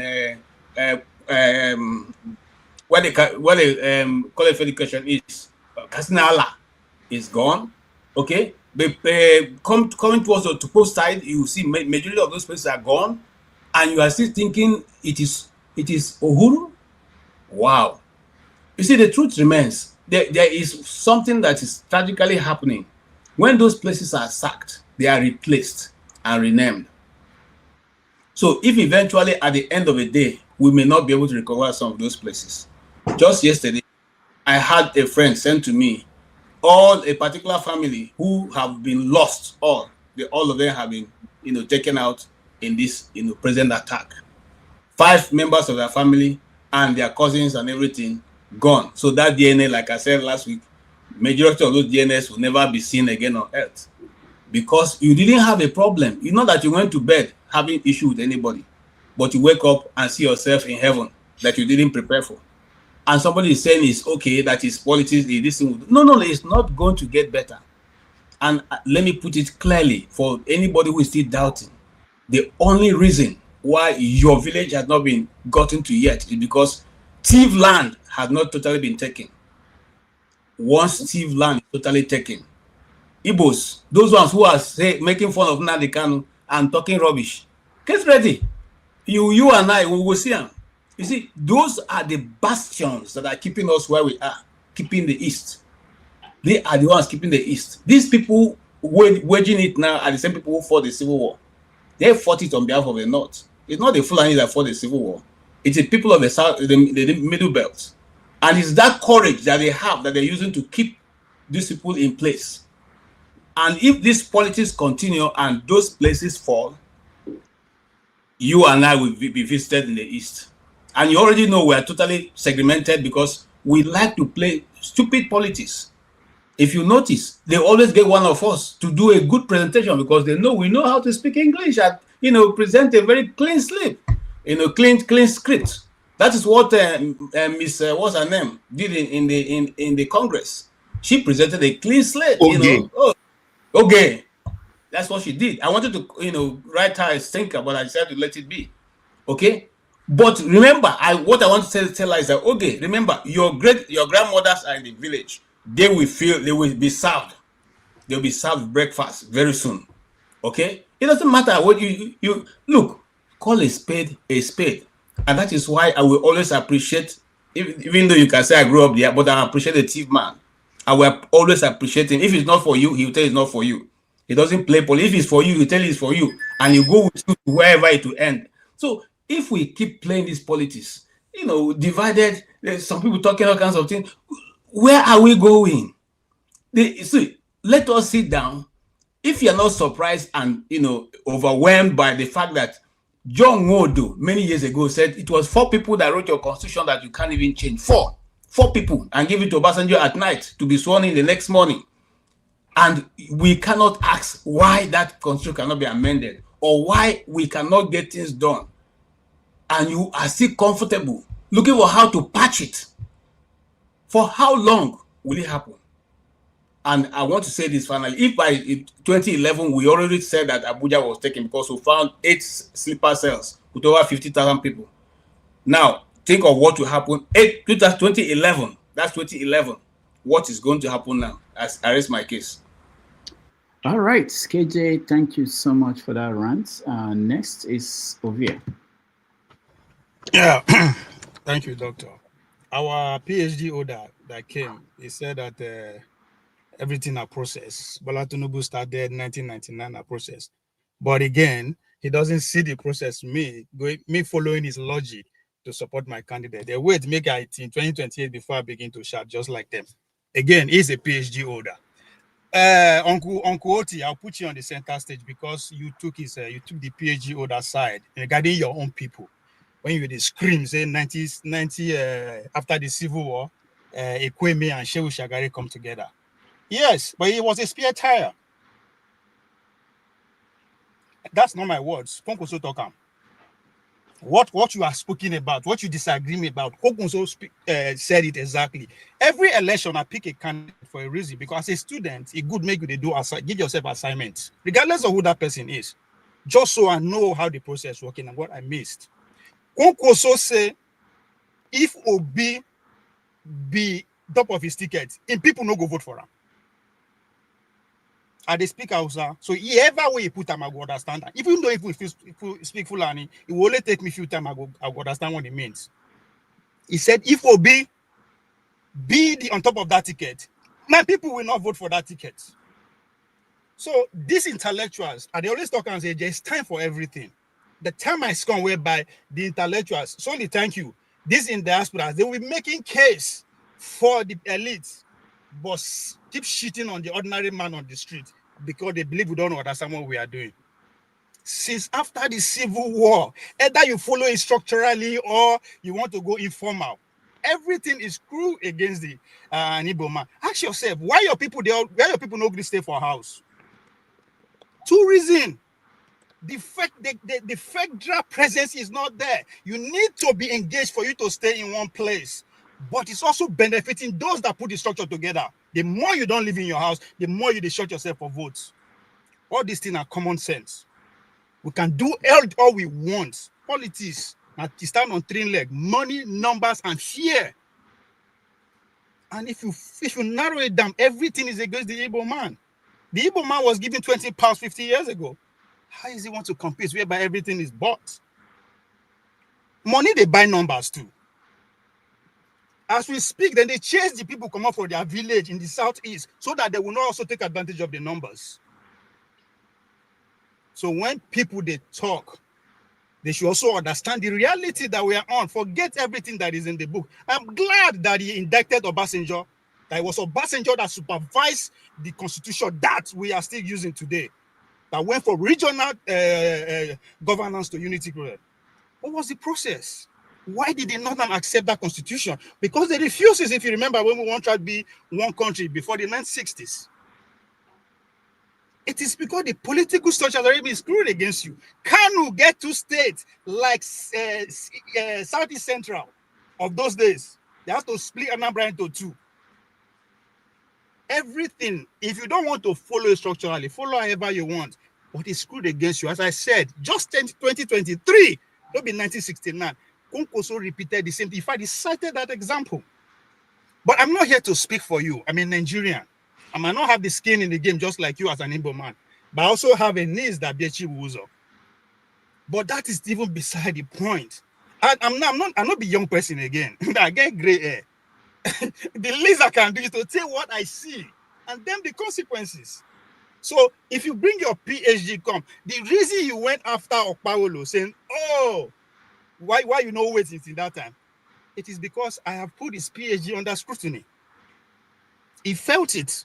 There's no way he can respond and come to attack my person. A PhD holder who could not find a vocabulary to express his point says what? Says he doesn't have a depth knowledge about what he's talking about.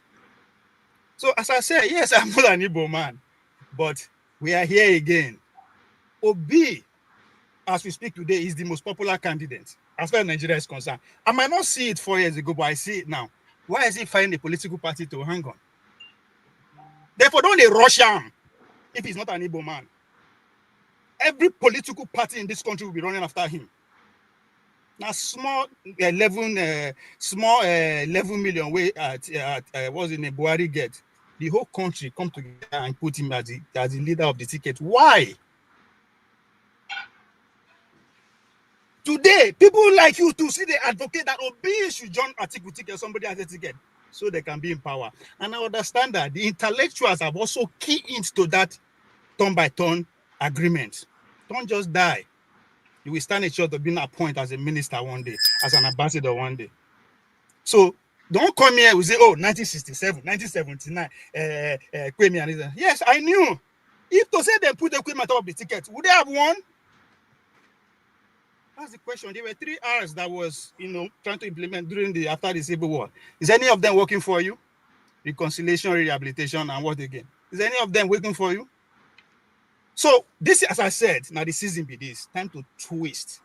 But to what Soli was talking about, I am here to confront anybody that will come and say the average Nigerian is stupid for not voting for his candidate. That average Nigerian is stupid because doesn't know what he's doing. The time don't come. I will ask you, what have you done for the past 2-3 years going to the election? But we might disagree. We are here talking about Nnamdi Kanu. We can disagree with who he is. But what he is fronting, let's even put it that way, the front arm, is something nobody can deny. That the average Igbo man, his citizenry is questioned in this country. So again, our politics with they play. If you go join PDP, they will tell you say na consensus. Then people get parties will come together and put what they want there. If you say now open primaries, it's all about delegates who get money parts. How many billionaires they southeastern states the Igbo people get? Because it's a reality. Obi is receiving this love and just nothing the power can do against it because they don't know where money they. He's not stupid. He's also studied his people over time. They are right in that country. Again, my PhD holders can come and speak all the grammar you want. Reality is actually louder than any certificate you can ever summon. Thank you. All right. Thank you, Ovie.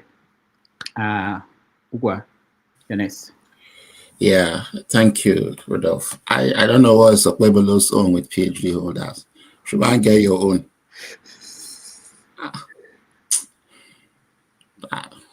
Some of these rants, I don't know what to say. There are a lot of people that have ranted there. I don't even know what John Abba was trying to say. I don't know what's his point. I don't know where it's coming from. A lot of these things. It's just, like I said the other time, it's like an epidemic, and I'm not calling anybody, but it's an epidemic of fools. We're under siege. The country is under siege, and people are talking about, I don't even know what he was trying to say anyway. Okay, so this is the way I see things as it stands now. This whole thing is well coordinated, well planned, is orchestrated. And if it's the problem we have in this country is that most times we don't look back to look forward. If you look back and you listen to everything that has come out over the last 10 years, what people have said, you'll come to realize that everything is playing out according to what people have said. Melafia from Southern Kaduna said it. Nnamdi Kanu said it. A lot of people said it. The military intelligence, they all said it. And somebody is coming to tell us that these things are just criminalities. It's absolute rubbish. Hogwash. Doesn't make any sense. So what do we do from this point? My advice for everybody is to defend themselves. But we have to defend ourselves smartly. I shall know that I'm not going to leave my village to be taken over. Whatever I require, I can do. I'm going to do my part. If it means to help in any way, I will. Because the right to defend oneself is enshrined in international law. So, and we can't give up. This can't just be the end, isn't it? I'm sure we can't give up. That it's going to be what it's going to be. For God's sake, I don't want to live under Sharia law. I don't want to live under the Fulani hegemony. So if you're asking me to just give up, I don't understand what you mean. I want to still go back to my village where I can rest with my elders and drink palm wine and eat what I want to eat. Where you know your next door neighbor and you can talk stories into the night. For God's sake, this can't just be the end. So my advice and my call is for everybody to keep pushing. You can support those people that are back home by all means necessary. You can continue to engage with those people that are your representatives wherever you are in the diaspora. And you can continue to engage in social media, keep tagging, keep talking to people, and keep bringing this injustice to the light. That's all I've got to say. And before I close my rant, I'll say that Nnamdi Kanu was like a beacon of hope for all of us. He said things that many people could not say. He said it, and he's paying for it. So the way I see it is that he's our sacrificial lamb, and I hope that somebody else will rise that will continue to unify and continue to speak truth to power. And lastly, Alia is a disgrace, absolute disgrace. Thank you. All right, thank you, Uwa. We forgot to, at the beginning of the rant, we forgot to tell viewers at home and those who are participating on the chat to rate the best. Starting next year, we will be giving out a gift to the person that gave out the best. Let me stop you there, Doctor. So what I've been working along this year now, ways you said in the beginning of the year that somebody has to win. So why you still say how they work out like this? I'm looking at the bank account. It's not adding up. So let's hope that next year will be better. But we'll give a gift. So those who are watching, you can vote for the best rant so far. I think we have 3 more people. Forefathers, you're next. Yeah, thank you. I think I'm kind of. It's really strange that some people believe that Fulanis can actually take over any group in this country. They can't. What they are doing is just destabilizing the nation, prepping it for people to be able to do whatever they want to do. The idea that Fulani can actually defeat, let's say, this in terms of taking over the southeast, they didn't even take over the north technically. In terms of the Hausas are still the dominant group there. They didn't exactly kill everybody there. It's Islam they are following, and the stupidity of them, from my point of view.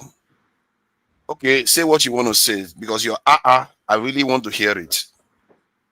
Go ahead. No, because forefather, you I don't know if maybe you don't have a handle of Nigerian history. What are you saying? Go ahead and talk. No, sorry. Don't be offended. Go ahead. Who control power control you. That's what it means. Not that physically taking over. So when Israelis are controlling American politics, they don't. Everywhere. So they don't.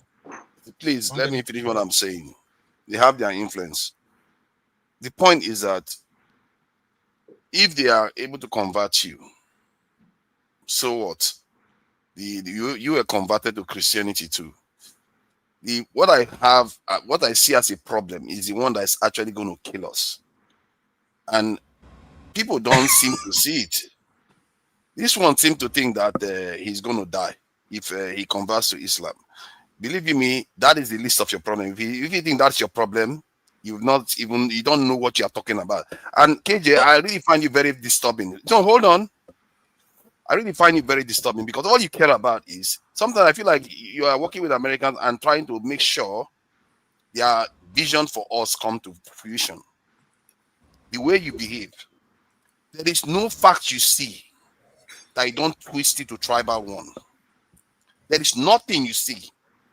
No matter even if Trump and America confess that they fund Boko Haram itself, even if you know that they are actually friends, they have their biggest military base in Qatar right now.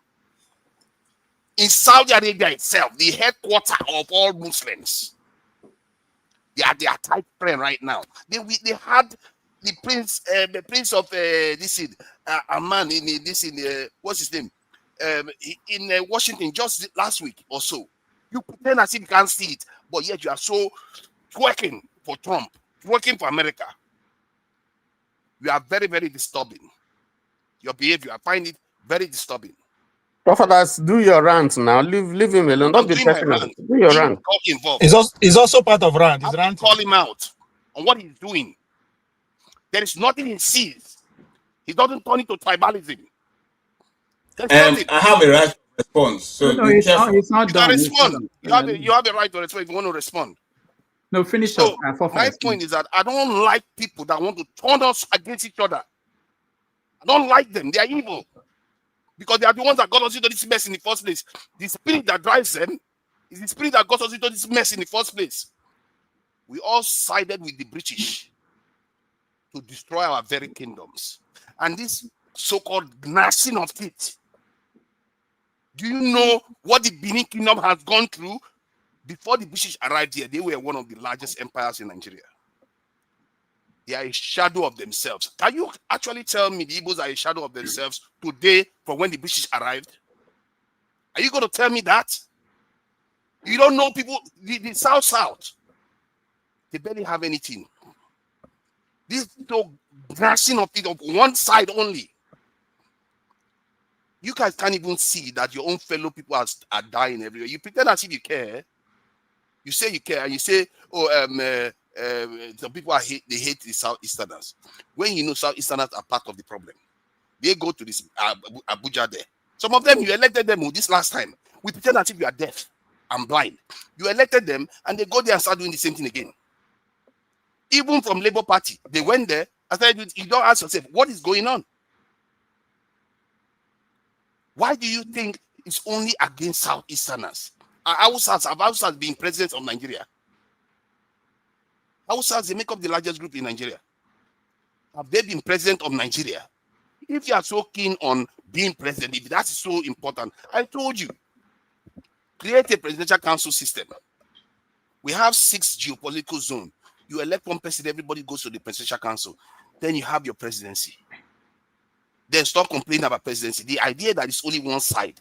And everybody's full and eating, oh, they have all the power. It's ridiculous. We don't have any power. What power do we have? Trump said one thing, the whole country is in chaos. We barely can survive because of this compromised mindset of men. Men. All you people are so primed to do is fight each other. That's what you are so primed to do. And that makes you extremely weak. All the person that wants to do to you, when you finish killing each other, they'll just push the last person down and take over like they did before. And even if they've done it before, some people can't even learn from history. They are incapable. Men so into their feeling and so into their bigotry against each other. Bigotry. And your women, I feel sorry for them. I really feel sorry for your women because personally, I'm ashamed of our people. Sometimes, let me say you know what you need to do. Search your soul. Search your soul. Those your forefathers that fell. Stop. Try to correct the errors that they made because they sided against. They work with the British to destroy your own kingdoms in that southeast. They did that. Even the Yoruba king was with the British when they came to Lagos to destroy it. We are so weird. We are astoundingly good at destroying each other. And because this narrative has carried on since then till now, nobody seems to be able to even check facts for what it truly represents. What makes you think this Fulani thing that is going on or Arabization is so separate from the West?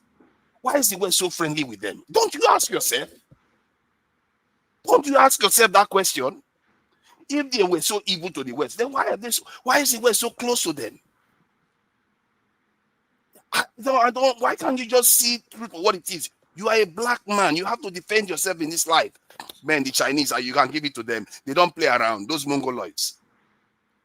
They defend their own interests. They don't care about what the Oyibo people think. The whole world hates them. They don't care. Why do you always so primed to fight each other all the time instead of worrying about, hey, we are all black people here, including those Fulanis that are paid like mumu, killing each other every day. Do you know that the Fulanis, they themselves are under threat?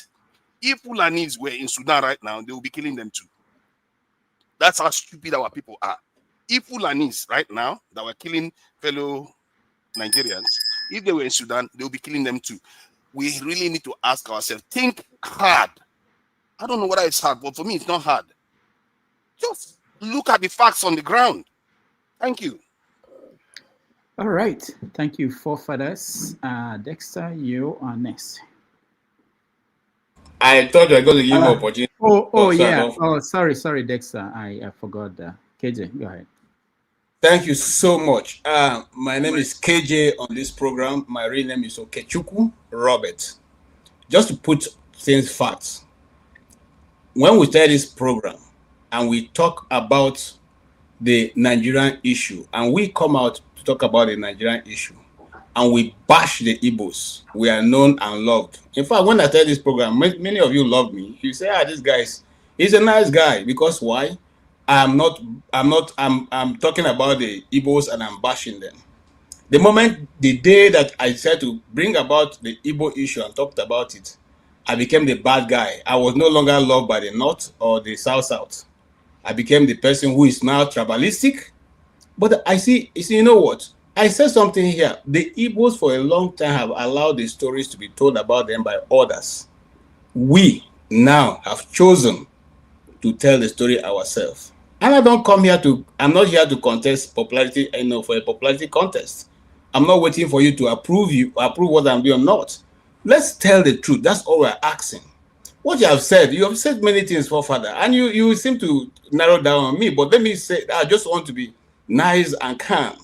One, I am Igbo. I am a Christian. I do not wish, and I will not leave this earth ever as a Muslim. I repeat myself. I will never, capital, leave this earth as a Muslim. So, if the whole world let them become Muslims, and your community and yourself can become a Muslim, I will not be one. Okay? That's the day that we say goodbye to the earth. All right? Now, having said that, you cannot begin to determine for us what is good for us. That's always the problem with people. You determine your own fate, and then you want to decide what the Igbos should want and how they should react. Your people may decide that they like the way they are being treated, and it's okay if you want it. You don't want to cry. Why do you want me not to cry? Because you feel offended that I'm crying? This thing is happening to us. We feel we're not maximizing our potentials in the situation we find ourselves because we are being constrained. And you don't want us to say, hey, let us sit back and rearrange this thing. You are married. If you are married, when your wife comes and say, forefather, I have an issue and I want to discuss it, you say, hey, madam, get away, don't tell me anything. Is that how you live in your house? Or you sit down and trash it out and until you come to a compromise that will work for both of you? We have been this contraption for more than 100 years. And each time it is brought up that we should sit down and decide how each tribe will be represented adequately and contribute to national development, it is buffed up. And you keep saying this thing. My brother, the Igbos went to war without any guns. We went to our hands. Okay? And if you know anything about the Igbos, you keep quoting Benin Kingdom. The Igbos fought the British for 100 years before they even took over. And if you know any little thing about the Igbos, the women, there's a war called the Ekumeku War. It was fought by the Igbo women. It was fought by the Igbo women. So don't push us. Don't. We are capable. I repeat myself. The Igbo people are capable. Okay? So don't bring this your rant. Excuse me. No, I'll let you rant. I'll let you rant. I talked about. Let me speak. Yes, I'm Igbo. You're talking to me. You're talking about the whole people. So I am. If you like to say I'm tribalistic, it's okay. You are also tribalistic because you have been. One day I played a music here. I played music here. That was one woman was dancing, which for me was entertainment for me. But you came up to say it is against the South. Okay, you came up to say this is how we install the South. I'm playing it to make fun of the woman. I don't know how that happened, but I stopped playing it. Okay, so that is not being tribalistic. That is being nationalistic. And I ask you, raw forefather, the Igbos have houses in everywhere in Nigeria. Where does your people have houses? Is there any part of Nigeria I can point to me and say your people from your tribe have houses built in that state? Then why are you so tribalistic? Hold on. So if we are tribalistic, then how do we go to Kanu? You, why you say wait? You. How do we go? Look at what he's saying. You now. I'm talking to you. I've always talked to you. I never talked about anybody else. You. Forefather, let me tell you. I grew in the north. I went primary school in the north. I went to secondary school in the north. All my friends are northerners. Do you think I will be tribalistic? And yet you are the most tribalistic. My family, excuse me, forefather. My father was one of the first people who returned to the north after the end of the Civil War. We all were born in the north. Are you telling me that I don't have blood? I speak Tiv language fluently. And yet you are the most tribalistic. Go and sit down. Okay, well, that's my rant. I want you guys to know, when you come here, stand your ground. You see, one of the reasons why we like America is we say Americans, they say stand your ground. They stand their ground. They believe in what they believe and they do it. And the mere fact that most of us from the South and the Middle Belt are saying America should come because we are not afraid. We are not terrorists. The whatever you are trying to protect have not helped anybody in Nigeria. The mineral resources in Nigeria have not helped us. Have you helped us? The people who are milking the country are there. And you are telling me to follow that same trajectory that I've seen that have now become 50 years and above, and I have not seen it change. And you are thinking that change will come tomorrow. And that will not happen. So it's either we sort it out now or let us everybody go their own various ways. Thank you. All right. Thank you so much, KJ. Dexter, you're next. Thank you. Thank you, forefathers. Thank you, Dr. Damages. Nice show. So one of the things I would say is this. You know, one of the good things about this show is that it actually shows us, it depicts the characteristics of each and every one of us. So one thing we can see here is that, you see on this show, there are some people that, you know, Jonathan said something recently, that leadership is actually, some people should never be found in position of leadership. Unfortunately, in Nigeria, after when Abdulsalam was handing over power to the civilians, many people didn't believe he was going to hand over power. So many people that were supposed to be leaders, you know, credible leaders, did not get involved in the leadership selection process, which is politics. So they stayed away. However, refracts, people who had no business being there, got involved, took a gamble, got involved. And ever since they took over, they got into that position. They don't add value. All they think about is how to grab, how to take out. They don't realize that being in a position of leadership is a position to serve, whereby the people you have under you, like they say, the best leaders are those that surround themselves with people that are better than them. So they allow those people to thrive. Even in this platform here, we can see, you know, among us, the people that will not make good leaders cannot listen. If somebody is talking, they want to impose, you know, leadership is not about imposing your dogmatic view and your bias into a system. It's your ability to listen to diverse opinions of people and make sense of everything, make it coherent and make sense of it in a way that everybody will appreciate.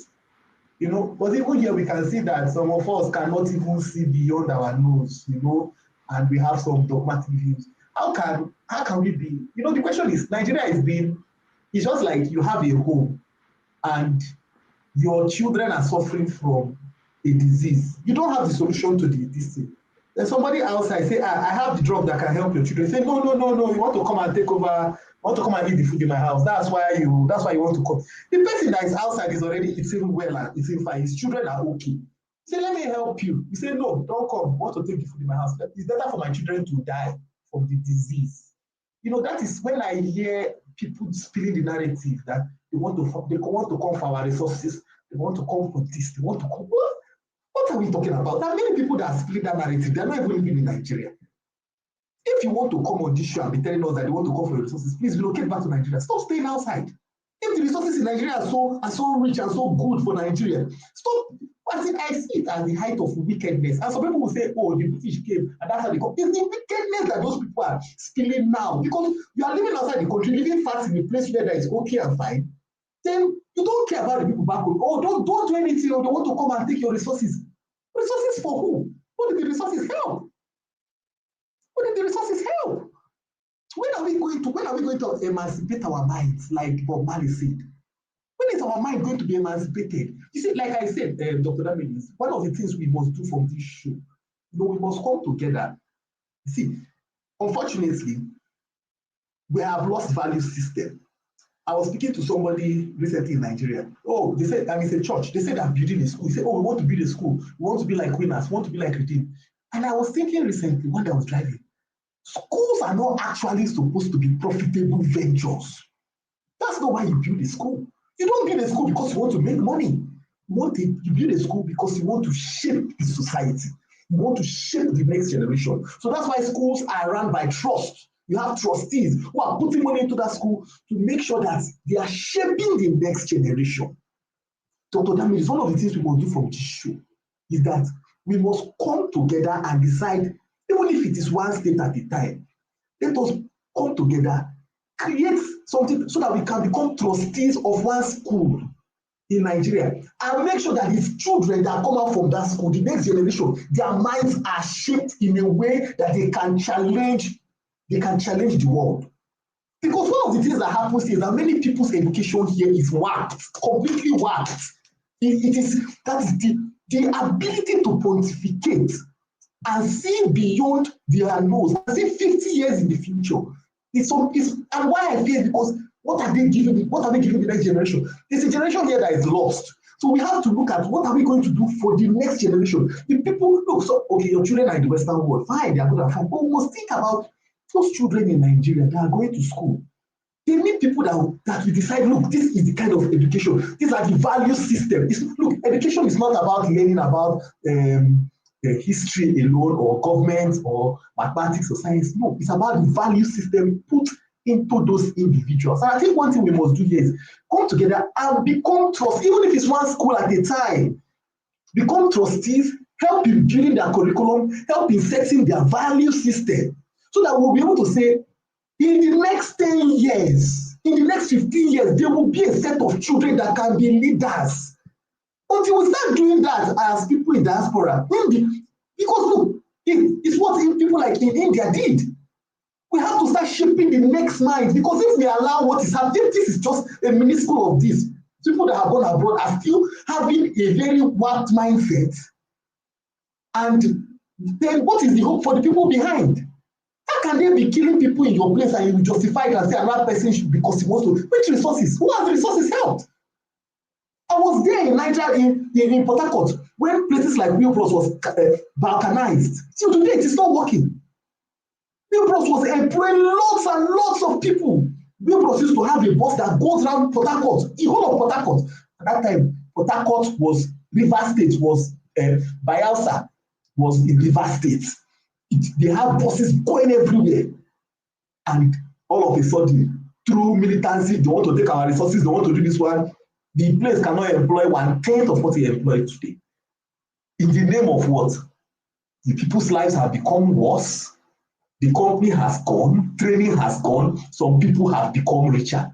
And that's how some of us here, because we are abroad, will be saying, oh, why don't we love our people? Why don't we want them to see the light? What is wrong with the African man? What is wrong with the black man? I have a doctor friend in Nigeria. I asked him, what can we do what is the solution? He said, look, there's one solution. Anything a black man touches. He's working in Nigeria, one of the best surgeons in Nigeria. Anything a black man touches, he destroys it. We must emancipate the next generation so that they will not make the mistakes, so that we will not raise up some of our dogmatic views in the next generation. Thank you. Thank you so much, Dexter. Dexter, I sent you a message so you can look at it. Private message. Okija, you are next. Good day, everyone. Thank you, Dr. Dabejis, and please, people like, subscribe, and send your gift. Thank you. One of the, sometimes, some people, they don't know they are terrorists, or terrorist sympathizers, and they come on air and open their mouth, just like Adeshina, when people were being killed, he told them, okay, what value is your land, when you can live, that's basically they should leave their land for terrorists. You see forefathers here, talking about telling people, because what does it matter? You were Christian, then you can become a Muslim. Forefather, you don't know that you're a terrorist sympathizer. You don't know you're a terrorist. You think terrorism is only when you carry gun. When you shoot people, you are a terrorist, a real terrorist. He is not a terrorist. You are the terrorist. You are the terrorist. You don't know it. You are an internet terrorist. You are the terrorist. You are the terrorist enabler. Fidel, please let him rant. Okay. Anyway, when I was like a lot of people here, we grew up in the church in Nigeria. I grew up in the Anglican church, and when I was small, we were still praying in Igbo, and I would to come to that part where they say pray for your country, and we'll be saying this prayer, and the voice, the way I would put it in English, the voice would tell me to shut the fuck up, I didn't know, that's basically the way the voice would tell me to shut the fuck up. I'm praying for Nigeria, in church. So I didn't know, now that I'm realizing that voice was telling me that God, God doesn't know about this country. This country is messed up, and you shouldn't pray for this country. That what you should be praying about is to pray for the destruction, dissolving of this country. So that's basically, like, when you have people like forefathers, like, that's, you understand, he went to school, living in the UK, you understand that this country needs to be dissolved. There is no basis for unity. There is no basis for one country. Like, you understand, when you listen to people that, sometimes when I get angry with, I've forgotten his name, he comes here, he talks about sensitization. What do you need to sensitize by or no about? What do you need to sensitize free food currently? What do you need to sensitize him about? That that it was that they are part of Nigeria, they have to live, that you can't say certain things. Like you hear them say these things. People that went to school, people that they part of the elite in the country, and they talk like that. And you don't see you one Nigeria. You don't sit down, in your comfort of your home. Think, is this country supposed to be? Nigeria is not supposed to be. Nigeria is not supposed to be. I don't know, one of the conditions given to Tinubu, but if you didn't know it, one of the conditions given to Tinubu, they are giving condition, not to mess with the Fulani terrorists and Mietiala, to deal with Nnamdi Kanu, not to restructure Nigeria, not to do, like all the what Yoruba people they be talking about, Fafere and Hanez and the people talking about, restructuring, that kind of restructuring. Don't do it. These are what some of the conditions given to him. So whatever is happening to Nnamdi Kanu now is just that's basically that's what he's holding to the agreement he made to them, and that's one. But I thank God, the people of Southeast, because I think what they were expecting people of Southeast, to come out and destroy things, because they know that we're not gonna destroy in Lagos, we're not gonna destroy in the north. Probably that we're gonna come out and destroy our places. They were so happy, they were looking for it. Because you see, when they were trying to pass that judgment, there was no military. Did not move military and police around, to save places. They were expecting us to come out and destroy our thing, and they'll be happy that if we did it, But that's basically Nigeria for you. But I'm happy that a lot of people are realizing what's going on. And what's his name? The young guy, and KJ. You people are talking about. You don't know what is going on. These people, we are surrounded already. I have someone that went to the village in Anambra City, Anambra South, and then the person went to the village. So on Sunday, the person didn't go to church. I was like, why didn't you go to church? And the person was like, you go to church. There's no more young person in the church. This person is young. No more young person in the church. That's old women, old men, But the only way that when you move around, you see only Hausa people. I don't know, maybe the shoes are Hausa people riding Okada in the villages in Anambra. You ask yourself, what are they doing in the villages in Anambra? You think they are just Okada riders? I don't know if anyone saw a video of what happened in Owerri. So I think it was last week. How Northern riders, as Okada riders, they were riding all over, in convoy. So someone was videoing it. Do you know that these guys came around and started beating this guy, and nobody did anything in Owerri, not in the north, in Owerri. I keep maybe Nnamdi Kanu was saying it and we thought he was joking. In the Igbo, we need to get ready. There is war coming. We can't wait until because eventually that's what they want to do. Could you imagine in Anambra State, in Anambra South, where you have young people in the village, they are from the north. What will happen if something breaks up in Nigeria now? What do you think will happen? They are there, getting girls pregnant. We're not thinking about all these things. We need to come together and talk. Nigeria will never work. So we have to find a way to take care of our own, take care of our place. That's my rant. All right, thank you. Am I allowed to respond to all these? Okay, yeah, I'll get to you. No, that's double ranting. Somehow we have to end the show. KJ did the same. Somehow we have to end the show today. I know that I'll give you 2 minutes for others to respond, but after that, I have only concern. Oh, there are 3 people again. I won't let anybody else in. Anybody who wants to talk can wait for the next stream. I share the link. After. Why do you give a terrorist the floor over us? They said he's a terrorist. Thank you. Okay, forefathers, go ahead. Thank you, Dr. Damage. You think Dr. Damage is a quiet people? See, Okija, you know, I did like Okija because he tends to be more balanced. And to be fair, most people have tried to be most balanced here, apart from one. That said, the reason why I said that, I remember in an earlier live stream by KJ last week, I did say that the way they converted those people to Islam, that's how they converted it to Christianity. That is the context I was speaking from when I said, what is the difference between both of you? You are just as far removed from your heritage as they are. They are just as crazy, and he, especially him, because all he cares about is, oh, I'm fighting for Christianity. Look how you hear what he said. He would rather die a Christian than anything else. I see that's his forefather's religion, not for your land, though. Christianity. I try. If some people, when you try to wake them up, they will try. That guy, he will die for Trump, and he will die for Christianity. He doesn't care about Igbo people. He uses Igbo people are just words. Because everything he aspires for is going to destroy his own kingdom. Like people like him did it before. He can't think straight. Read any textbook. Sorry, I'll finish. I'll finish soon. Read any textbook. I want to be protected. No, forefather. You're not being protected. I'm calling only you out. I'm not calling your people out.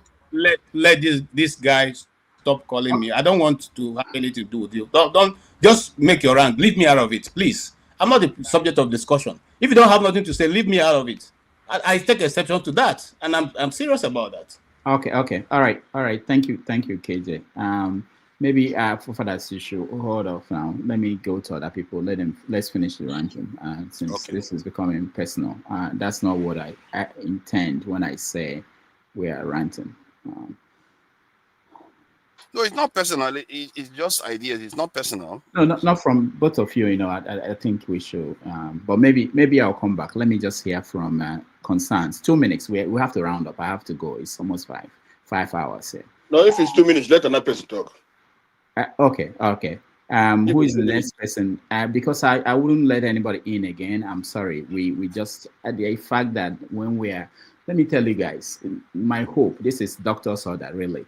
That I shouldn't do more than 3 hours. And I've been going over that because I'm allowing people to come in when we are rounding up.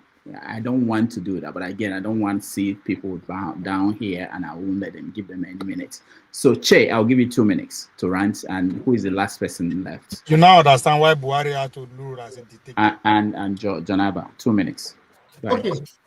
Thank you so much, Dr. Damage. It's good to see you and good to see everyone on the panel section and those that are listening.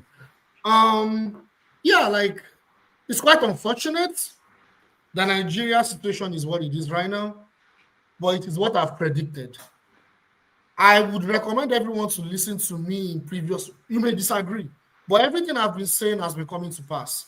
I made it clear, was it not 2 weeks ago, that now that Nigeria is now part of the CPC, right, they will use their proxies to escalate the situation. And that's what is going on in Nigeria right now.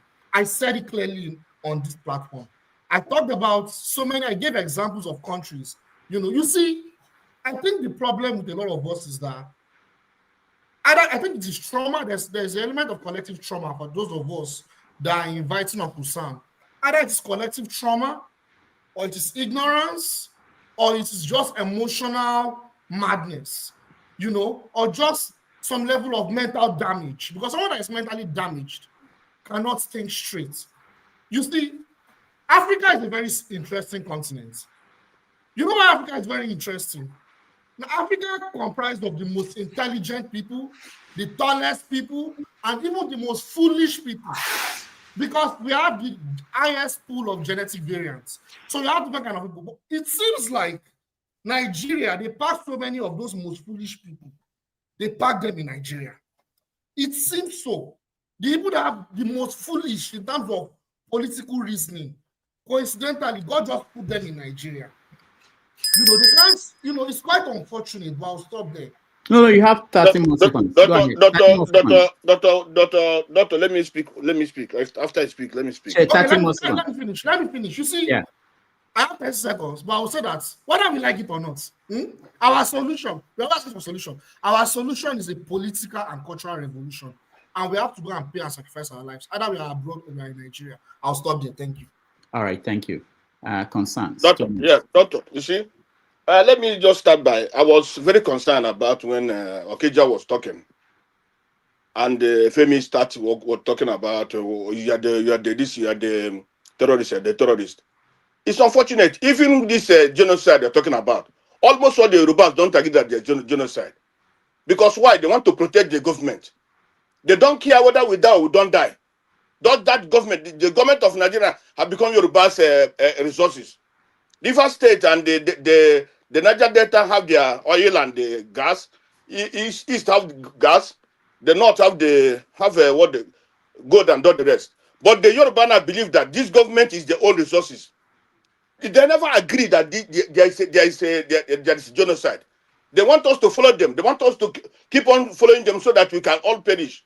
Why can't the Yorubas stand up? Before the Tinubu came in, Yorubas we are talking about having their own country. But now immediately Tinubu came, start putting all their people. Why must people be lazy?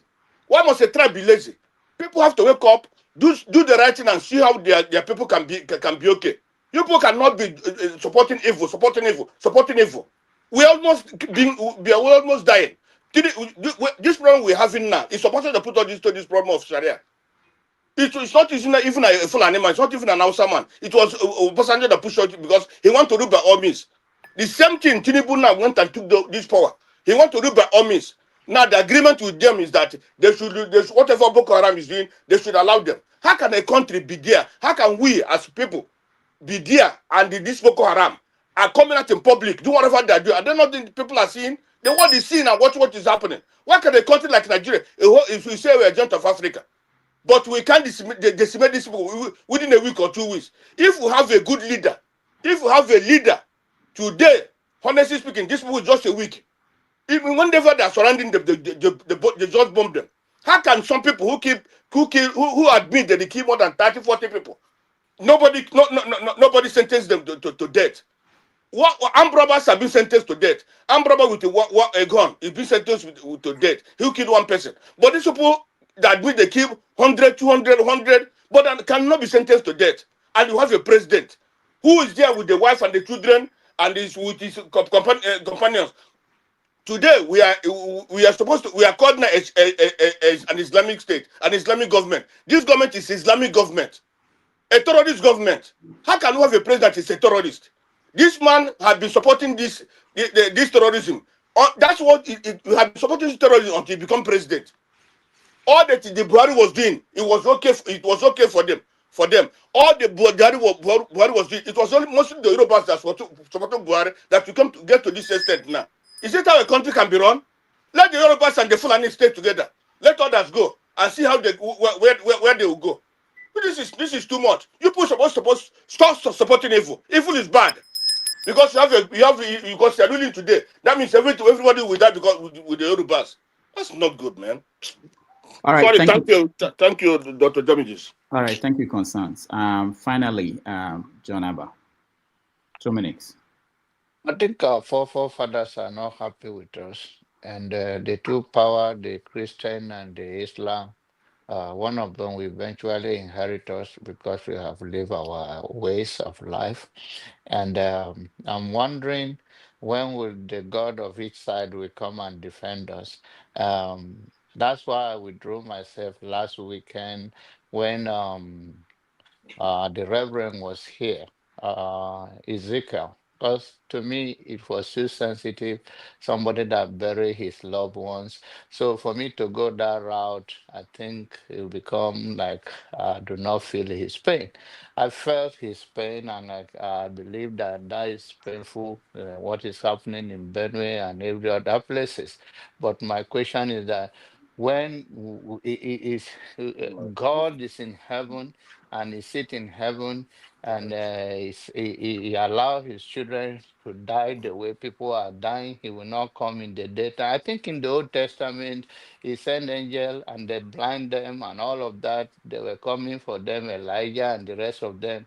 So I'm wondering that I think end of the day, we will end up stand our ground, or one of the religion will take over us. Thank you. All right. Thank you, Jonava. That was on time. I really, really appreciate all of you for staying here for 5 hours. It's almost exactly 5 hours today without much of a break. I appreciate all of you. Let me say that tomorrow we are going to bring a group of lawyers. I've been trying to reach out to so many lawyers who are going to weigh in on the judgment of Nnamdi Kanu.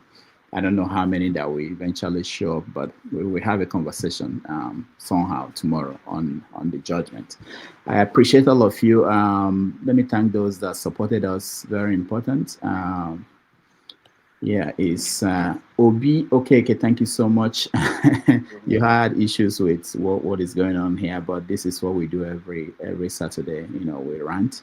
Oscar Blackburn, thank you so much. Send me that money back when you finish, Dr.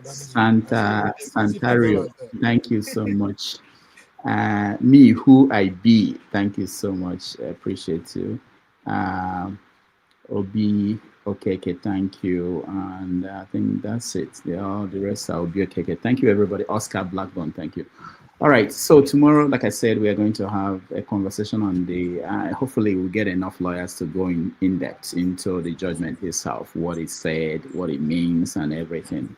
We're still working on getting the right people. Let me thank those that watch at home. We appreciate all of you. Remember, Forefathers will take over on the next stream, and you guys can continue the conversation. Jonaba, thank you so much for being here. KJ, thank you so much for being here. OT, thank you so much. Constance, thank you. Forefathers, thank you. Dexter, thank you. Ovie, thank you. I go pay $5. Don't thank me. Send my money to me. Alkijan, thank you so much. And all the people that came in that I don't remember who you are, thank you so much. I appreciate everybody. It's not easy to do what you guys do, to share your opinion. I tell you, there are some lawyers I'm calling to come on this show, and they are afraid of coming here to do what you do every Saturday. So you guys are heroes. Thank you, everybody. I'll see on you. that, Dr. Dameji, you appear during the judgment from the court. So are you now indicted one way or the other, or? Oh, we didn't get to that topic. We didn't get to that topic, you know, but that will tell you also that everything we do. Dr. Dameji, tell us a bit before you go, because it's important that we know. And also give the disclaimer to all those who are making comments here that they are also being looked at. So maybe tomorrow they have a case in Nigeria, they will use this as a...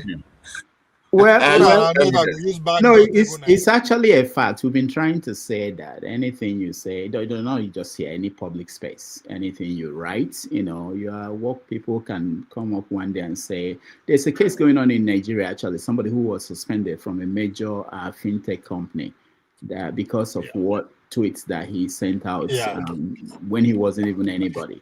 So it's something that I think people are aware of that by now. But I'm not saying it's good or bad or anything, but we should all be concerned about what we say in public, how we say it, and not just for today, for the next 10 years, wherever you may see yourself. There are a lot of people, because of what they've said and written, they may not be able to get a security pass in certain places and things like that. So it's a common thing.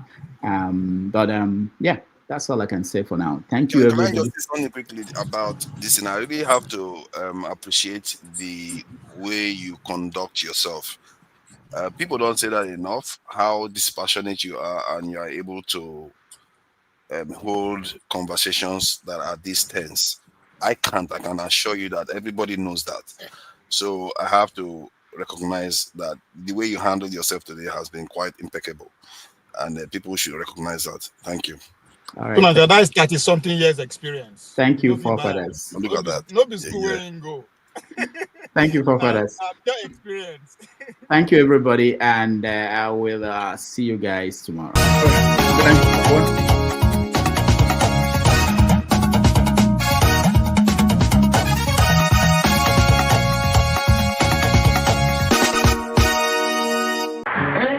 Going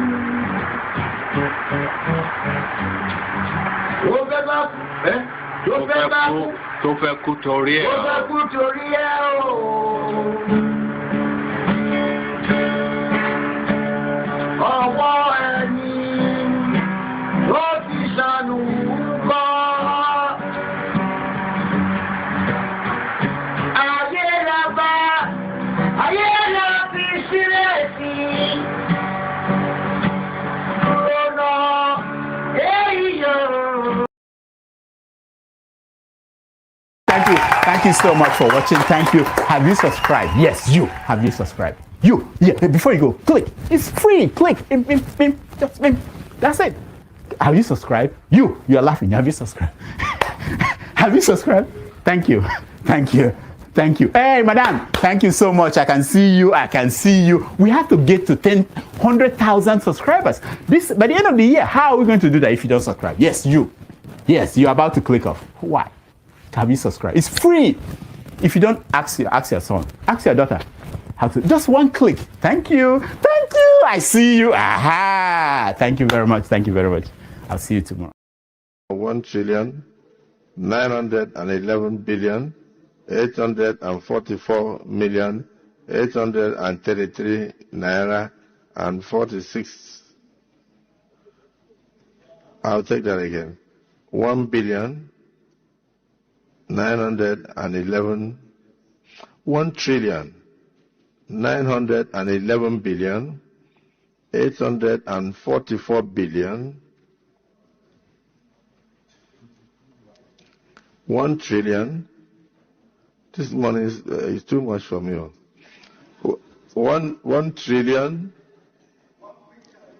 I hope that is not on the record. 1 trillion. I appreciate that.